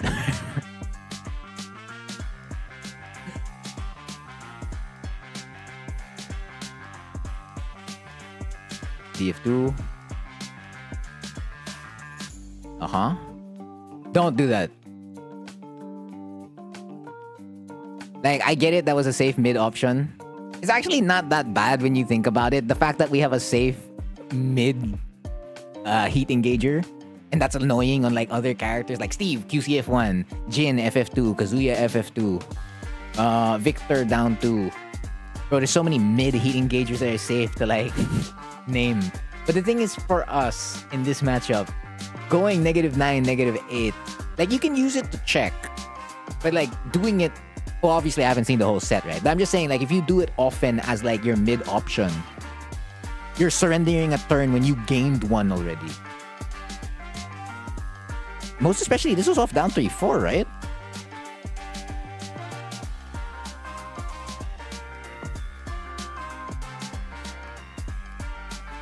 Yeah, this was off down 3-4. Because you could have like... Yeah, then don't stand switch. Then you're forced to like ride Flamingo all the time. So you always ride Flamingo. You become stubborn. So like you do down 3-4, RFS DF4. He can't weave at plus 14. DF2 can't latch someone who's ducking. Yeah. You only get plus 4 frames airborne. And there's still pushback on that on hit. Like again, you have to become stubborn. Like down 3-4. So if you're not allowed to stand switch because like they're able to react to like your stand switch, which would be pretty insane. Which, but at the same time, I wouldn't be surprised if like a really strong player would be able to do that. But then you just kind of have to like lock in RFS. Like, yeah, you'll always be thinking like, oh, there should be a way to get back my stand switch. Yes, eventually, after you've made them focus on like different areas of the game. Because it will come back to you. But right now, you can't access it at the moment. So, but like you can still get access to your first mix-up, which is the right Flamingo mix-up after down 3-4. So you lock him with RFS DF4. The issue is like, you don't get a lot of this. This is my main, that's the main thing I'm trying to stress. You don't get a lot of that. Because you can't throw out down 3-4 all the time. Why? Back one, right? 17 frame low versus 13 frame high. And if you're not covering it with like an LFS1 or an RFS2, or if it didn't come off down 3-4 or LFS 3-4, you're not getting it. For the most part. Like if you get it off down back 4 and then you stand switch down 3-4, sure. But if they're already like walking every time you stand switch, then take the first mix-up every time that you get. So you don't think about like, ooh, Horang mind games. No, you think the first actual set of mind games that are legitimate. Like on paper, these are real. Let's not go to the stuff where it's just like, oh, they already know the mix-up, right? So now I'm allowed to like play on the mental frames and stand switch so I can get more advantageous or like safer stuff. Because right Flamingo's still in a good spot here. You can do Flying Eagle, you go -3. You can go RFS DF4, you go +1, which is pretty good, most especially if like you sidestep left afterwards. So you're at an advantage. If they press a button, it's a free punish, whether it's a small punish or big punish. You do RFS down 3, you can see how they're gonna react on like when they block it or if they get hit by it. You can RFS F4, you can cancel. See? Stand switch, yes. But are they ready for the cancel? Wherein you do RFS up 4 forward. So if they're reacting way more on that, on this, then you can always just, after you, of course, you were stubborn with this. Like you never let this go. And always putting yourself back up in an advantageous situation. But you don't want to put yourself in too many, like again, you don't want to put yourself in too many of this, like -9. Like you can do, you'll have to do it. Like that's given. But like if you can set up for this instead, then yeah, why not? Because now you have more options the moment you're allowed to do this. That way you can like encroach on Steve's space and neutral. Like don't surrender the neutral right away.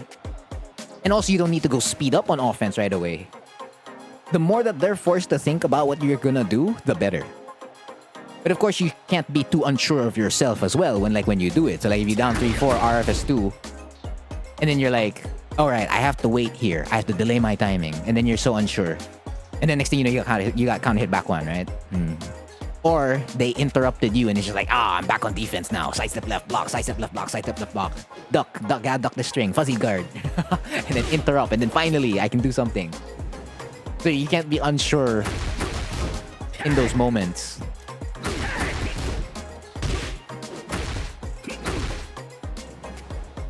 But focusing on a lot like the pokes. And keeping yourself in... And you're trying to tilt the scale a little bit in your favor for neutral. You're not going to be able to fully tip it in your favor. Most especially if the Steve defense is good. But you just want them to second guess themselves. That way, eventually, this happens. And then they have to mix it all with all the other stuff you were already doing. Because you were already doing that for them at the start. Because we're already afraid of that, right? We don't want to get hit by that stuff. We don't want to get interrupted. We don't want to not be able to start up. You want your car to start. You want your car's engine to start. You don't want your car's engine to like get cut off. That's the point. You want to keep it moving. Now back 3-2. Okay. You get hit by... Why? Why? This is not... That is not a challenge. That's a very risky challenge you've done there. Because number one, you lose to flicker 2. You flicker back 2, the power crush. And then number 2, oh yeah, you die the weave. You can also lose the flicker 1.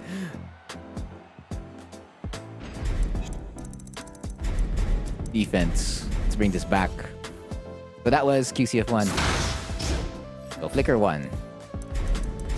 Oh, whoops. Oh, whoops. Record. Let's do that again. Record. Flicker back 2.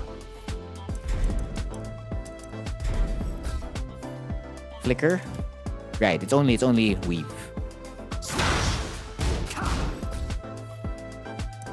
Let's take this away so I'm not confused. And then this is left weave, right? Yeah, left weave. Whoops.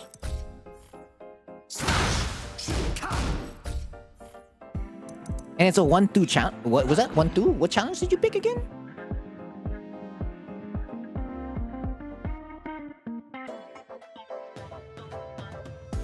You chose 1-2.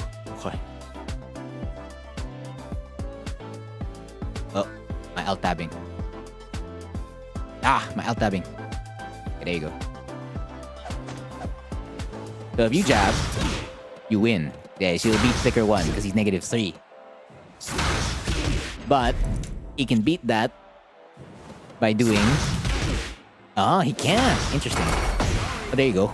Sorry. It's a punish. Okay, so I guess it depends on how fast you react with your jabs. But if you do it immediately, yeah, he won't win. So that's where this wins. Yeah, there you go. That's where that wins. That should apply also to the other weave, right? Okay, yeah, but that's because I pressed the button on the shoulder shove too early. But more or less, I should be getting punished there. Okay, so let's review a different challenge then. DF1, we'll take that away. But I think this is the one where Power Crush is more involved, right? Yeah, Power Crush is more involved here. Yeah. Down jab, but then of course, that's when... Yeah, that's when weaves kill you.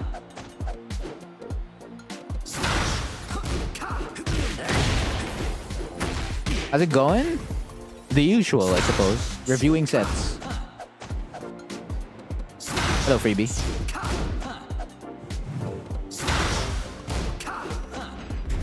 Yeah, 1-2. Okay, so 1-2 beats 2 challenges. It takes away flicker 1, it takes away flicker back 2, but it loses to weave. So which means you can just change it to a jab. Okay, let's see if you just change it to a jab.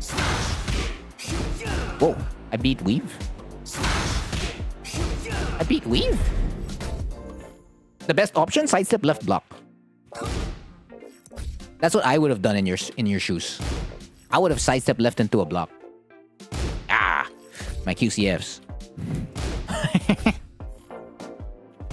Oh, this is why I don't play characters with QCFs and QCBs. I didn't weave. But jab seems to be like a pretty good challenge. The only issue is that it will lose to weave. It's a one. There you go. That's a more realistic moment of like doing a jab. But if you do it, apparently if you do it immediately, you can't. Just odd. Oh, there you go. There you go. Yeah, so sometimes it does, sometimes it doesn't. Huh. Why am I winning? And then I lose occasionally.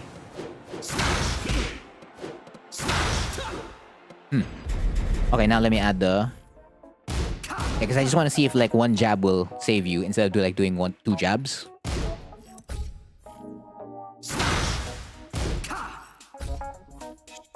Okay, so if I do 1 jab... Beat him again. Yeah, okay. Compared to doing 2 jabs, that's when you get punished, right? Yeah, that's when you get punished. If you do 1 jab as a check, yeah, you're still safe. So you can do a singular jab, but apparently, it seems like if you mash right away, you can beat, what do you call this, weave. And you'll have to triple check on like this lab work. Probably even ask the Steve player themselves, like, what can you do after QCF1 on block? Because when I was checking it out, sometimes I was winning with a jab. Like it's weird. Generally, a single jab or sidestep left into a block or down jab could work. Because again, he's gonna be in a stance where, what do you call this? He has a power crush. And that's why your DF1 check can't really work as much. Yeah, even against right weave, you lose. I did not DF1. There you go, DF1. And then we change it to left weave. Good job, DF1. Yeah, F1 plus 2. Of course, that's for weave, though. Only left weave.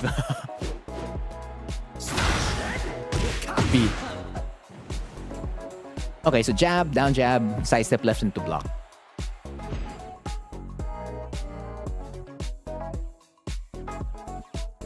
Okay, you press the button, you get hit by Lionheart 2. Pops heat, pop, pop, bam.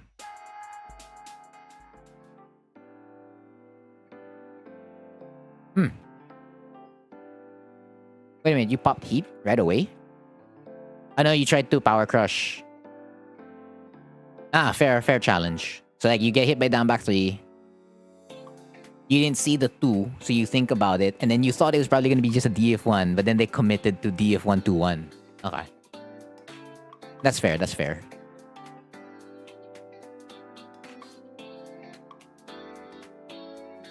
You ducked? It came out as a counter hit though, right?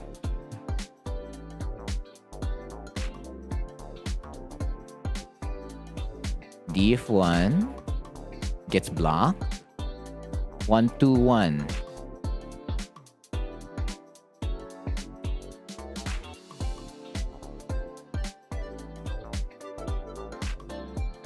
Or you're saying it, you ducked and then what do you call this?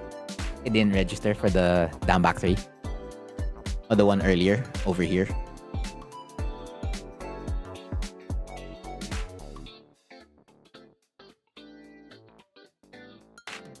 Like that should have been a duck.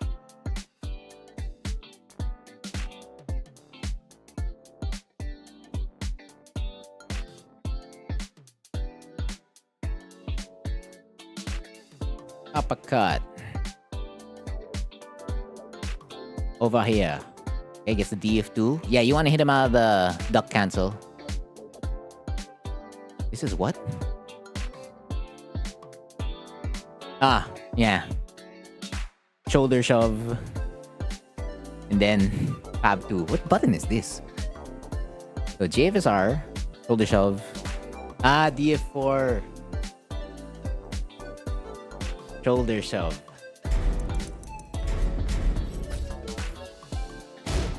+1. That is not a challenge.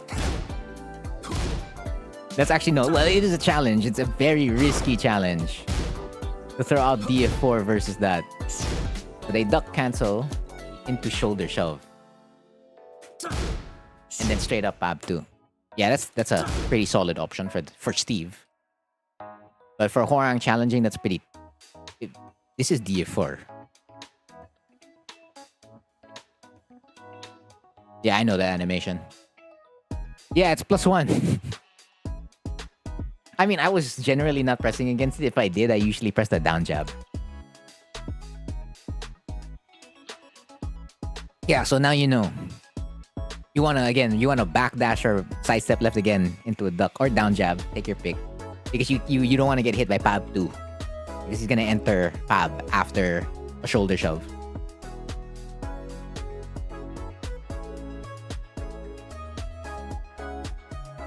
This is what I call fun. Boom. Uppercut. Good challenge. Okay.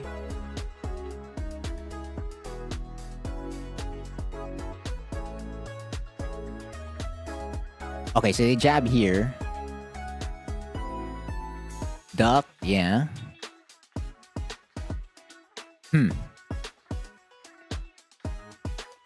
That's a great block on their part.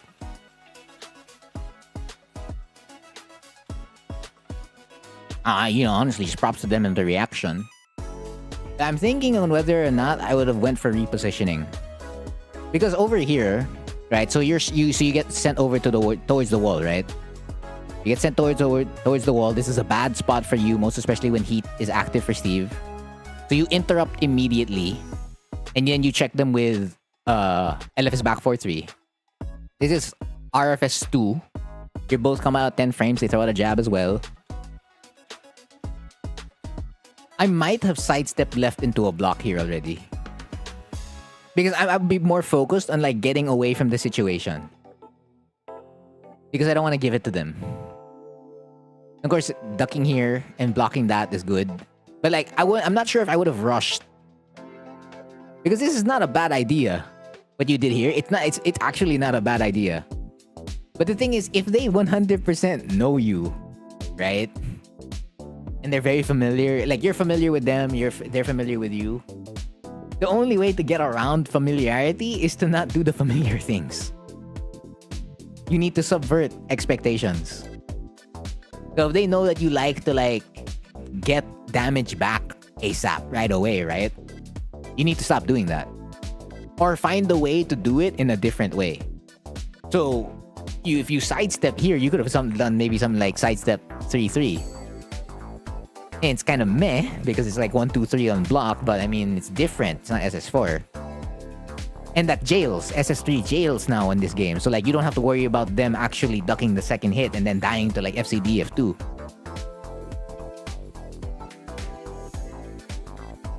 Or you could have done sidestep left into a block.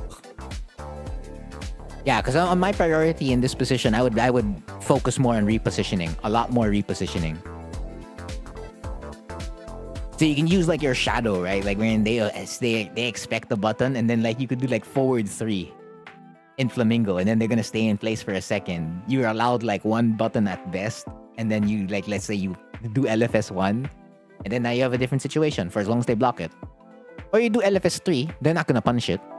Because they're waiting for LFS 3-3, they're waiting for LFS 3-2, they're waiting for LFS 3F4, right? Actually, you can risk LFS 3F4, try it from time to time, most especially since it's so delayable, including LFS 3-2. Like, that forces them to, like, really hold. I know some Horangs that really focus using, like, they actually use that as, like, their core mix-up. It's actually annoying to play against, including, like, RFF 4-4 and RFF 2-4-4. And even using spacing, like when you do like LFS forward 3 and they have like a lot of pushback on block, and like they just back off. And it's just like, okay, do I chase them or not? So like Steve could be like, oh, I could Sonic Fang. Well, you can't because DF3, LFS DF3 and LFS back 3 would beat you, right? So it's like they can't exactly risk that. Like the more iffy situations that exist, the better. Well, of course, that goes back against you, so like you still have to think about that as well. Yeah, that was a delayed Lionheart 1+2. So you get hit by... This is the second time. This is the second game also, wherein you're using a Power Crush to get out. I mean, yeah, not a bad idea. But they have heat. I don't know. There's a lot of factors to consider. So I guess that's why it feels like you're getting boxed into being defensive. Yeah, fair. Yeah, because Heat Smash would just kill Power Crush. Yeah, so I think what needs to be done is like that increased defense. Of course, that's a player thing. That's not a Hwoarang thing. This is more player than anything else. Finish. Down 2-1.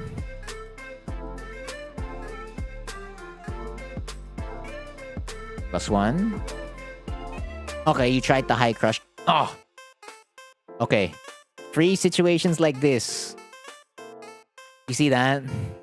Duck 1 whiffed in front of your face. It should be yours. Anything like this, it should be yours. As much as possible. You can't lose these situations. Like in high level, the smallest things make all the changes. Skill issue. I thought you were gonna say like down jab meta. Because that's not a bad idea against Steve, provided you don't keep dying to weave. Okay, so you use the frames. You lock them in with DF4 after RFS DF4. Yeah, I should have launched. Good punish. Okay, good check. Actually, hold on. Down 2-1 has a very interesting mix-up. Unlike the way it works. Oh, whoops. So we have down 2-1, right? And then we have a delayed down 2-1. Actually, no, let's take away the delay. We don't need that. So then we have down 2-1 into duck. Ah, I'm not recording it right. Why is there a backdash there? Just cancel. Yeah, something like that. And then they have what do you call this? Down 2-1 into forward 2. Oh, I didn't cancel that cleanly. There you go. And if we just focus on these 3, right? You can down jab that, right? Or you can play around on the timing of that and like try the JFSR in between. Which is some wild thing I do from time to time. Like most especially if they just do down 2-1 and they're thinking about the fact that, you know, I'm gonna down jab. So that prevents what do you call this while standing 1. And then if they do forward 2, that takes that away. And of course, yeah, it's like, can they low parry? So down 2-1, duck, and then I'm gonna hold forward. Down 2-1. So that's with a duck. Duck canceled into like EF. So there's no low parry there, so how do they get the low parry? Down 2-1, and then down forward. Down 2-1. There's no low parry.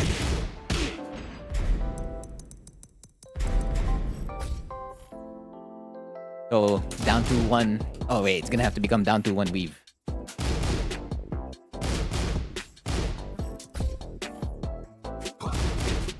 Oh, okay, you only get it on the delay. Now grab another one, left weave. Court again. Ah, right, delay.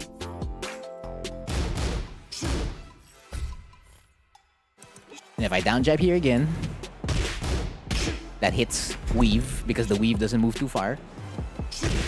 Down jab again, hits weave.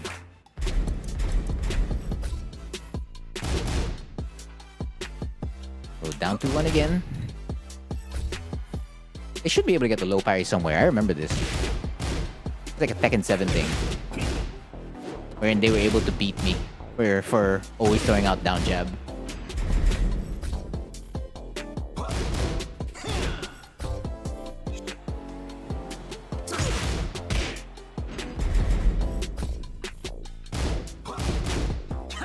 Is this the one? Oops. Yeah! Oh, okay, that interrupts that as well. Okay, now I'm losing. Depends on the distance, I suppose?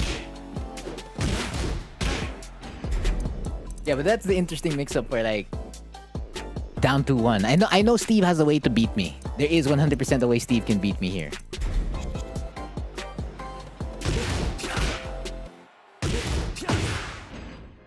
But usually, what happens is when the moment they start thinking about whether I'm gonna do it or not, it ends up to like more cancels than anything else. Is it this one? So that allows me to like do something like, what do you call this? Just JFSR straight up after down 2-1. No, but they should be able to beat this somehow.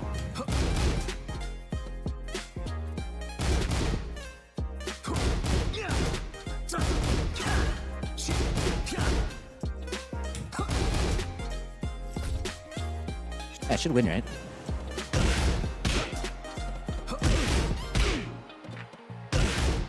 Oh, hey, you're gonna have to double check this because I don't trust myself at the moment. And I don't have Tekken 7 installed, so I can't double check the Tekken 7 information. I just generally remember when I was playing Steve, down 2-1 was very interesting. Unlike the interactions you could get. And it usually involved me like always throwing out JFSR. Or down jabbing. And then like fuzzy ducking. Those are typically the 3 options I was typically doing. Or DF1. Yeah, I don't trust myself at the moment. But there's definitely something there. But it's not like it's not over, right? When you get hit by like his down 2-1.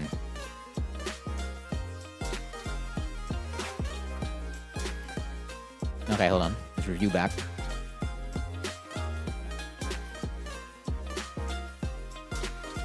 No, there's a way. There's 100% a way Steve can beat, what do you call this? Down jab. I just forgot which. And I can't find it at the moment. Review back. Down 2-1. Yeah, you power crush that.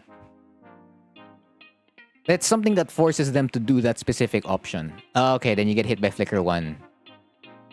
Into Albatross 2. That's an optimal punish. And then this is dead. Yeah.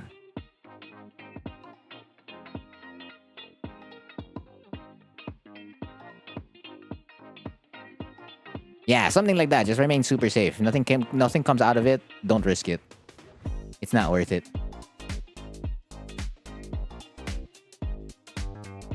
Okay. Oh, I like that. How did he... Wow, what a block, dude. Bro, I wouldn't have blocked that. You fooled me. I wouldn't have blocked that.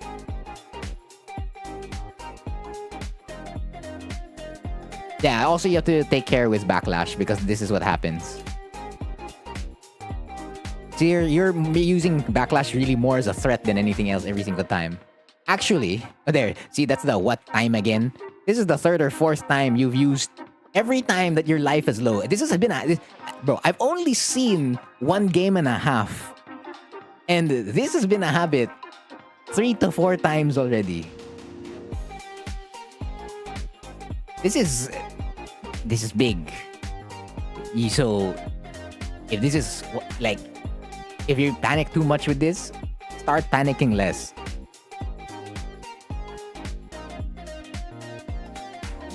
Yeah, it's a bad habit.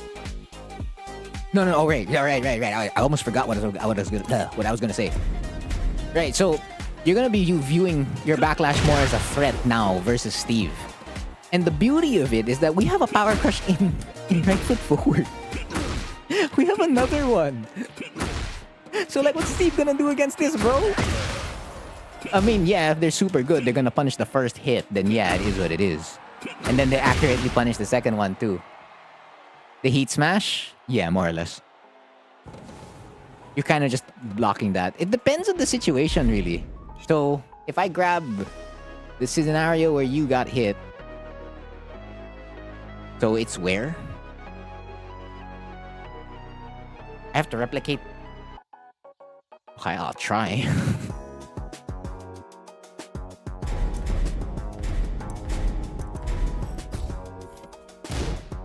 Oh, okay, wait. What's the frames on that first? Restart position. Player status, like that. Okay, and then give this to me. No, bro, stay on the floor.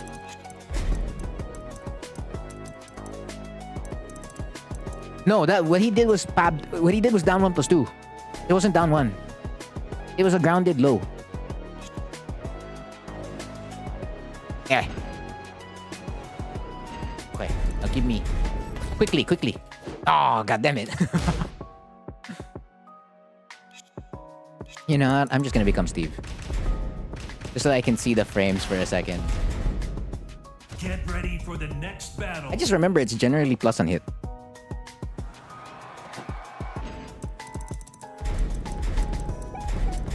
Face up. Can you not stand up? Bro.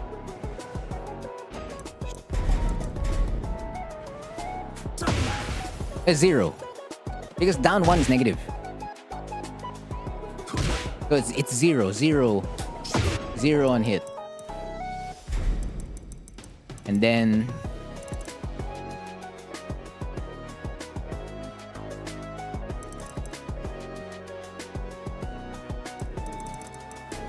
I'm gonna try to sidestep, right?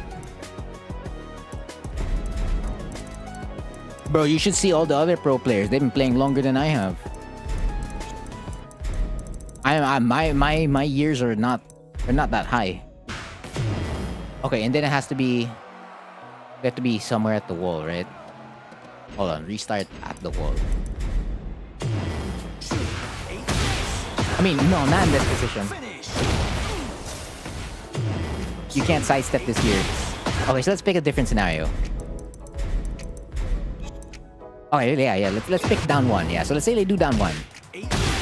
Yeah, you can't. So that's step left, right? Of course, we're using Steve's step left, right? You know what? Fine. You know what? Let's just grab someone better. Let's grab, like, Lily. Let's ask the queen. Can you step Steve's heat smash at -2? Of course, it's not gonna apply to Horang because you saw, like, DF1 was locking us at +5. Okay, so she's getting hit. On sidewalk left. Also sidestep left. Oh, whoops. Hold on. Down 1. Down 1. Sidestep right. Sidewalk right. Yeah, so the answer to your question is no. Yeah, no, you can't. Not even the queen can step it. Nope.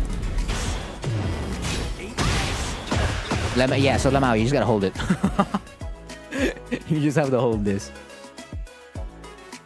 But yeah, you have another power crush, so like in regards to like threatening with backlash, so if you still want to armor, you can still do DF3. Like that's still an idea to explore. Canceling and pressuring the opponent with RFF DF2 +3 cancels. Finish! Ooh. Round 4. DF1. Oh, straight up. I like it. Oh, just frame Flying Eagle? Uh-huh. That's a risk, yeah, but it's kind of like a risk you have to take. Okay, that's definitely the definition of not solid. So this one, what do you call this? You got okay, so let's move it back a bit. So when you get this, when you do LFS forward 3, it kind of makes sense. Wherein you go for LFS back 4-3. But of course, only the second hit catches versus backdash. Only the second hit catches versus backdash. If you want an option that beats both sidestep and backdash, you have to do LFS down 4. And of course, at worst, you're only gonna eat a while standing 1-2. So that's fine. Of course, yeah, if they low parry, yeah. But let's say they don't low parry, right? So you eat a while standing 1-2. When it comes to mids, this is where your DF3 comes in the most, man. LFS DF3 is the one that saves you here a lot. Because in this situation, he can only sidestep right. He can't sidestep left. The side wall's already right beside you. And LFS DF3 catches SSR. So they can't even right weave right now. So if you're looking for a safe option to throw after LFS forward 3 or even after CD3, LFS DF3. It helps keep them in check. You don't have to like throw out the full string, but just throw out the first hit. That's it. Who cares? Like your objective is to prevent them from moving. That's all. But then this is a justified risk because it's one of the safest options you can do because it catches SSL, it catches SSR, but it doesn't catch sidewalk left and does not catch sidewalk right. And of course, only the second hit catches backdash. I mean, at least you didn't get launched. This is while standing. Yeah, while standing 2-2. Then this one, like again, RFF DF4 into RFS F4, justified risks because it's one of our best options on layer 1.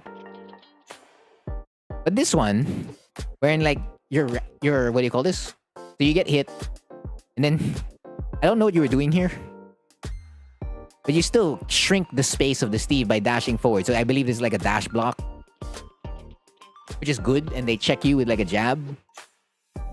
But I'm not sure about up 4.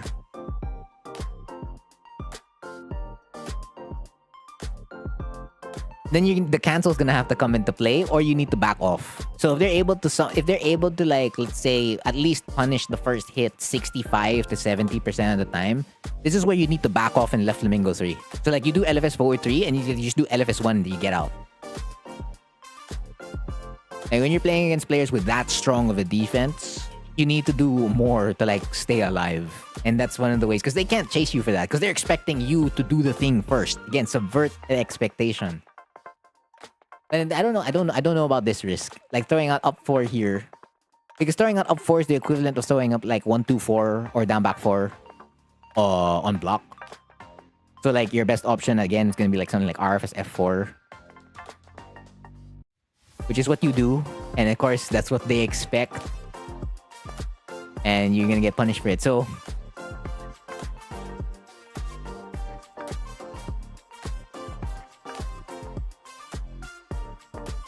yeah, playing more solid helps out here. Like doing more DF1, doing more while standing 4, stepping and moving around, and like repositioning and always trying to push Steve towards the wall is like way better. No. Yeah. Again, I get it. It's a justified risk because it's again one of our best options. Like if you do 1-2-4, you do down back 4, you do up 4 into RFS F4, yes. But the thing is, your opponent expects that. Like, they know you're layer 1. You know they're layer 1. It's the same thing like when you get hit by Steve while standing 1-2. What's the first thing you expect? You expect Steve back 1, right?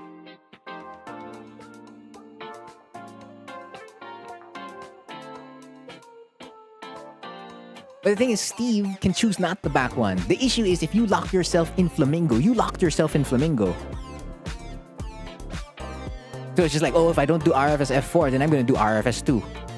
It's the same thing. You're going to get ducked into like while standing 1-2. So it's just like, okay, I'll do a mid. But yeah, your mids are 16 frames though. Okay, I'll throw out the 14 frame mid. Okay, so it's negative 13. Thank God it's not negative 14 anymore, but like you're negative 13. So they're going to hit you with 2-2. Okay, and I'm going to hit the low. 15 frame standing low. RFS down 3. So like, you don't need to risk these situations as often. Because what I'm seeing is like you're doing a lot more of the Hwarang stuff. And then occasionally, so it's like, how do I compare it? I'm trying to compare it to a cake. Like, is that the right comparison? I don't know. It's the one thing that's in my head right now. Like the icing is like your solid gameplay, wherein like you're small Tekken, DF1, Waifu while standing 4, and just doing like basic stuff like 1-2 into like a down back 4. That's it. And then you're trying to get like the rest, like the chunk of the other stuff is like all Hwarang stuff. Yeah, you gotta play more neutral. You have to play more neutral. You know what's a very good reference for this? Tekken 5. Tekken 5 Hwarang gameplay is a very good reference for this. Because they had no choice. Because down 3-4 wasn't natural and stuff like that. Well, can you watch Tag 2? The issue is that there's no LFS 4-3. Well, yeah, there's LFS 4-3 in Tekken 6 and Tekken 5.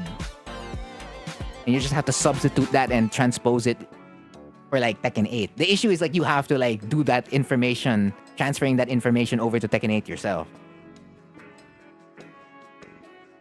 Like, cause that's gonna help a lot. Like, just playing more solid. I guess technically how Yonorang played in 7, that works as well. The issue is he's gonna throw out so many while standing things and you're just like, wait a minute, I can't do that. And you're gonna substitute it with while standing 4. The reward's not the same. Because like when the opponent gets hit by while standing 3, right? And Hwarang doesn't have a move like that.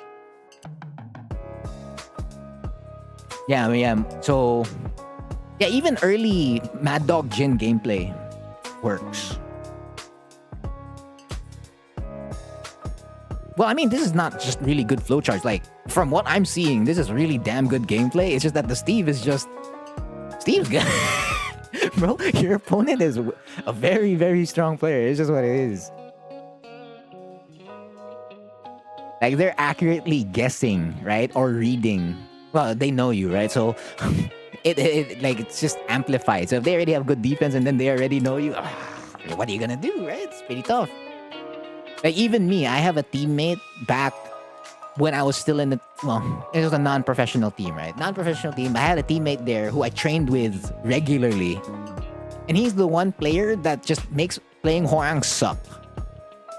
But at the same time, thanks to that player, I was able to develop my Hwoarang by a lot. So, like, against that player, I'd have to go up to, like, layer 30, layer 50, even layer 100 of, like, my mix-ups. But the thing is, that wouldn't work against other people. Because other people are not expecting you, like, I'm not expecting other people to, like, react the same way they do. Like, they're more inclined to challenge, they're more inclined to, like, step into, like, a button. But against that player, it's just like, I have to go that far. And it's great because the moment I gained the information already there, I labbed it, everything. Like, okay, here's one of the cheeky things that I was able to, like, develop because of that player. It's not really in this game anymore, but it kind of is. Get ready for the next battle. So, right when you get, let's say, when you do, what do you call this? When you do anything that puts you in right foot forward, your opponent is expecting DF4, right? And when you do DF4, they're expecting you to press a button. So, like, layer 30, layer 50 kind of stuff against my teammate, I would back off. I would back off. And I would legitimately react with, like, RFS to back 4. The issue is it's not in this game anymore. That's a big deal because that was a counter hit launcher. So I think I hit by the 2 back. I think I hit by the back 4 by itself. It's so fun. So it's just like, I'm the threat now. Like, I'm putting myself in danger willingly, but at the same time, I'm a threat to you at the same time, you know? We're both in this boat together, man. Like, go press it. Like, if we still had the RFS 2-3, the old RFS 2-3, that was so stupid. It was such a good move. Because when you do RFS 2-3, the 3 actually tracks. And it's just like, oh, okay, I avoided him. And, like, because they would avoid the RFS 2 back 4, right? They're like, I avoided him. And then the 3 hits them and it's a counter hit launcher. So, like, 1, 2, 4, I back off and then I do it. Oh, I miss it. You can't really do that now because we don't have any other option besides this and this. It's not the same. It's just not the same. It doesn't hit the same. It doesn't have the same. You can still do it. Yes, it'll be 100% annoying.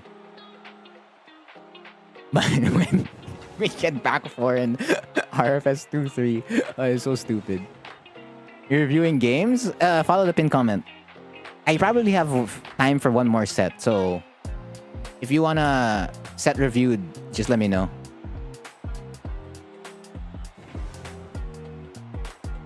Like, if I scroll up, yeah, nobody asked for another set so far. Yeah, I know it's an old set. It's like how many? It's 3 weeks ago. Yeah, it's old enough. Because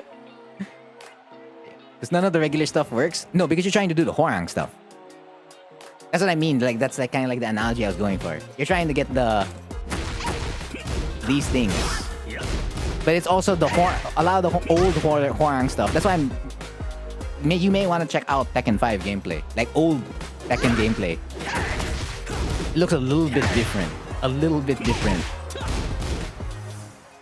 You can watch MDJ's gameplay. Mr. I 100% love watching Mr. Like Mr's old gameplay in Tekken 5. And then you can watch a Tekken 6. Like, even Tag 1. Go back to Jangik-Su. That's like a way different Hwoarang. That's a Hwoarang that barely had a way different character. And he made him work against like Jin, Devil, against the top tiers in Tag 1. Insane. So it's just like, they're there are other ways to overcome such powers.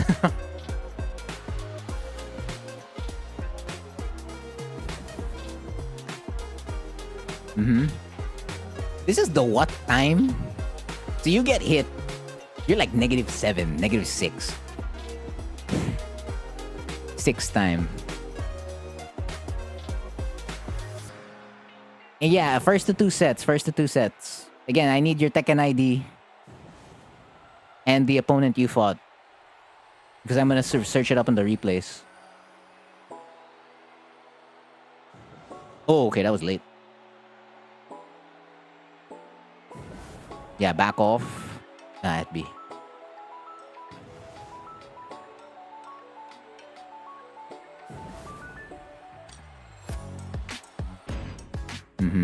While standing 4-4. That is a risk. Good check. Oh, they punish back 4? Oh, that's so hard, dude.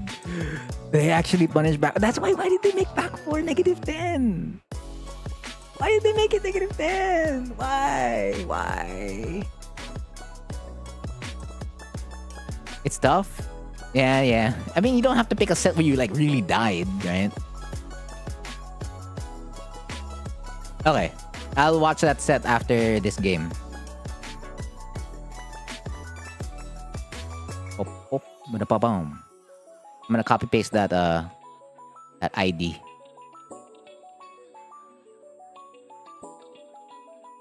Wait, what happened there? I didn't see that. DF2. Oh, okay. Up 3. Yeah, you get the wall. Nice. Oh, you're stuck at the wall. Oh, you sidestep right. No, at that point you should sidestep left. Again, always get out. Reposition yourself. Alright, that's good. I'm back 3.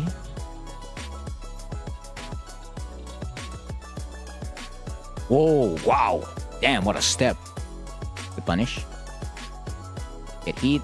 A 6. Oh, they waited for you, huh? God damn. This is gonna be sidewall? Oh, no. Yeah, sidewall. And then this... Is this the dub?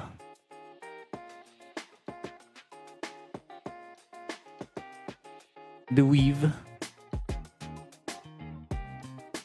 1-2-1. Into QCF1, yeah. Running 2. No, actually there, right here, right? Because this is rush. That's a Huang thing. So if you want to prioritize getting space and they're backdashing, 1-2-4-4. 1-2-4-4. RFF 2-4-4. That gets you your space. They get pushed back because they're already backdashing anyway. And they're gonna block the second kick, so it's just gonna... Like, they're not gonna duck that. Hopefully. And then you just sidestep right into a block, and then you're back in the middle of the stage. You're not gonna be stuck in this position, which is where you don't wanna be.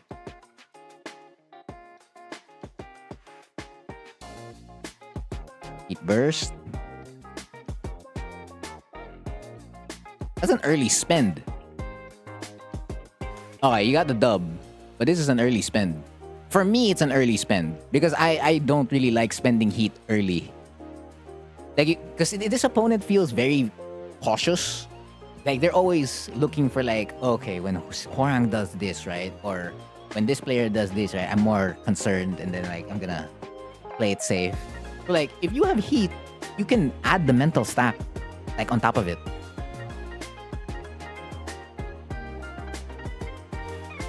And of course, again, you can still do like way more chip damage and put them in like a worse spot. Again, that's me personally in regards to like heat usage. Here, it panned out in your favor.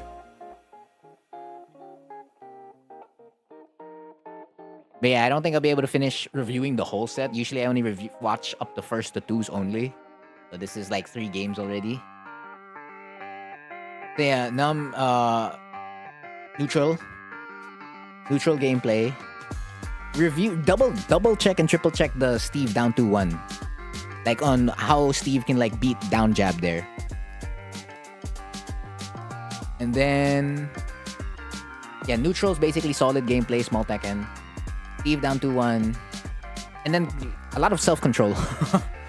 And of course working against like habits and autopilot decision making.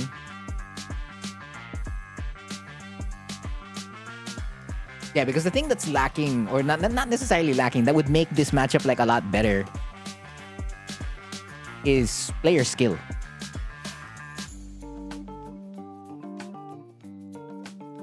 Okay, yeah.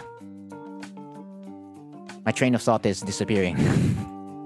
But if you have any other questions about it, just let me know.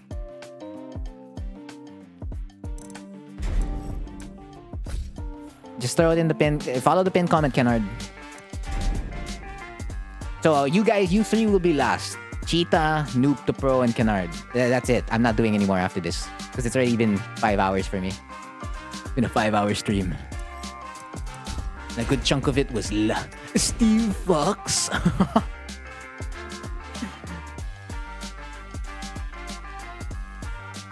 So this one was against Lars. Oh, it's this one? Is it the first? Oh yeah, you beat him. Okay, yeah, you 100% beat him. Okay.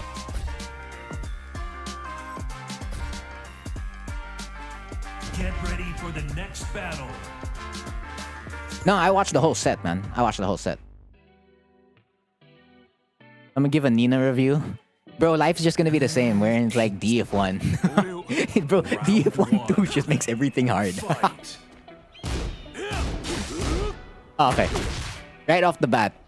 So, I mean, I know you just said one match, but if this is what the Lars is doing a lot, if they're doing this, if they're doing anything that transitions them into silent entry, this is a DF1 interrupt. A DF1 interrupt every single time. If not a DF1 interrupt, you're sidewalking left. And none of this goes in. You don't have to react on defense. Like that. Like that, see? The Lars disappears. He disappears. He goes nowhere. Also, he can't beat this. He just can't. Because it's fake.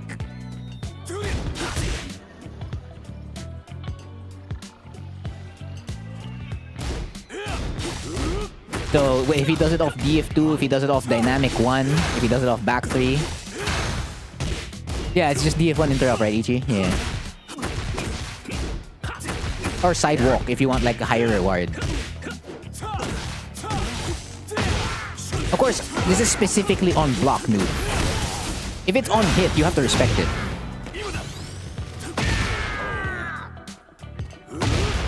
Round 2. No problem, Num. Anytime. You hate Lars. Yeah, he'd be zooming around the screen. Yeah, when he's moving like that, don't bother. Don't approach him. Let him come to you. Yeah, guaranteed FF3. +1. Ooh, fishing. Spinny.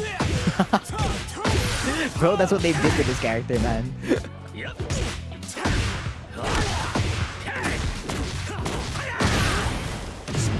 Boom.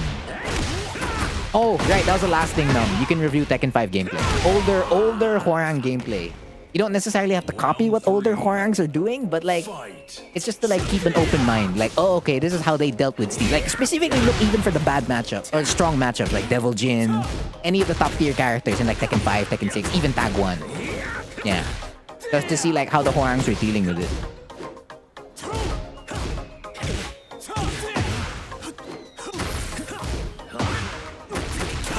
Ah, good catch. Round 4.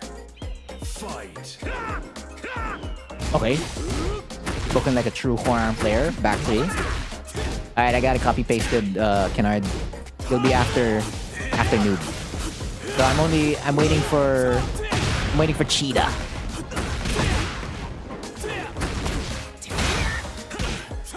Does Tekken 6 have an online mode? Yeah. I don't know if the servers are still up though. Yeah! The Hwoarang stuff is weak. Okay, but that's easier to upgrade. No, it depends. But like, but usually if you have a solid foundation, adding the fluff is pretty easy. But then if you have all the, well, not necessarily all the fluff, if you have all the character specific stuff, then I don't know. Both of you, like, in both ways, you'll still be able to, like, there's pros and cons to it. Like, I don't know. But basically, you know what to work on. That's the more clear thing. I don't know if you'll see it, but I play a lot with bots. Oh, okay, yeah, it wouldn't matter. Like, I'll just look for this gold tier. Round 1. You beat them in the first to 5, solid. Of course, winning one set isn't enough. But of course, it does wonders for your confidence. Yeah, so noob. Every time any silent entry, DF1, sidewalk left, sidewalk right. Every single time. Now, a couple of other things. Yeah, of course, when it's on hit, you have to respect it. This one. When Lars does this, he does 2-1. This is 2-1 where he just like, he spins, right? It's his jab string. This is a DF1 challenge also. Because he can't, you lock him with DF1, he can't do anything anymore. Which is great. For the most part, there'll be some odd situations where you lose to, I forgot what button it is, but he jumps. It must be like limited entry 2. And your DF1 will suddenly lose. And you're just like, Yeah, so double check it in the lab. And it's a funky matchup. But usually DF1 will keep Lars in check after 2-1.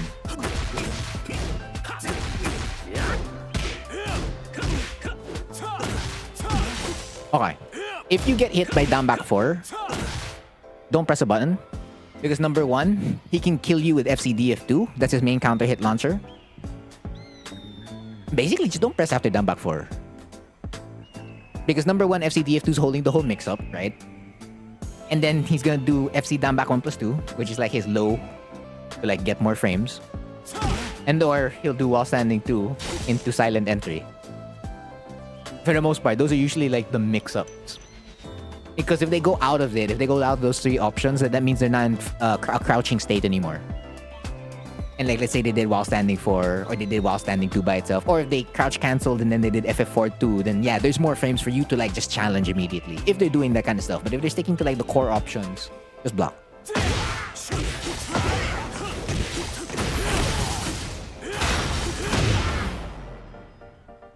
Oh, you tried to punch parry dynamic silent entry 1. Okay, fair.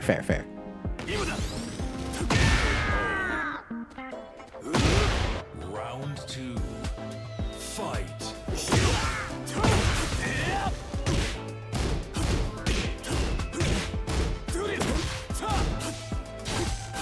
Yeah, and then if they're just spinning, just leave them be. Because they're waiting for you to make a mistake there. But if you want to catch him, just like do something like FF4. FF4 or dash DF4.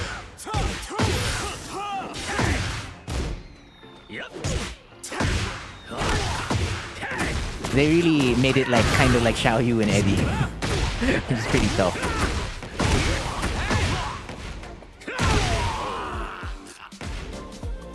Round 3. Fight. I just realized this was a Tekken 6 outfit.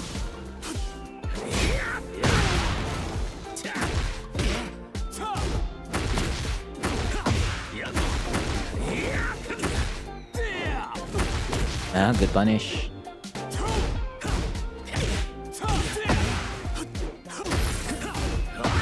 Is there anything else in this game?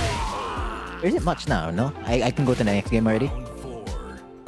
Fight. Well, again, true Horang player. Random back 3. Just again, remember the consequences and risks of throwing out a random back 3.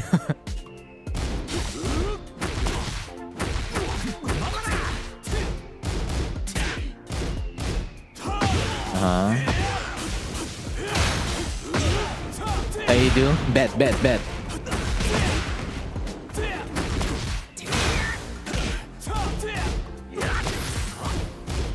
No, it's in our blood. So if you're a Hwarang player, you're bound to like random back 3. You just don't question it. You try to control it. Hwarang got nothing to hide. Exactly. It's like, I'm gonna do it.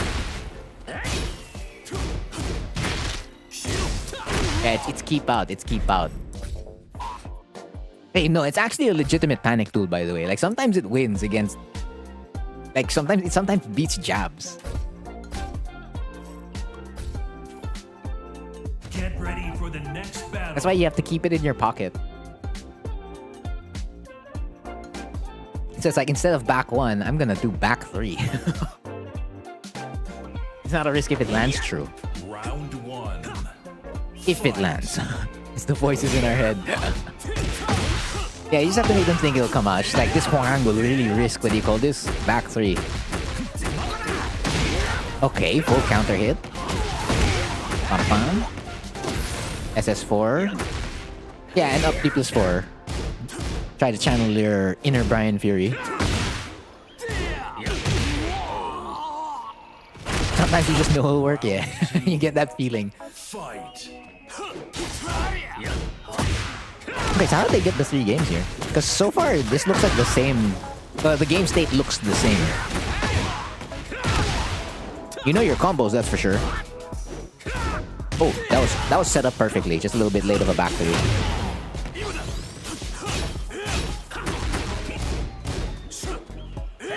Okay. They're doing a lot in limited entry.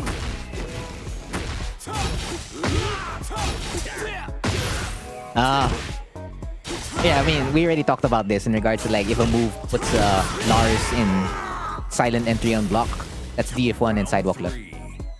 Or sidewalk right. Arc Blast.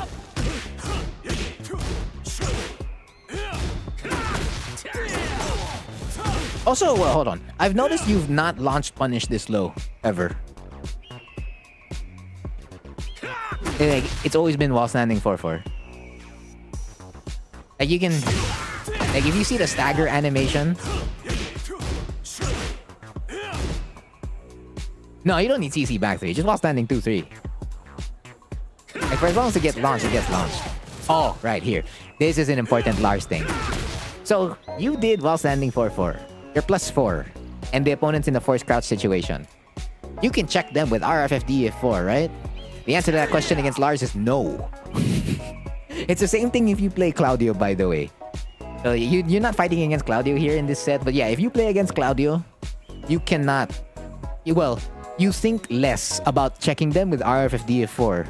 Because this is what they're allowed to do. So Lars can up forward 3, Claudio can up forward 4. He can do their hop kick. They can basically do their hop kicks. It's just that Lars is like risking his life on his hop kick. Because his hop kick's negative 19 on block. Claudio is only negative 13. What's a better wall ender? 3-2 or 3... Again, it depends, Azzy. It depends on what you want. Do you want them to wake up immediately to an FF3 or do you want to like customize your Oki? But yeah, so you generally do this less. Every time like you get while standing 4-4. Because you're aiming to beat Lars DF1. So let's take over right over here. Yeah, so DF1 doesn't work. No, DF1 works rather. And then you can also DF2. So like that will not come out. So you have basically 2 other mids. So let's say F1 plus 2. F1 plus 2 doesn't work against up forward 3. Up, yeah. So you have 2 mids. DF2 or DF1. Or DF3 plus 4. Like, take your pick in regards to that. Like, if you want to check with a mid. I guess you could technically do RFF back 2. And you can also do RFF 3-4. Those are options. And of course, up 40 plus 4-4 if you want. But yeah, I just think less of RFFD4 when you punish any low of Lars with while standing 4-4. So if you want to just generally you want to avoid that, then you can just do while standing 4 and then go +8. And then now they like can't really do up forward 3. Because DF4 will like prevent it. You can skip me? Okay. It's such a specific thing. This game is full of specifics, man. That's why there's a lot of homework. And that's just, I mean, you can get through a lot of this by just labbing, but like you usually experience it first. It's the fastest way to get it.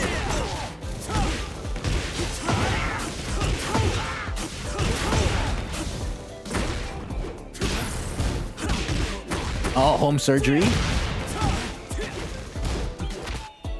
It's a competitive pop quiz. Yeah, that's not one. That's not wrong. You can look at it that way. But you still play? Yeah, so do I. I still play. Why do we still play a competitive pop quiz? Why? Yeah, I want to flex my knowledge over my opponent. I know that. Yeah.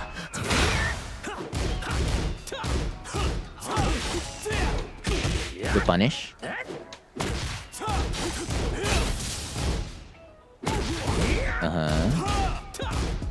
Yeah, the adrenaline. What's 1 + 1? And the adrenaline. It's 2! And you go Super Saiyan to say that. It's 2!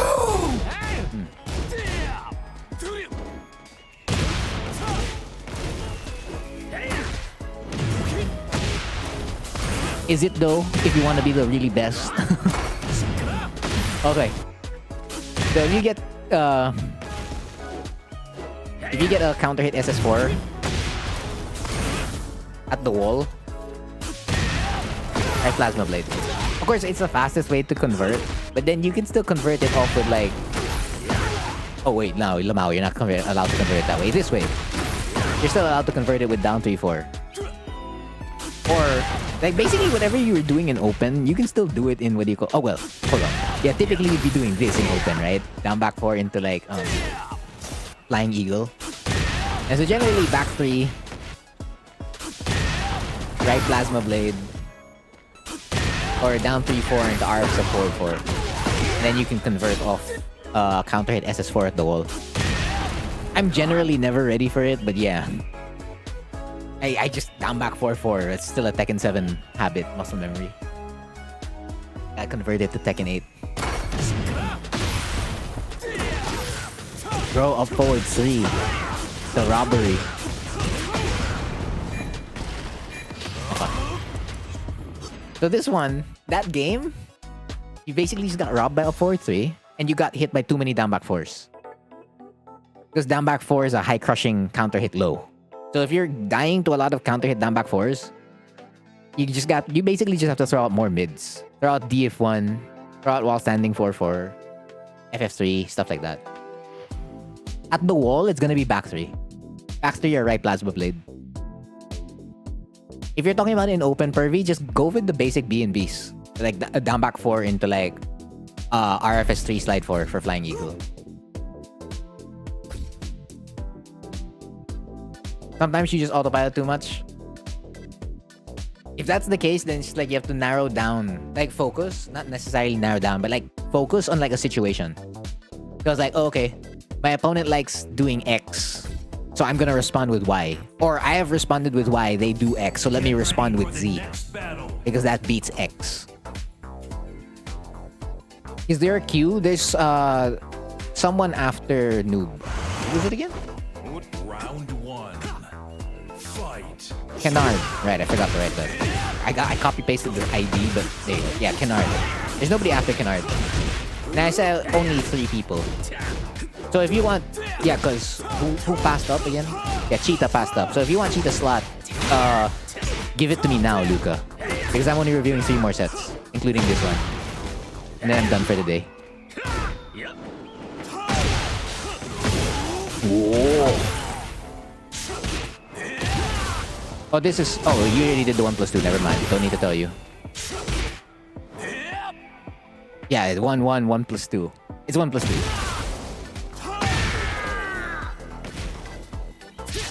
A key charge? No, that was the unblockable. That's launch punishable. Yeah, so again, that's another move that puts Lars in silent entry on block. Minus Dynamic 3, of course. Because Dynamic 3 is legit. Everything else, no. FF3. Yeah, I like that. Down jab meta. Fight. Good whiff punish. Yeah.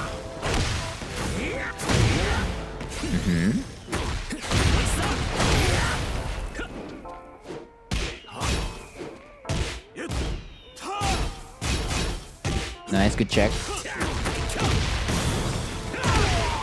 Alright, I'll copy paste that. Round 4. Fight. Copy pasted. In my notepad now.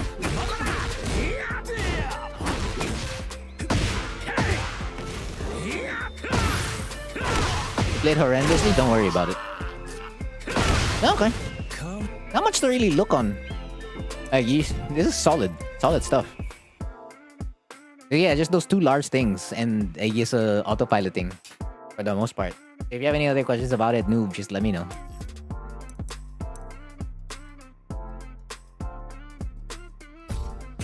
Alright, so this one is going to be Canard. So you played a Kazuya. Zuya.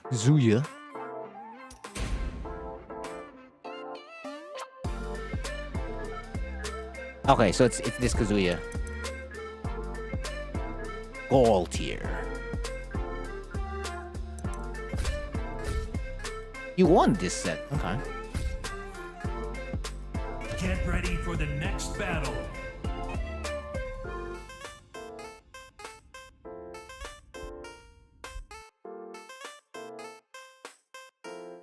The offlines ain't there. Yeah, it's not. It wasn't uploaded. Round 1. Fight. Okay. Okay. Oh yeah, hyper aggressive one. Oh, you can't do that. RFS 2-3 into punch parry. That doesn't work. If this was Tekken 7, that would work.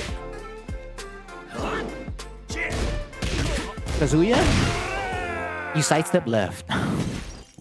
You sidestep left, and like if you can get in his space, you get in his space. Because Kazuya is pretty damn good at neutral. Like if you can like do exactly what you're doing right now and continue doing it, yeah, just keep pushing Kazuya. Because like if you get in space like that, that allows him to like what do you call this? God Fist and FF2, and that puts you in a harder spot.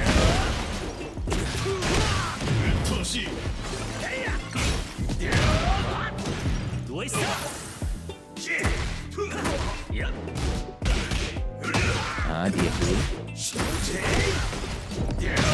No, like you see that move? CD 1+2, that's a slow ass move. But it's +5. And it requires you to like wait. So if you're respecting him and his God Fist, then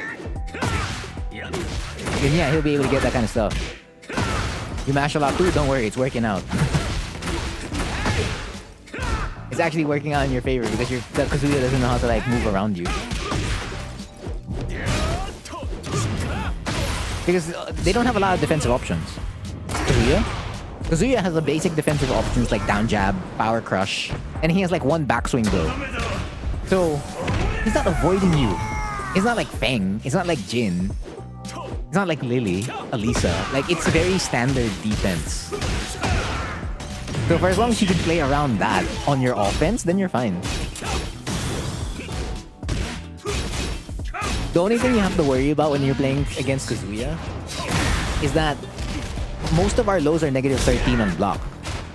So he gets twin pistons every single time.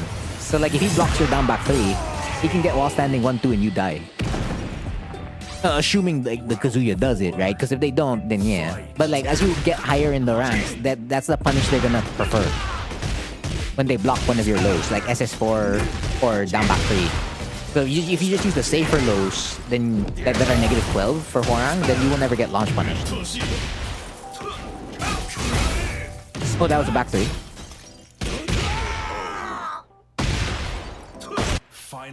Final round. Fight. Late punish, but a good attempt. But yeah, that's a very interesting combo.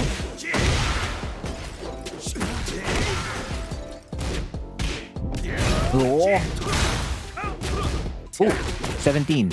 Well, a punish is a punish. We'll take it. Nice. That's dead. That's sick. Oh, not much for me to review. Because I kind of said most of it Round one. as the the games are going along. Yeah, because you just continue to like again, it's basic. All Kazuya has is basic defensive options. So sidestep, down jab, stuff like that. But yeah, this is the first thing, Kennard. You can't do this because you're -9. Parries don't activate at frame 1 anymore. So this setup does not work. They're Asia 2. That's what I saw. You can probably play them. If you want to do something like this, you have to go usually -3. So that's stuff like if you do Flying Eagle, if you do RFS 3 slide 4, you can do your punch parry setup. If you do DF1, you can do the punch parry setup. If you do RFS 1, you can do the punch parry setup. Roughly up to like -5, something like that. And then it doesn't really work if you're plus. But if you do moves that are in right foot forward, like let's say you do forward 2 on block, and then you cancel out and then you cancel RFF by sidestepping, right? And then you punch parry, it doesn't matter how plus you are, it always activates on time with an opponent's jab. But that's for RFF stuff. But for everything else that's usually LFF, you need to be in the specific frames. And of course, it's still a risk when you do that for like RFF. Yeah, that's why you be getting 1-1-2. Because it doesn't work in those frames. It just doesn't.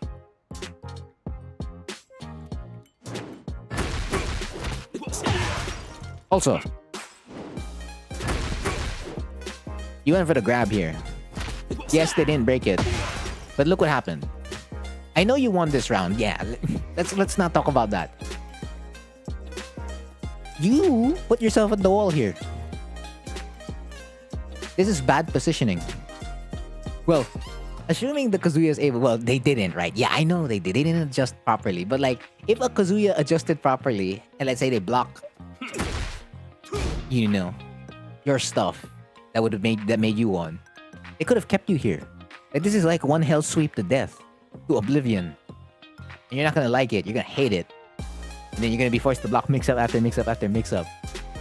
And then you're gonna be respecting like CD1 plus 2, F4, because those both are +5 on block. You're gonna block a God Fist, it's +5 on block again. And he's like, okay, I'm gonna challenge, and then you get hit by DF1-4. And then it's over. So you don't wanna do something like when you have the wall is your ally. This is the win condition for Hwoarang. You wanna stay here as much as you can. So instead of opting for the grab here, and then they still did stand block. So you could have substituted this with RFS 2, and then you can loop it back, right? So if I had to take over right here, I can fish. This is called fishing because you're waiting for the counter hit on like RFS 2, 3. And then you're done. And you want to keep the corner or the wall as much as you can. You do not want to take it away because you earned it. It takes time to earn the wall. You don't want to always keep the wall as much as you can. Because it just makes a lot of your offense easier. Because they can't, it's harder for them to step.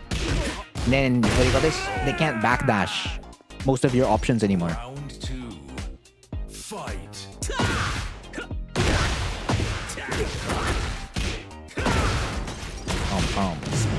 Boom.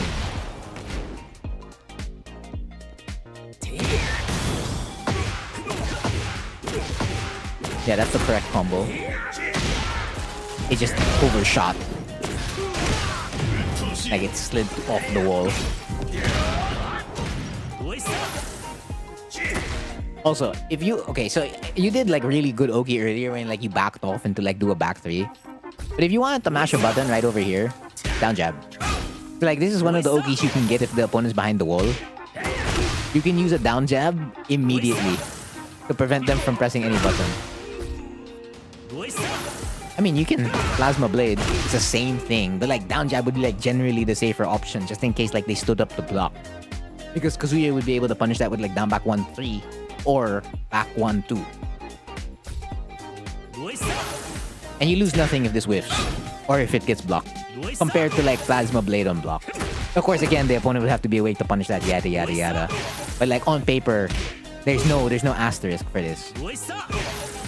Or you can do this. You want Oki? Jump over. Do something wild like this. Whether you do a jumping low kick or you do a jumping mid kick. I don't know, take your pick. Like, usually if you want to press a button right away, that's what you do. Because they took away our Oki.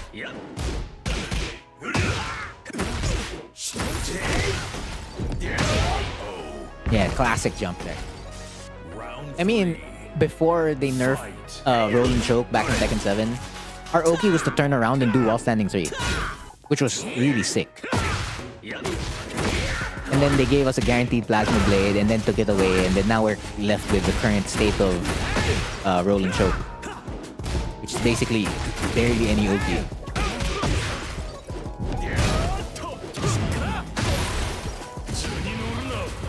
This is fine. That's okay. Because I mean, like, risk it. Go ahead and risk it. You have all the HP. Like, let them RA, because now that they RA, right, they don't have rage anymore to protect themselves. Is it late? Yeah. I'm reviewing the last 2 sets already.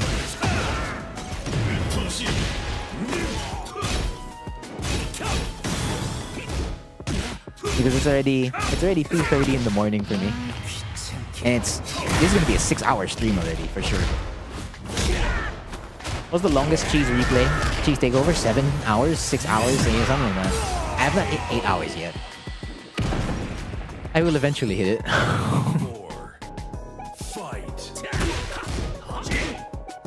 Is there anything else to see here? Oh, good. Bet.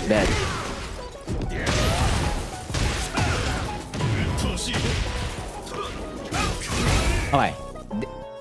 You see this move, Kennard? This is always a back 3. It's very consistent. Like, back 3 will always typically catch it. It's the same thing with down back 1-2. So for as long as he does like punch the floor and you hear him say Kubrae, and like there's like a bunch of hit effects.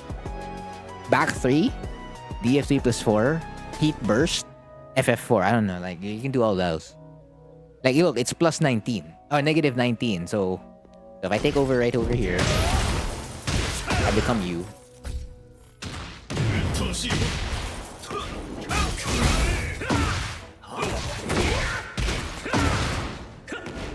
Like, you can change your fortunes really quickly because they threw out a really unsafe move. Becoming you. Yeah, I have access to your Horan. Your Horan custom. Fight.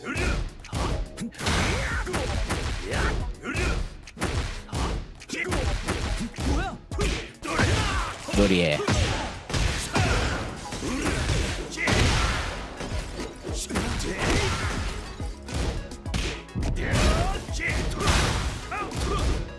Oh, also this.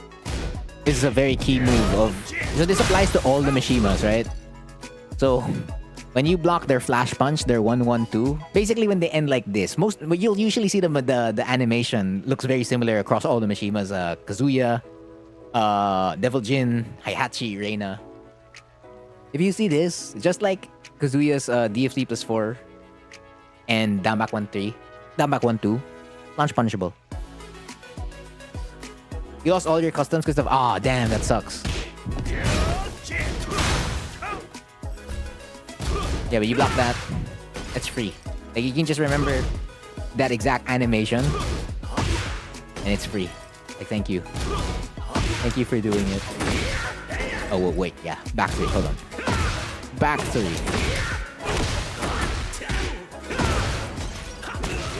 Wow, the wall. Yeah, and then break it, then yeah, so much damage. Luisa. Yeah, and then this is the one where you back up. Yeah, that was really solid.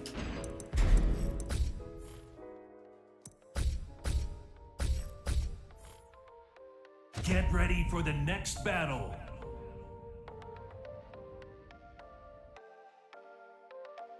Yeah, but for as long as you continue playing at your pace against Kazuya, you're fine. Like, just don't let Kazuya like just continue controlling space. Like, that's what Mishimas are really good at. They're good at just playing Tekken for the most part, like the general idea of playing Tekken. But you can rush them down. They can't. Well, I guess they can rush you down in a sense by like doing a bunch of hell sweeps and stuff like that. But they can't do exactly like what Forearm's doing, right? Down 3, 4, RFS2, and then you like do string. No, they're not doing that. They're hitting you with mix-up after mix-up.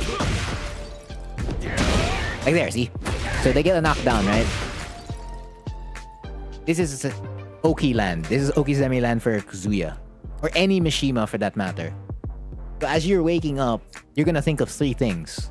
The Hell Sweep, CD1 plus 2, which is the mid that this Kazuya has been doing a lot. Or, if not CD1 plus 2, they're gonna do FS3, which is their axe kick launcher, because to pair it up with the Hell Sweep, right? To give you a reason to duck. Or, they'll just God Fist. So, like, they can get more plus frames. Hell, they could also just do an FF2 here right now. So, okay, I'm gonna become Kazuya, right?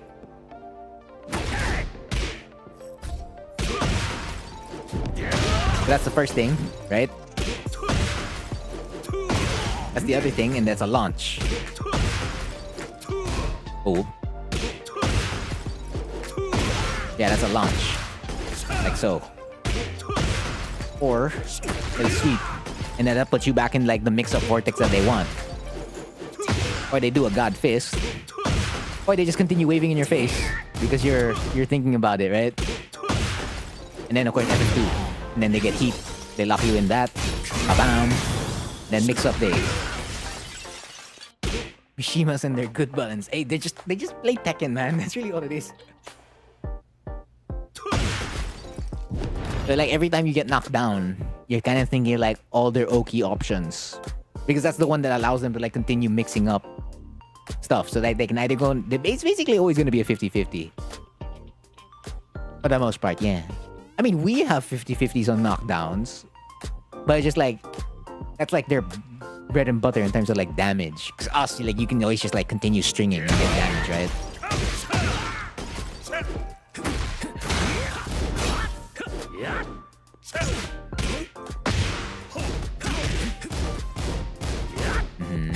Yeah, we already talked about that punch parry.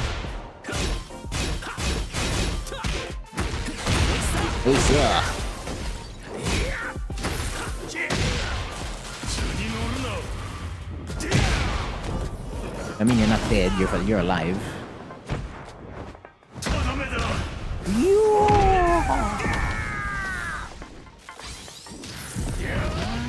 Damn, good.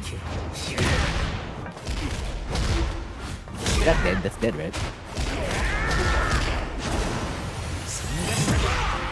Yep. Round 3.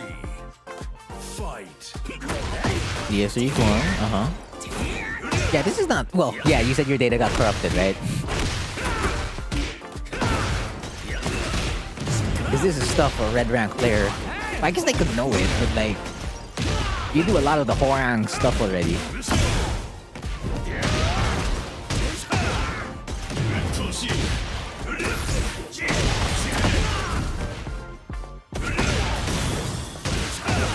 Ah, you raged hard. Okay. That's why you got hit.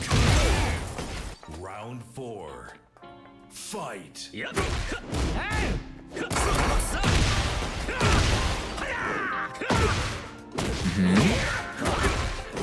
No, your rank was still the same? Really? You play nothing like a red rank. Or at least what I assume to be a red rank. You play nothing like it. A lot of these sequences and a lot of these decisions are not red rank. This is like blue rank Tekken King. Because it's very solid. A lot of your decision making in neutral / offense is very solid. I guess when it comes to like certain punishes, you don't know them yet. I think, because I'm just basing it off the gameplay I'm watching right now. But like besides that, the offense and neutral, good. So if the defense is the only thing you're lacking, then you may want to go into the lab and learn like some punishes. Or like learn the unsafe moves of other characters. Like if the Kazuya D of 3 plus 4 2 1 was like something you didn't know, other players are gonna start abusing those stuff against you. So that's like the one thing that's gonna start holding you back, which is like matchup knowledge.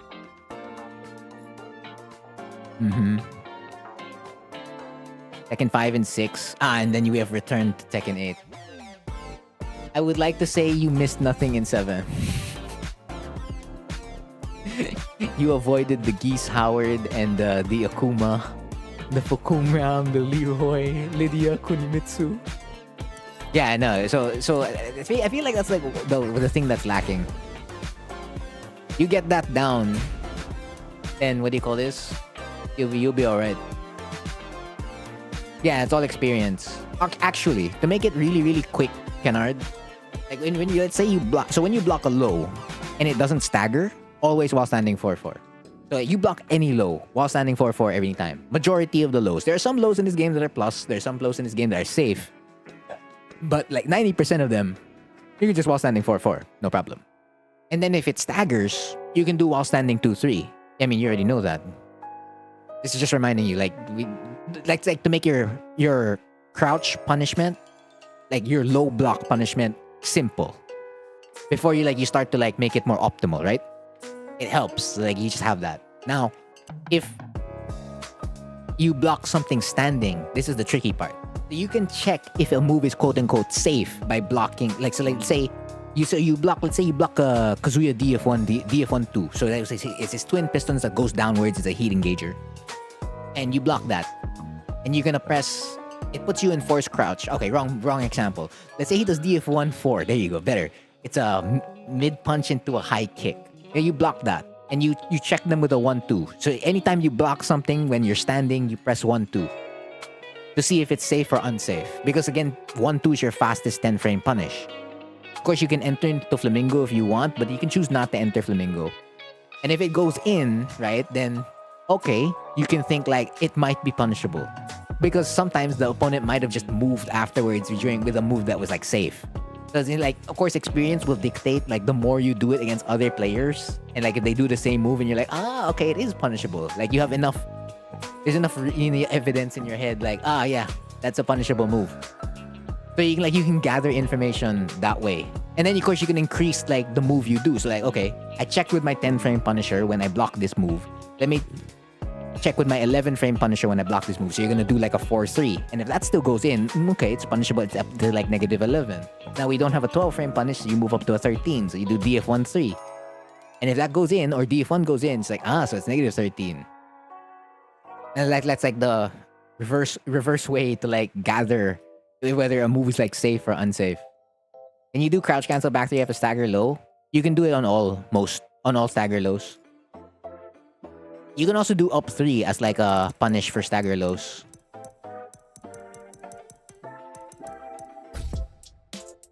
And that's like gonna give you way more damage. But yeah, that's like a quick way to like gain information whether a move is safe or unsafe. So if you're not gonna use 1-2, you can also use just 4-3 every time you block something. But yeah, if you have any other questions about that set, Kennard, just let me know. Okay, Luca. Wee. This is movement. Oh, hey, did you make the... This is Tekken. Oh, I love it. It's Tekken 3. This is the Tekken 3 outfit.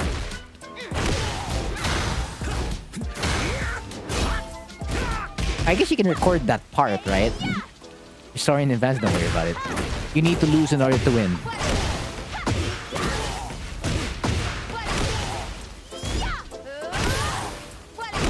Huh. Alright. You want the stage? Hey, we don't have the stage. Hey, we only had a character pass. It's not a season pass. I mean, you have access to it in story mode. just play the story mode expansion. She's like, but I don't want to play those characters. Fair. D4.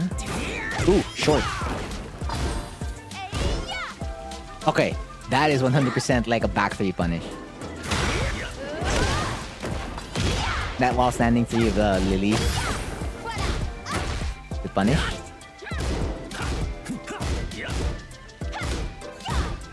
Yeah, you have to let that go. Ooh.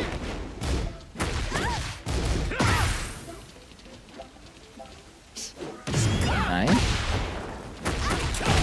Yeah, good call, good call. I just don't want to buy it. Round 3. Fight. Fair. Oh, we do this combo. Okay. Boom. Oh, short. Yeah, sidestep Matterhorn. Would be. Yeah. Unsafe while standing through.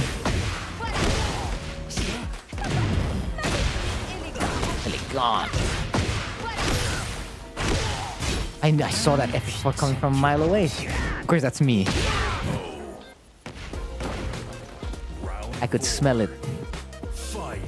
Like, yeah, they're gonna go for that.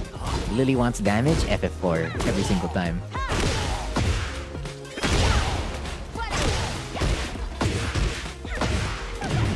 Oh, I need to double check like what I punish on while standing 3. I'm gonna open up the Talon punishment list because that's there, and Lily while standing 3 should be there. I should know because I made this list. Wee. It's not here. Oh no, it is. Dash back 3. Your punishes are FF4, dash back 3, and heat burst. So she got away with while standing 3 too many times. When it was a free punish for you. Round 1. Fight. My problem is I don't know how Lily wants to play. Don't know her frames of it. Okay. The quickest way to think about it is that Lily does not care about your moves. Why? Because she's the queen of sidestepping. So she can just step wherever she wants and it's not a problem. At all. So she's gonna do DF1, sidestep away, Matterhorn. DF1, sidestep away, 2-4. DF1, sidewalk. Down 3, sidewalk. 1-2, sidewalk, DF1. Like, she just wants to like continue poking you to death. And like moving around, and it's just like it's always my turn kind of deal. So like, you wanna keep her in check. You wanna like always like, hey, you can't step there.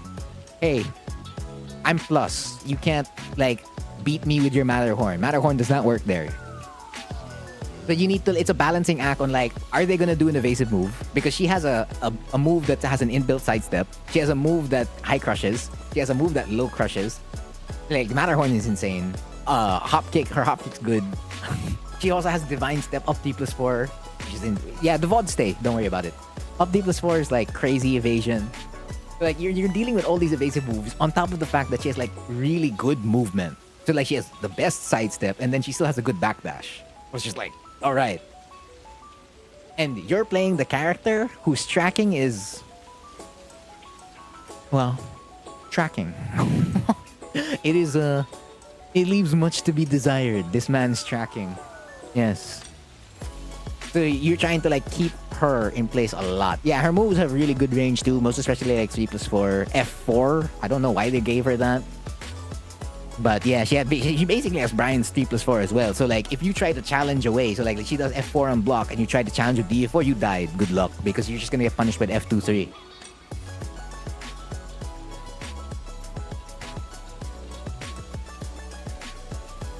Then her frames, usually they're not always like, she doesn't have a lot of moves that are like plus on block. The only move that's really plus on block is DF3 because that's her heal. It's like a Mishima axe kick. So it's her left leg. So can I control Lily right now? It's this one. So it's +3. That's like her main plus on block move. Everything else is usually sitting in the iffy frames of like -3. 0, 1, 2, something like that. I came back from the dead to tell you the next DLC stage is going to be free for the character pass owners. And you can get free 500 Tekken coins so you can buy Classic Warang. Or save it. Yeah, I'm probably not going to buy Classic Warang. Okay, that's cool. That's neat. Is that did they announce that? I'll look it up on Twitter after this. But yeah, generally like Lily's. That's how you're dealing with her. It's stressful. It's like trying to go after a kid who just keeps doing whatever they want. It's a Tekken apology. Okay.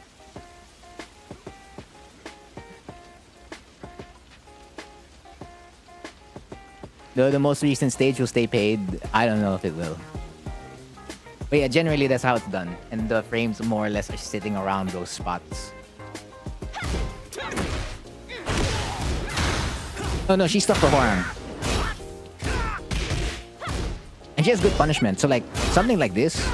So like, there's pushback on block, right? There's pushback on block on like right plasma blade.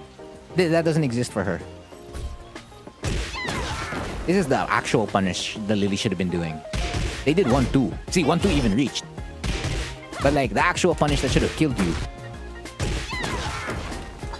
And then yeah, it's tough.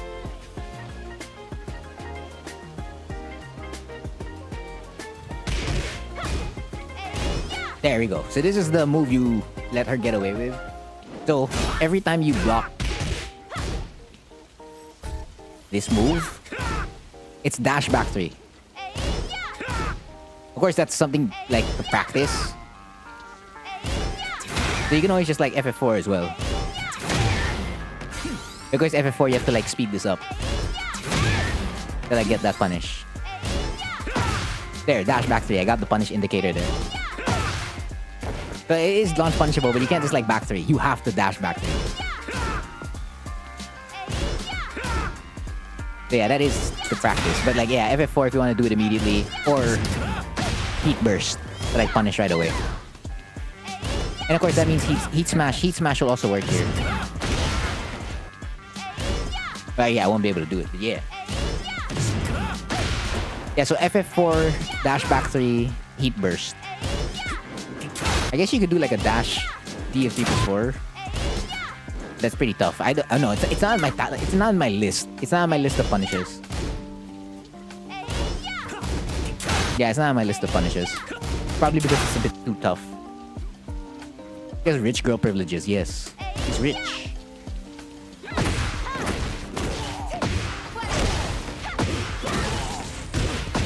Voila. Like that. This is a classic Lily setup. So this is 0 on block. So roughly again her frame data is sitting at like -3. Imagine Steve. It's kind of sitting like Steve's frame data. It goes upwards to like +3, downwards to like -3, -5. So this is 0. This is sidestep 1+2. This is a counter hit launcher, by the way. Crazy. So they're gonna set up a lot of stuff like this. And they're gonna bait you to like press a button. But this is their version of going fishing. Then they're gonna sidestep. This is an inbuilt auto reaction. You didn't even press a button. This is autopilot stuff from the Lily. So I could switch this to like 2-4 on block, her switchblade. She has like Jin's switchblade, just no stance. And then you'd sidestep and then Matterhorn. Yeah, straight up. It's a classic Lily thing. So like when she's moving, it doesn't mean it's over. And she's like, oh, okay. Like I did something on block, I can do, or like they did something on block, I can like move around and like do something. The answer to that question is usually no. I don't know, I was never really using it. Well, sometimes I use it as a neutral tool. Occasionally. What's the other one? Yeah, SS24. SS24, sidestep, SS24. And technically, she can do it on everything. Down 3, sidestep, everything. But for as long as it's like -3, it's best for her.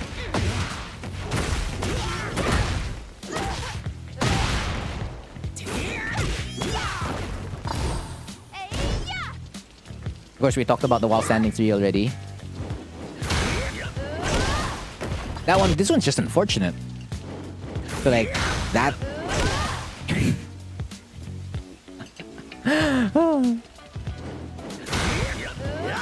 Bro. Horang life. Oh, this string. I didn't see you block it at all. But if you block her brand new string, this is 113. It's launch punishable. It's only in -15, so every time you see this kick, the last kick, it's always launch punishable.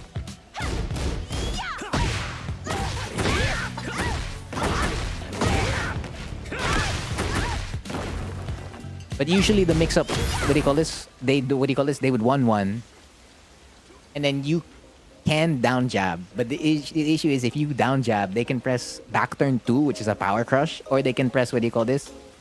Back turn 3+4. She's gonna jump over. It's gonna low crush, and then you die. So yeah, it's pretty tough. And then she still has an 8-frame high in back turn. You don't think Lily mains will ever grasp how privileged their character is? And then we'll reference TWT results. Lily was so good. Arslan Ashe player. You thought it was -12? Yeah, honestly, it could be -12. But the thing is, it's also a counter hit launcher, so it's kind of dumb if it was like -12 and it's a counter hit launcher. That's pretty insane. But it's launch punishable.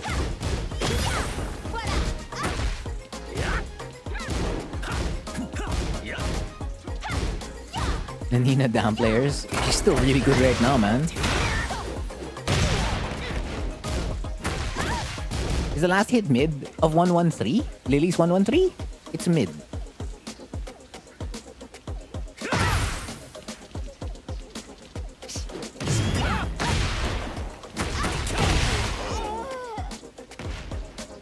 Round 3. Fight.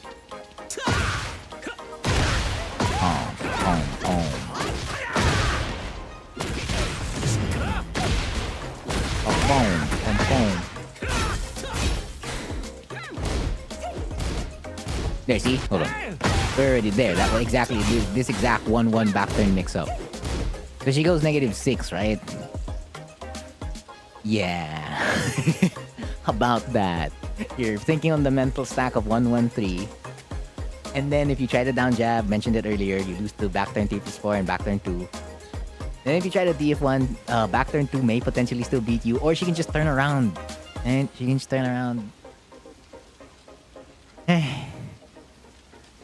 It's one of those situations where you just like sidestep right into a block. So, okay, I'm gonna take over in this scenario.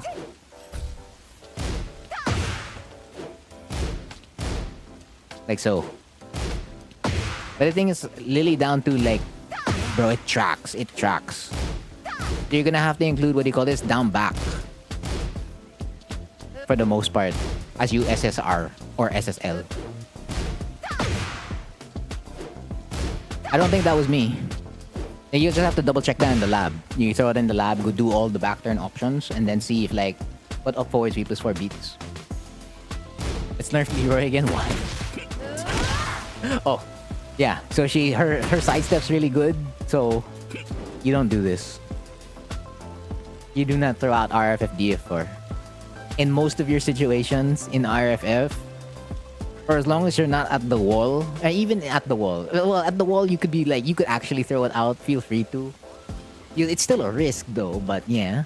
But in open space, you kind of like avoid throwing this out as much as possible, because while they did buff it, right, and most especially if you did it off RFS 2-1 block, like Lily can still, she can avoid it, you know? And it's just what it is. And then you die. It's just how it goes. That's why you have to be more careful. You have to be more careful against her movement. So you already know your tracking is kind of ass. So you be really, really sure on like which side they're stepping, or you use moves that have like high coverage, like F1+2.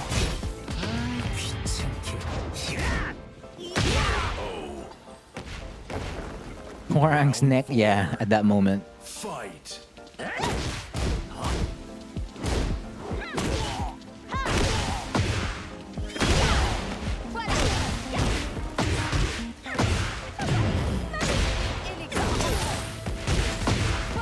That's actually not a bad option provided they're not doing like, what do you call this? So if they're not committing to a button after sidestep, if they are committing to a button after sidestep, that is okay. It's actually a good reason. It's a good move to like keep them in check, because now the Lily's gonna be forced to like sidestep into like a duck. The issue is if the Lily's good at doing that, then at that point, backlash is like, well, it's a threat. So like it'll keep them in check. So like let's say you get wall standing 4-4 and hit, you'll dash block in RFF, and then you're gonna see them sidestep left into a block, and then you're like, now you have a different situation on your hands, because now you're playing on like mind games, right? And timing. But if they're committing to a button every single time after a move and like they step, then yeah, backlash will like lock them out.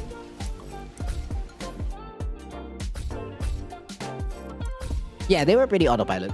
Get ready for the next They just going straight to the Lily options all the time. Is that a meme in the memes? I'll look at it later.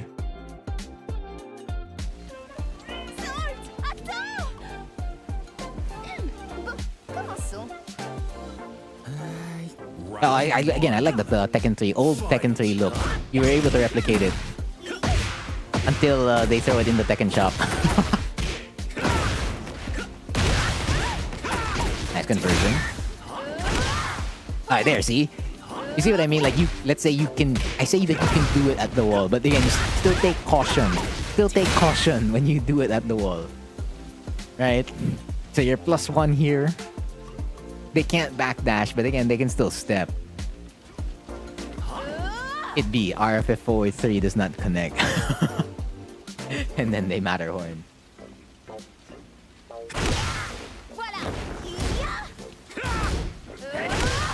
Yeah, oh wow. SS33. Oh no, well, LFS back 3 has no tracking in this game. It's basically a linear move. Even including RFS back 4. I don't know if you've played Unforgotten Echoes, but it's like a ton of old music references. I'll play it when I play it.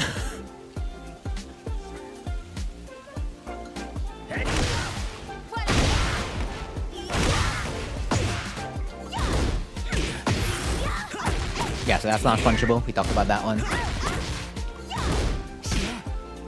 Honestly, when you get situations where you can potentially knock down Lily, you may want to knock her down.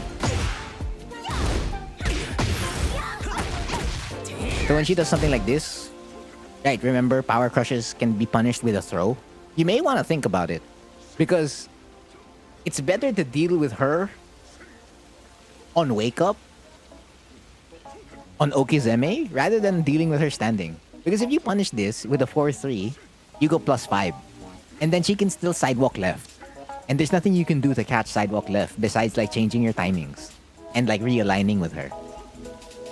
But if you knock her down, you do F2 +3, you do 2 +4 back, you do roll and choke, right? Doormat, QCB3, hip throw, up forward 1 +2. Now you can play on Okizeme. And that's better. So it's something to consider when you're playing against characters with like really good movement. Because you just don't want to deal with their movement.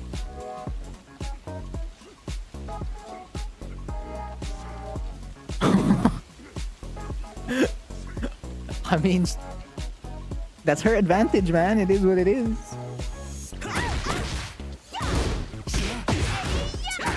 Grappler Hwarang, yeah. Did they punish him there? God damn. They got you from there, huh? It be. Round 2. Fight.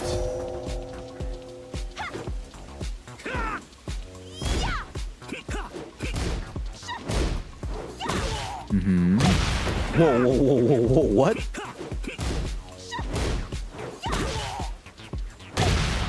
Why does it... I wish we could use photo mode and replay, so that I could see like a different angle of this. But like, what the... How did you hit Lily from all the way over there, bro? How did you do that? Yeah, there's no way of salvaging this moment. Like, salvaging the combo. She's like, what are you supposed to do? This is out of nowhere. The best you can do is like just get Oki. That's it.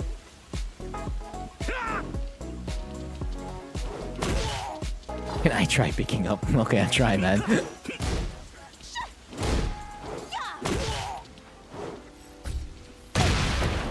Yeah.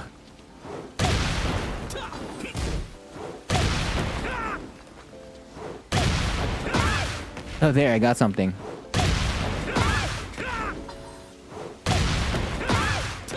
Nope. Nope. Nope.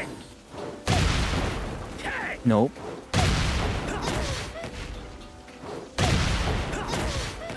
Nope.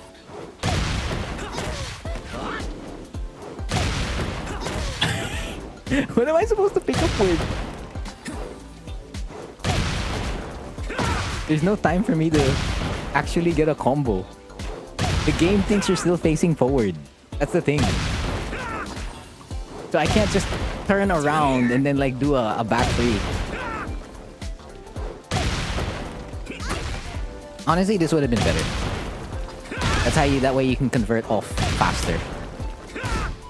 Or like to salvage it rather. Like you just press 1+2. Or can I fox step right here? No. I'm trying to press 3+4. Oh, okay. I stand switch out. Because I'm going to left foot forward. I'm already in right foot forward.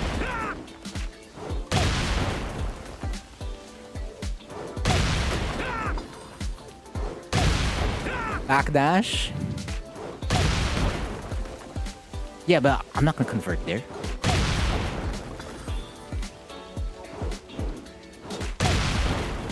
What am I gonna do? Oh yeah, I guess you can just like reset into like RFF DF3. Honestly, I'd rather just turn around. That would be faster for me. Nah, okay, but there's no converting off this. You can get like a few hits. That's about it.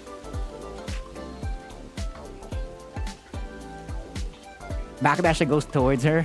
Oh.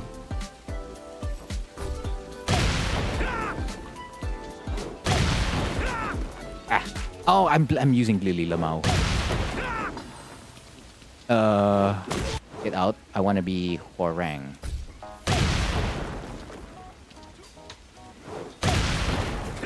Ah. While rising. Oh yeah, there you go.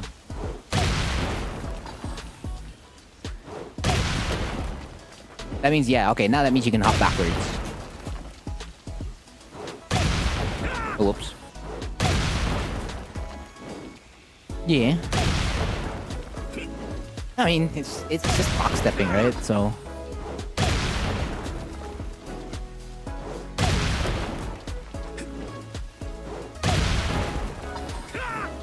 Yeah, it's a cameraman, man. Like, how do you end up all the way here? It doesn't make any sense.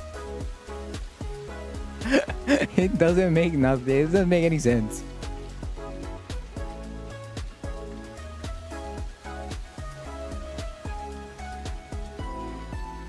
No, I mean, I already know Fox Step. It's just that in this scenario, it's very funky.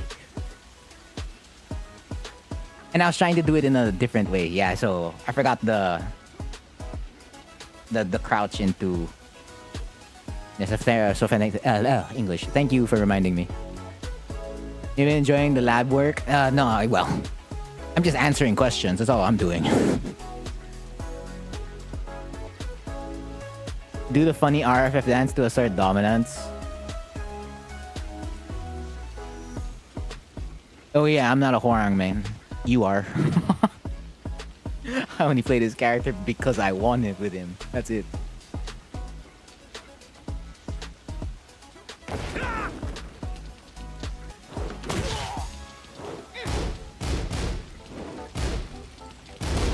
Oh, well, Luca, do I have to remind you that hop kicks are -13? Most of them, all of them, right? Yeah, all of them. Do you know them? Nah. They're using a burner account, bro. It's definitely not them. Nah. Your brain was like, okay, fine, fair. Yeah, because it was just like, the first set was just like, you got hit by so many Matterhorns. Hey, Lily was avoiding all your stuff. And so it's just like, what the hell am I supposed to do?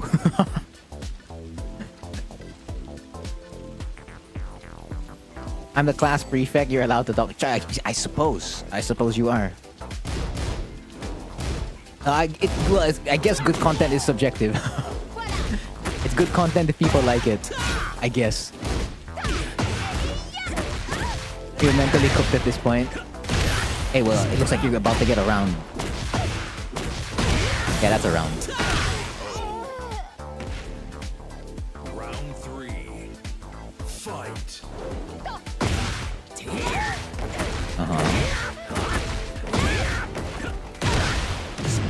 Boom.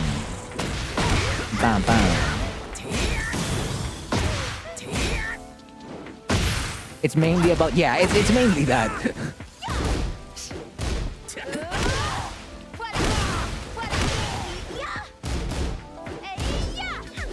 Like, unlike Steve, like, you're not dealing with left weave, right weave, and like outfox, up back 3. You're generally just dealing with the fact that she's using basic general movement to beat you. And of course, like, again, her evasive moves. But like, it's easier to deal with the evasive moves. It's harder to deal with like the general movement.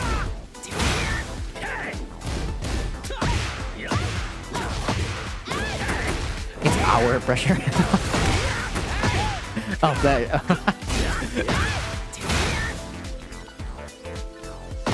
I mean, if it's helping people, great. So, I mean, I'm not doing anything special.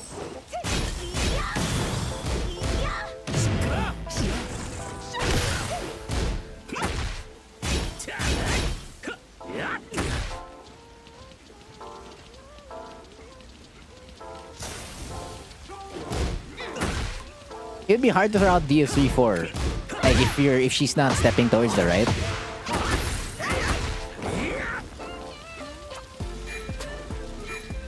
Like, this is just mainly about, what do you call this?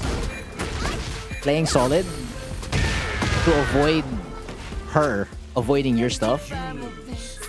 Because if you let her snowball you like that on offense, you're just gonna feel like that you can't press a button. And then you freeze up, you stand up, and it's like you can't move, you know? No, they don't. They use the tracksuit and the pants. They're not using the training pants. They don't have the same outfit. Right? Hold on, let me look again. Yes, you generally have to like avoid that as much as possible. No. Oh wait. Oh god damn it! It is the training pants. Curses! It's the training pants. No, you're right. Okay, but they're wearing Steve's. They're wearing Steve's rubber shoes. I'm wearing Azucena's.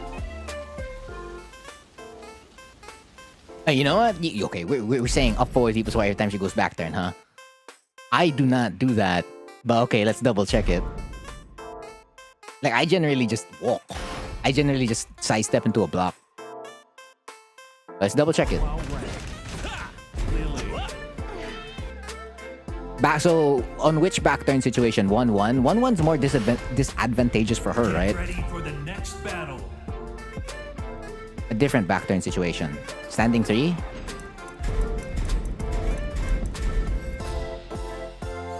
No, this is bad. 11. Ah, this one's better in terms of frames. 4. So that's 1.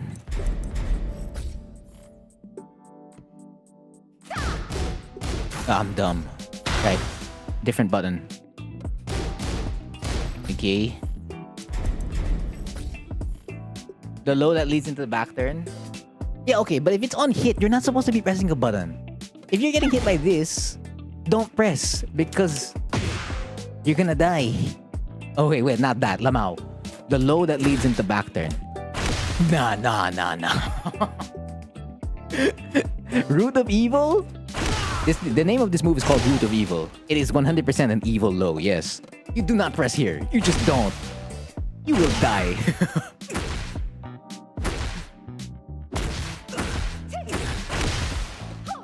No, yeah, there's no other low that's back turned, right?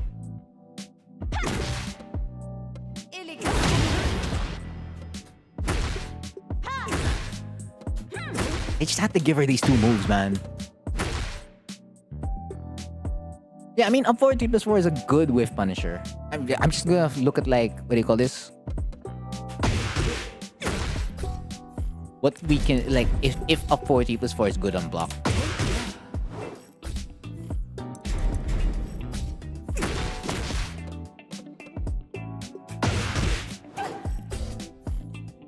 Is that all? Move this. Back turn. Yeah, I have 1, I have 2, I have 3, I have 4. Ah, I'm missing 1+2. Okay. 1+2. That's what I'm missing. Ah, this one. Oh, so she does an 8 frame high. No, you can't afford 3+4. No, not here. You can't. That does not work. And then this is the power crush, right? Whoa. Wait a minute. That's a punish.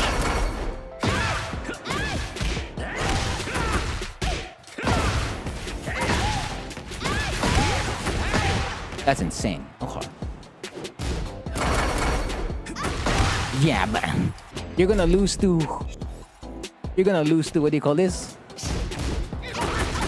You're gonna lose to her back turn 1. So you beat her back turn 3. You beat back turn 2. You beat back turn 4. You beat back turn 3+4. And then this is back turn 1+2. Okay, so I guess you're technically not wrong. You can go for up forward 3+4. It's like, it's a very good tool to risk in this scenario. Yeah, because you even beat the power crush. I wonder if you just...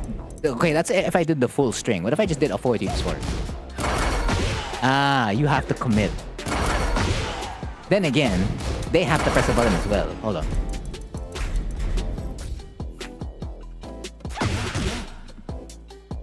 Okay, that's not the way. Hold on. I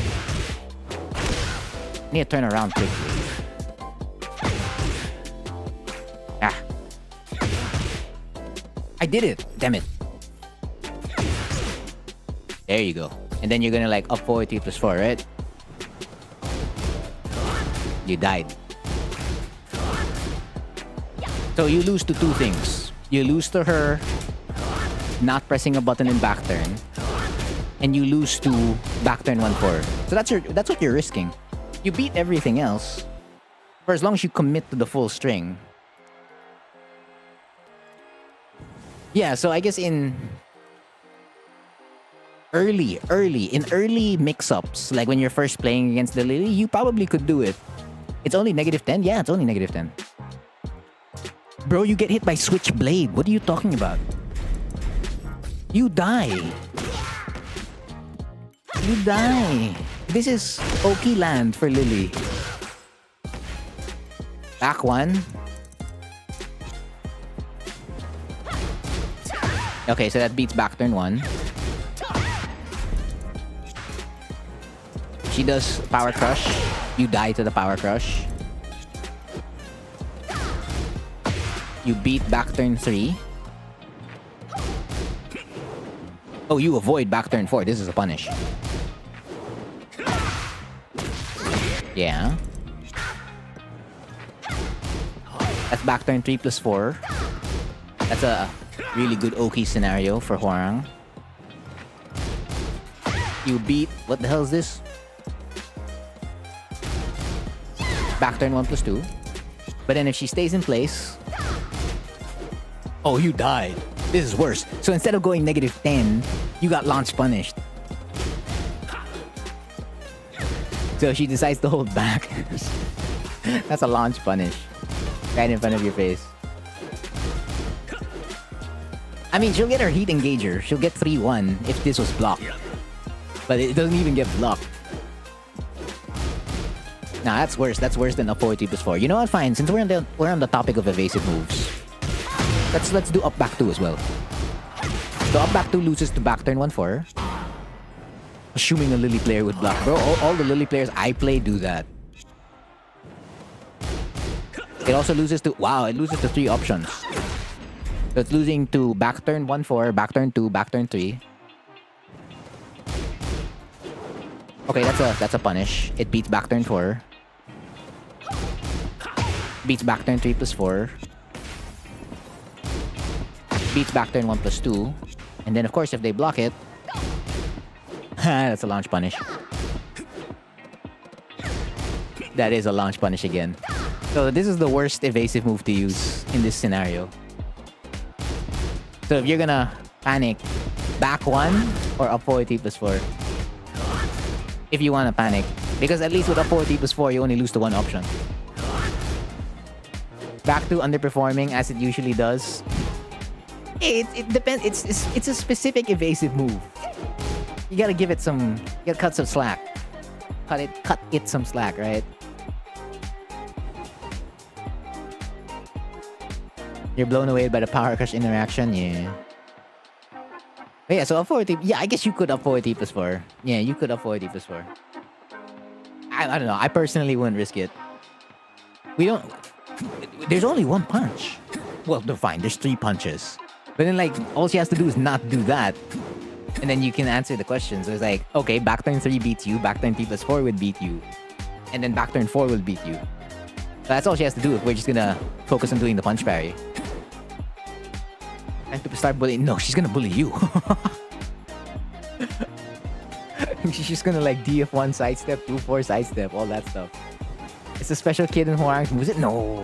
Bro, he's had this for years. This was a counter hit launcher at one point. Not at one point. It was a counter hit launcher. They took it away. It even knocked down. I don't know why they nerfed this move, man.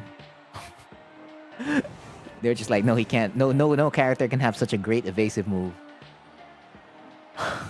It be. But okay. You can risk a 4-3 plus 4 versus Lily on back turn. On block. Huh. I mean, he's in the game. It's hard to say if he hates him, right? And he's in the game. So the fact that he's in the game, he's base roster, I don't have to wait for DLC. I'm good. The frames it gives on hit on counter, yeah, because it's like plus 16, plus 15, and that's like more or less like guaranteed check. Like they can't do anything about that for as long as you're fast. But yeah, Luca, that's everything about your set. So if you have any other questions about it, just let me know. I can now delete all of this in my notepad. Yeah. And I can minimize my notepad because I still need it. Because I was doing other stuff that required that are in my notepad. Since you can have like tabs on notepad now. You don't want to be old enough to remember Hwoarang as a character. They stopped pushing in character. He's still in the game. You want to be Lex Lay? Oh no, you don't want him to be the next Lay. I don't think he will be. The character is very popular. Bro, he's still top 5 in usage. Oh, whoops. So like, for as long as he remains top 5 or top 10 in usage, it's never gonna happen. People like this kicking boy. No matter, despite like all the salt in regards to like playing against him.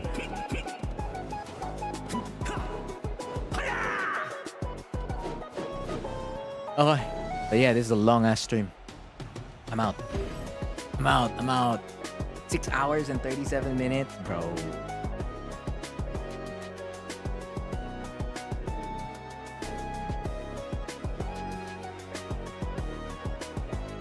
AK was top 5 and they bring him over. Cause he's dead. Well, he's not dead, but I mean.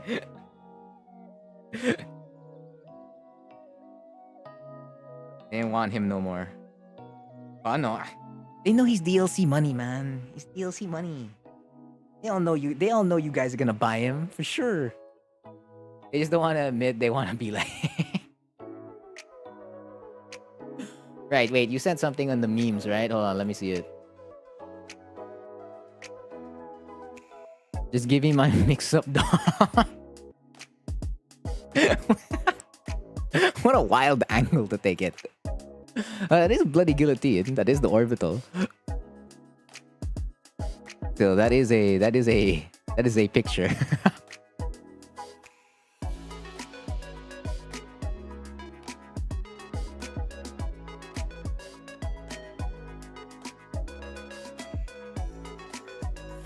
Learning. The learning never ends. It never does with Tekken. Have I seen the original? No, I have not seen the original. Share the playlist? What do you mean? The playlist you're hearing right now? It's Stream Beats. So let me open a different tab again. Let me open YouTube.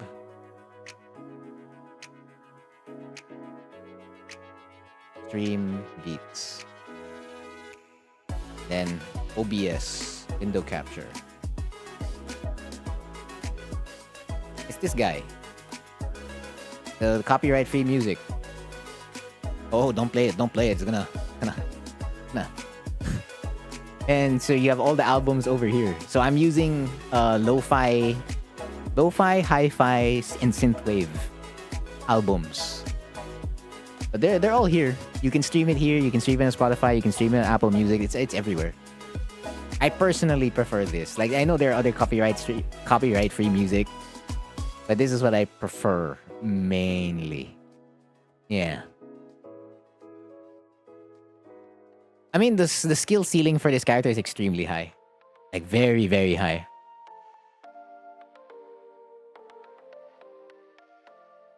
Like, a lot of Hwoarang players have definitely gone pretty high up with the character, but we're waiting for, like, that one Hwoarang player who will go the distance. Like, farther from everyone else.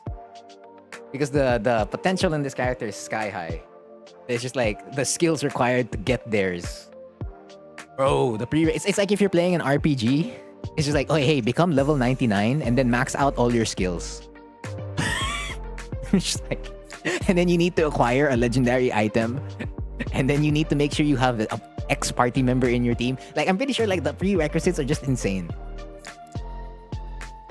When Yonarang figures out Tekken 8. Needs a mid, bro. Where's While Standing 3? Our FC3 is not unique anymore. Yeah, Edge is currently on top. Eventually it'll happen. Or it doesn't, and Namco just makes him like strong, and they make his DF1 solid, and they make him a solid ass character. And then they nerf him after that. And then it's over. Yeah, at EWC. Yeah. Did you guys play a set?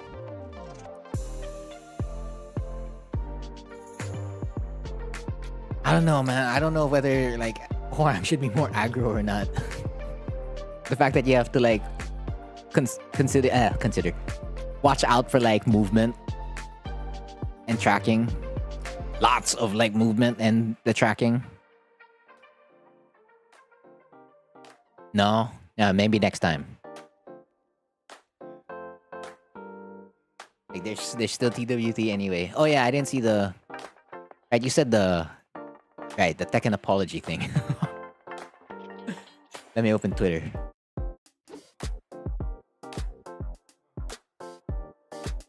Blocks is changing soon. Yeah, that is a weird ass change. Don't know why they're doing that. It is what it is. Okay, so Tekken... An important message from the Tekken 8 team. Playable character pass, additional content, 1 stage DLC. 72-hour early access with all the DLC. Although, you don't get access to early access with them anymore, right? No, the winter character. Oh, we get Kinjin as well? Hell yeah. And then we get Tekken coins. 500 Tekken coins. Wait a minute, hold on. How many Tekken coins do I have now? I have like 200. Yeah, I mean, you have to know your options, but like generally speaking, our tracking options are weaker than other characters in the game.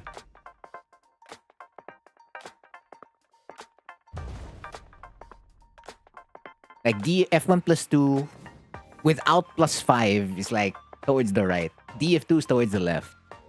And then DF1's towards the right. Sometimes works towards the right, sometimes doesn't. Depends on the opponent you're fighting. A character you're fighting, right? Oh, I have 200. 200 Tekken coins. And I'm gonna get 500? Oh, bro, I'm gonna have 700. 700 Tekken coins. Bro, that means I can get one of these bundles. I'll just get the bundle. Wait, where's that bundle again? Oh, is it gone? It's gone. Bro, he has the... It's a surprise to me that his, what do you call this? His sidestep's below average. I thought he was always average. So in Tekken 8, he's below average. When they listed it out, when someone did the lab work. So he's average sidestep, and then below average sidestep. Average backdash, below average sidestep. I'm like, huh. That's not how it was in Tekken 7. Of course, his sidestep was like 10 His backdash was a little bit higher. Like average, but upper average. Mishima complex. Oh, so the bundles are gone. No, I was gonna get the bundle, man. That way I get 2 characters. Yeah, Mishima complex. You sent another one?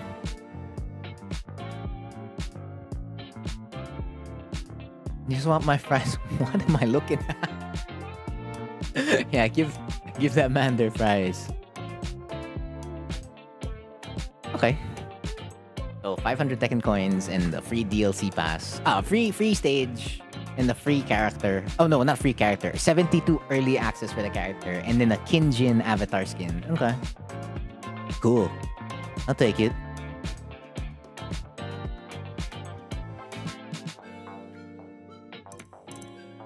$500? Wait a minute, I'll have 700.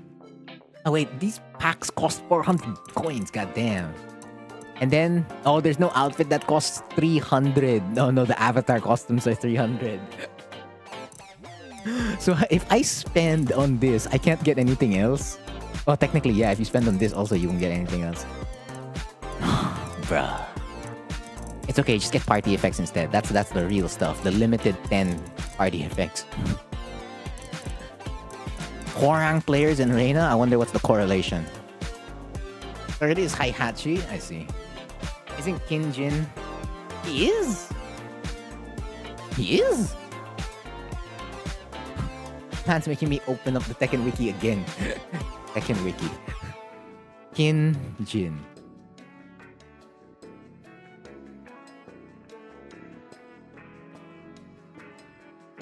Yeah, this is a golden... It's golden Mokujin.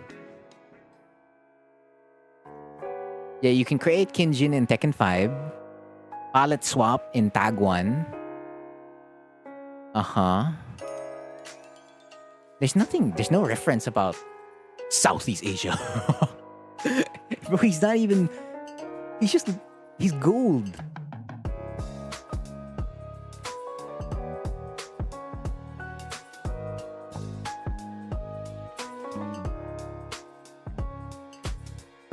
Mishima playing. Oh, because your playstyle fits the Mishima's more, I see. Yeah, Hwoarang's cool. Hwoarang be cool. I mean, bro, there's so many outfits of like every other character in the game that they should be bringing. I don't know why it's like one outfit. Like, it's only Eddie's outfit right now. It should be 2 characters or 3 characters. Hell, even 4 or 5 characters at a time. They have so many outfits that they have not brought back in. So like, I don't know, every 2 to 3 months, throw in an outfit. According to the Tekken test we did on stream. Huh? Whatever. It's already too late. 6 hours and 47. No, thank you. Again, much thanks to all those who dropped by and or stayed the whole way. Again, I've been Frontier. And thank you for watching.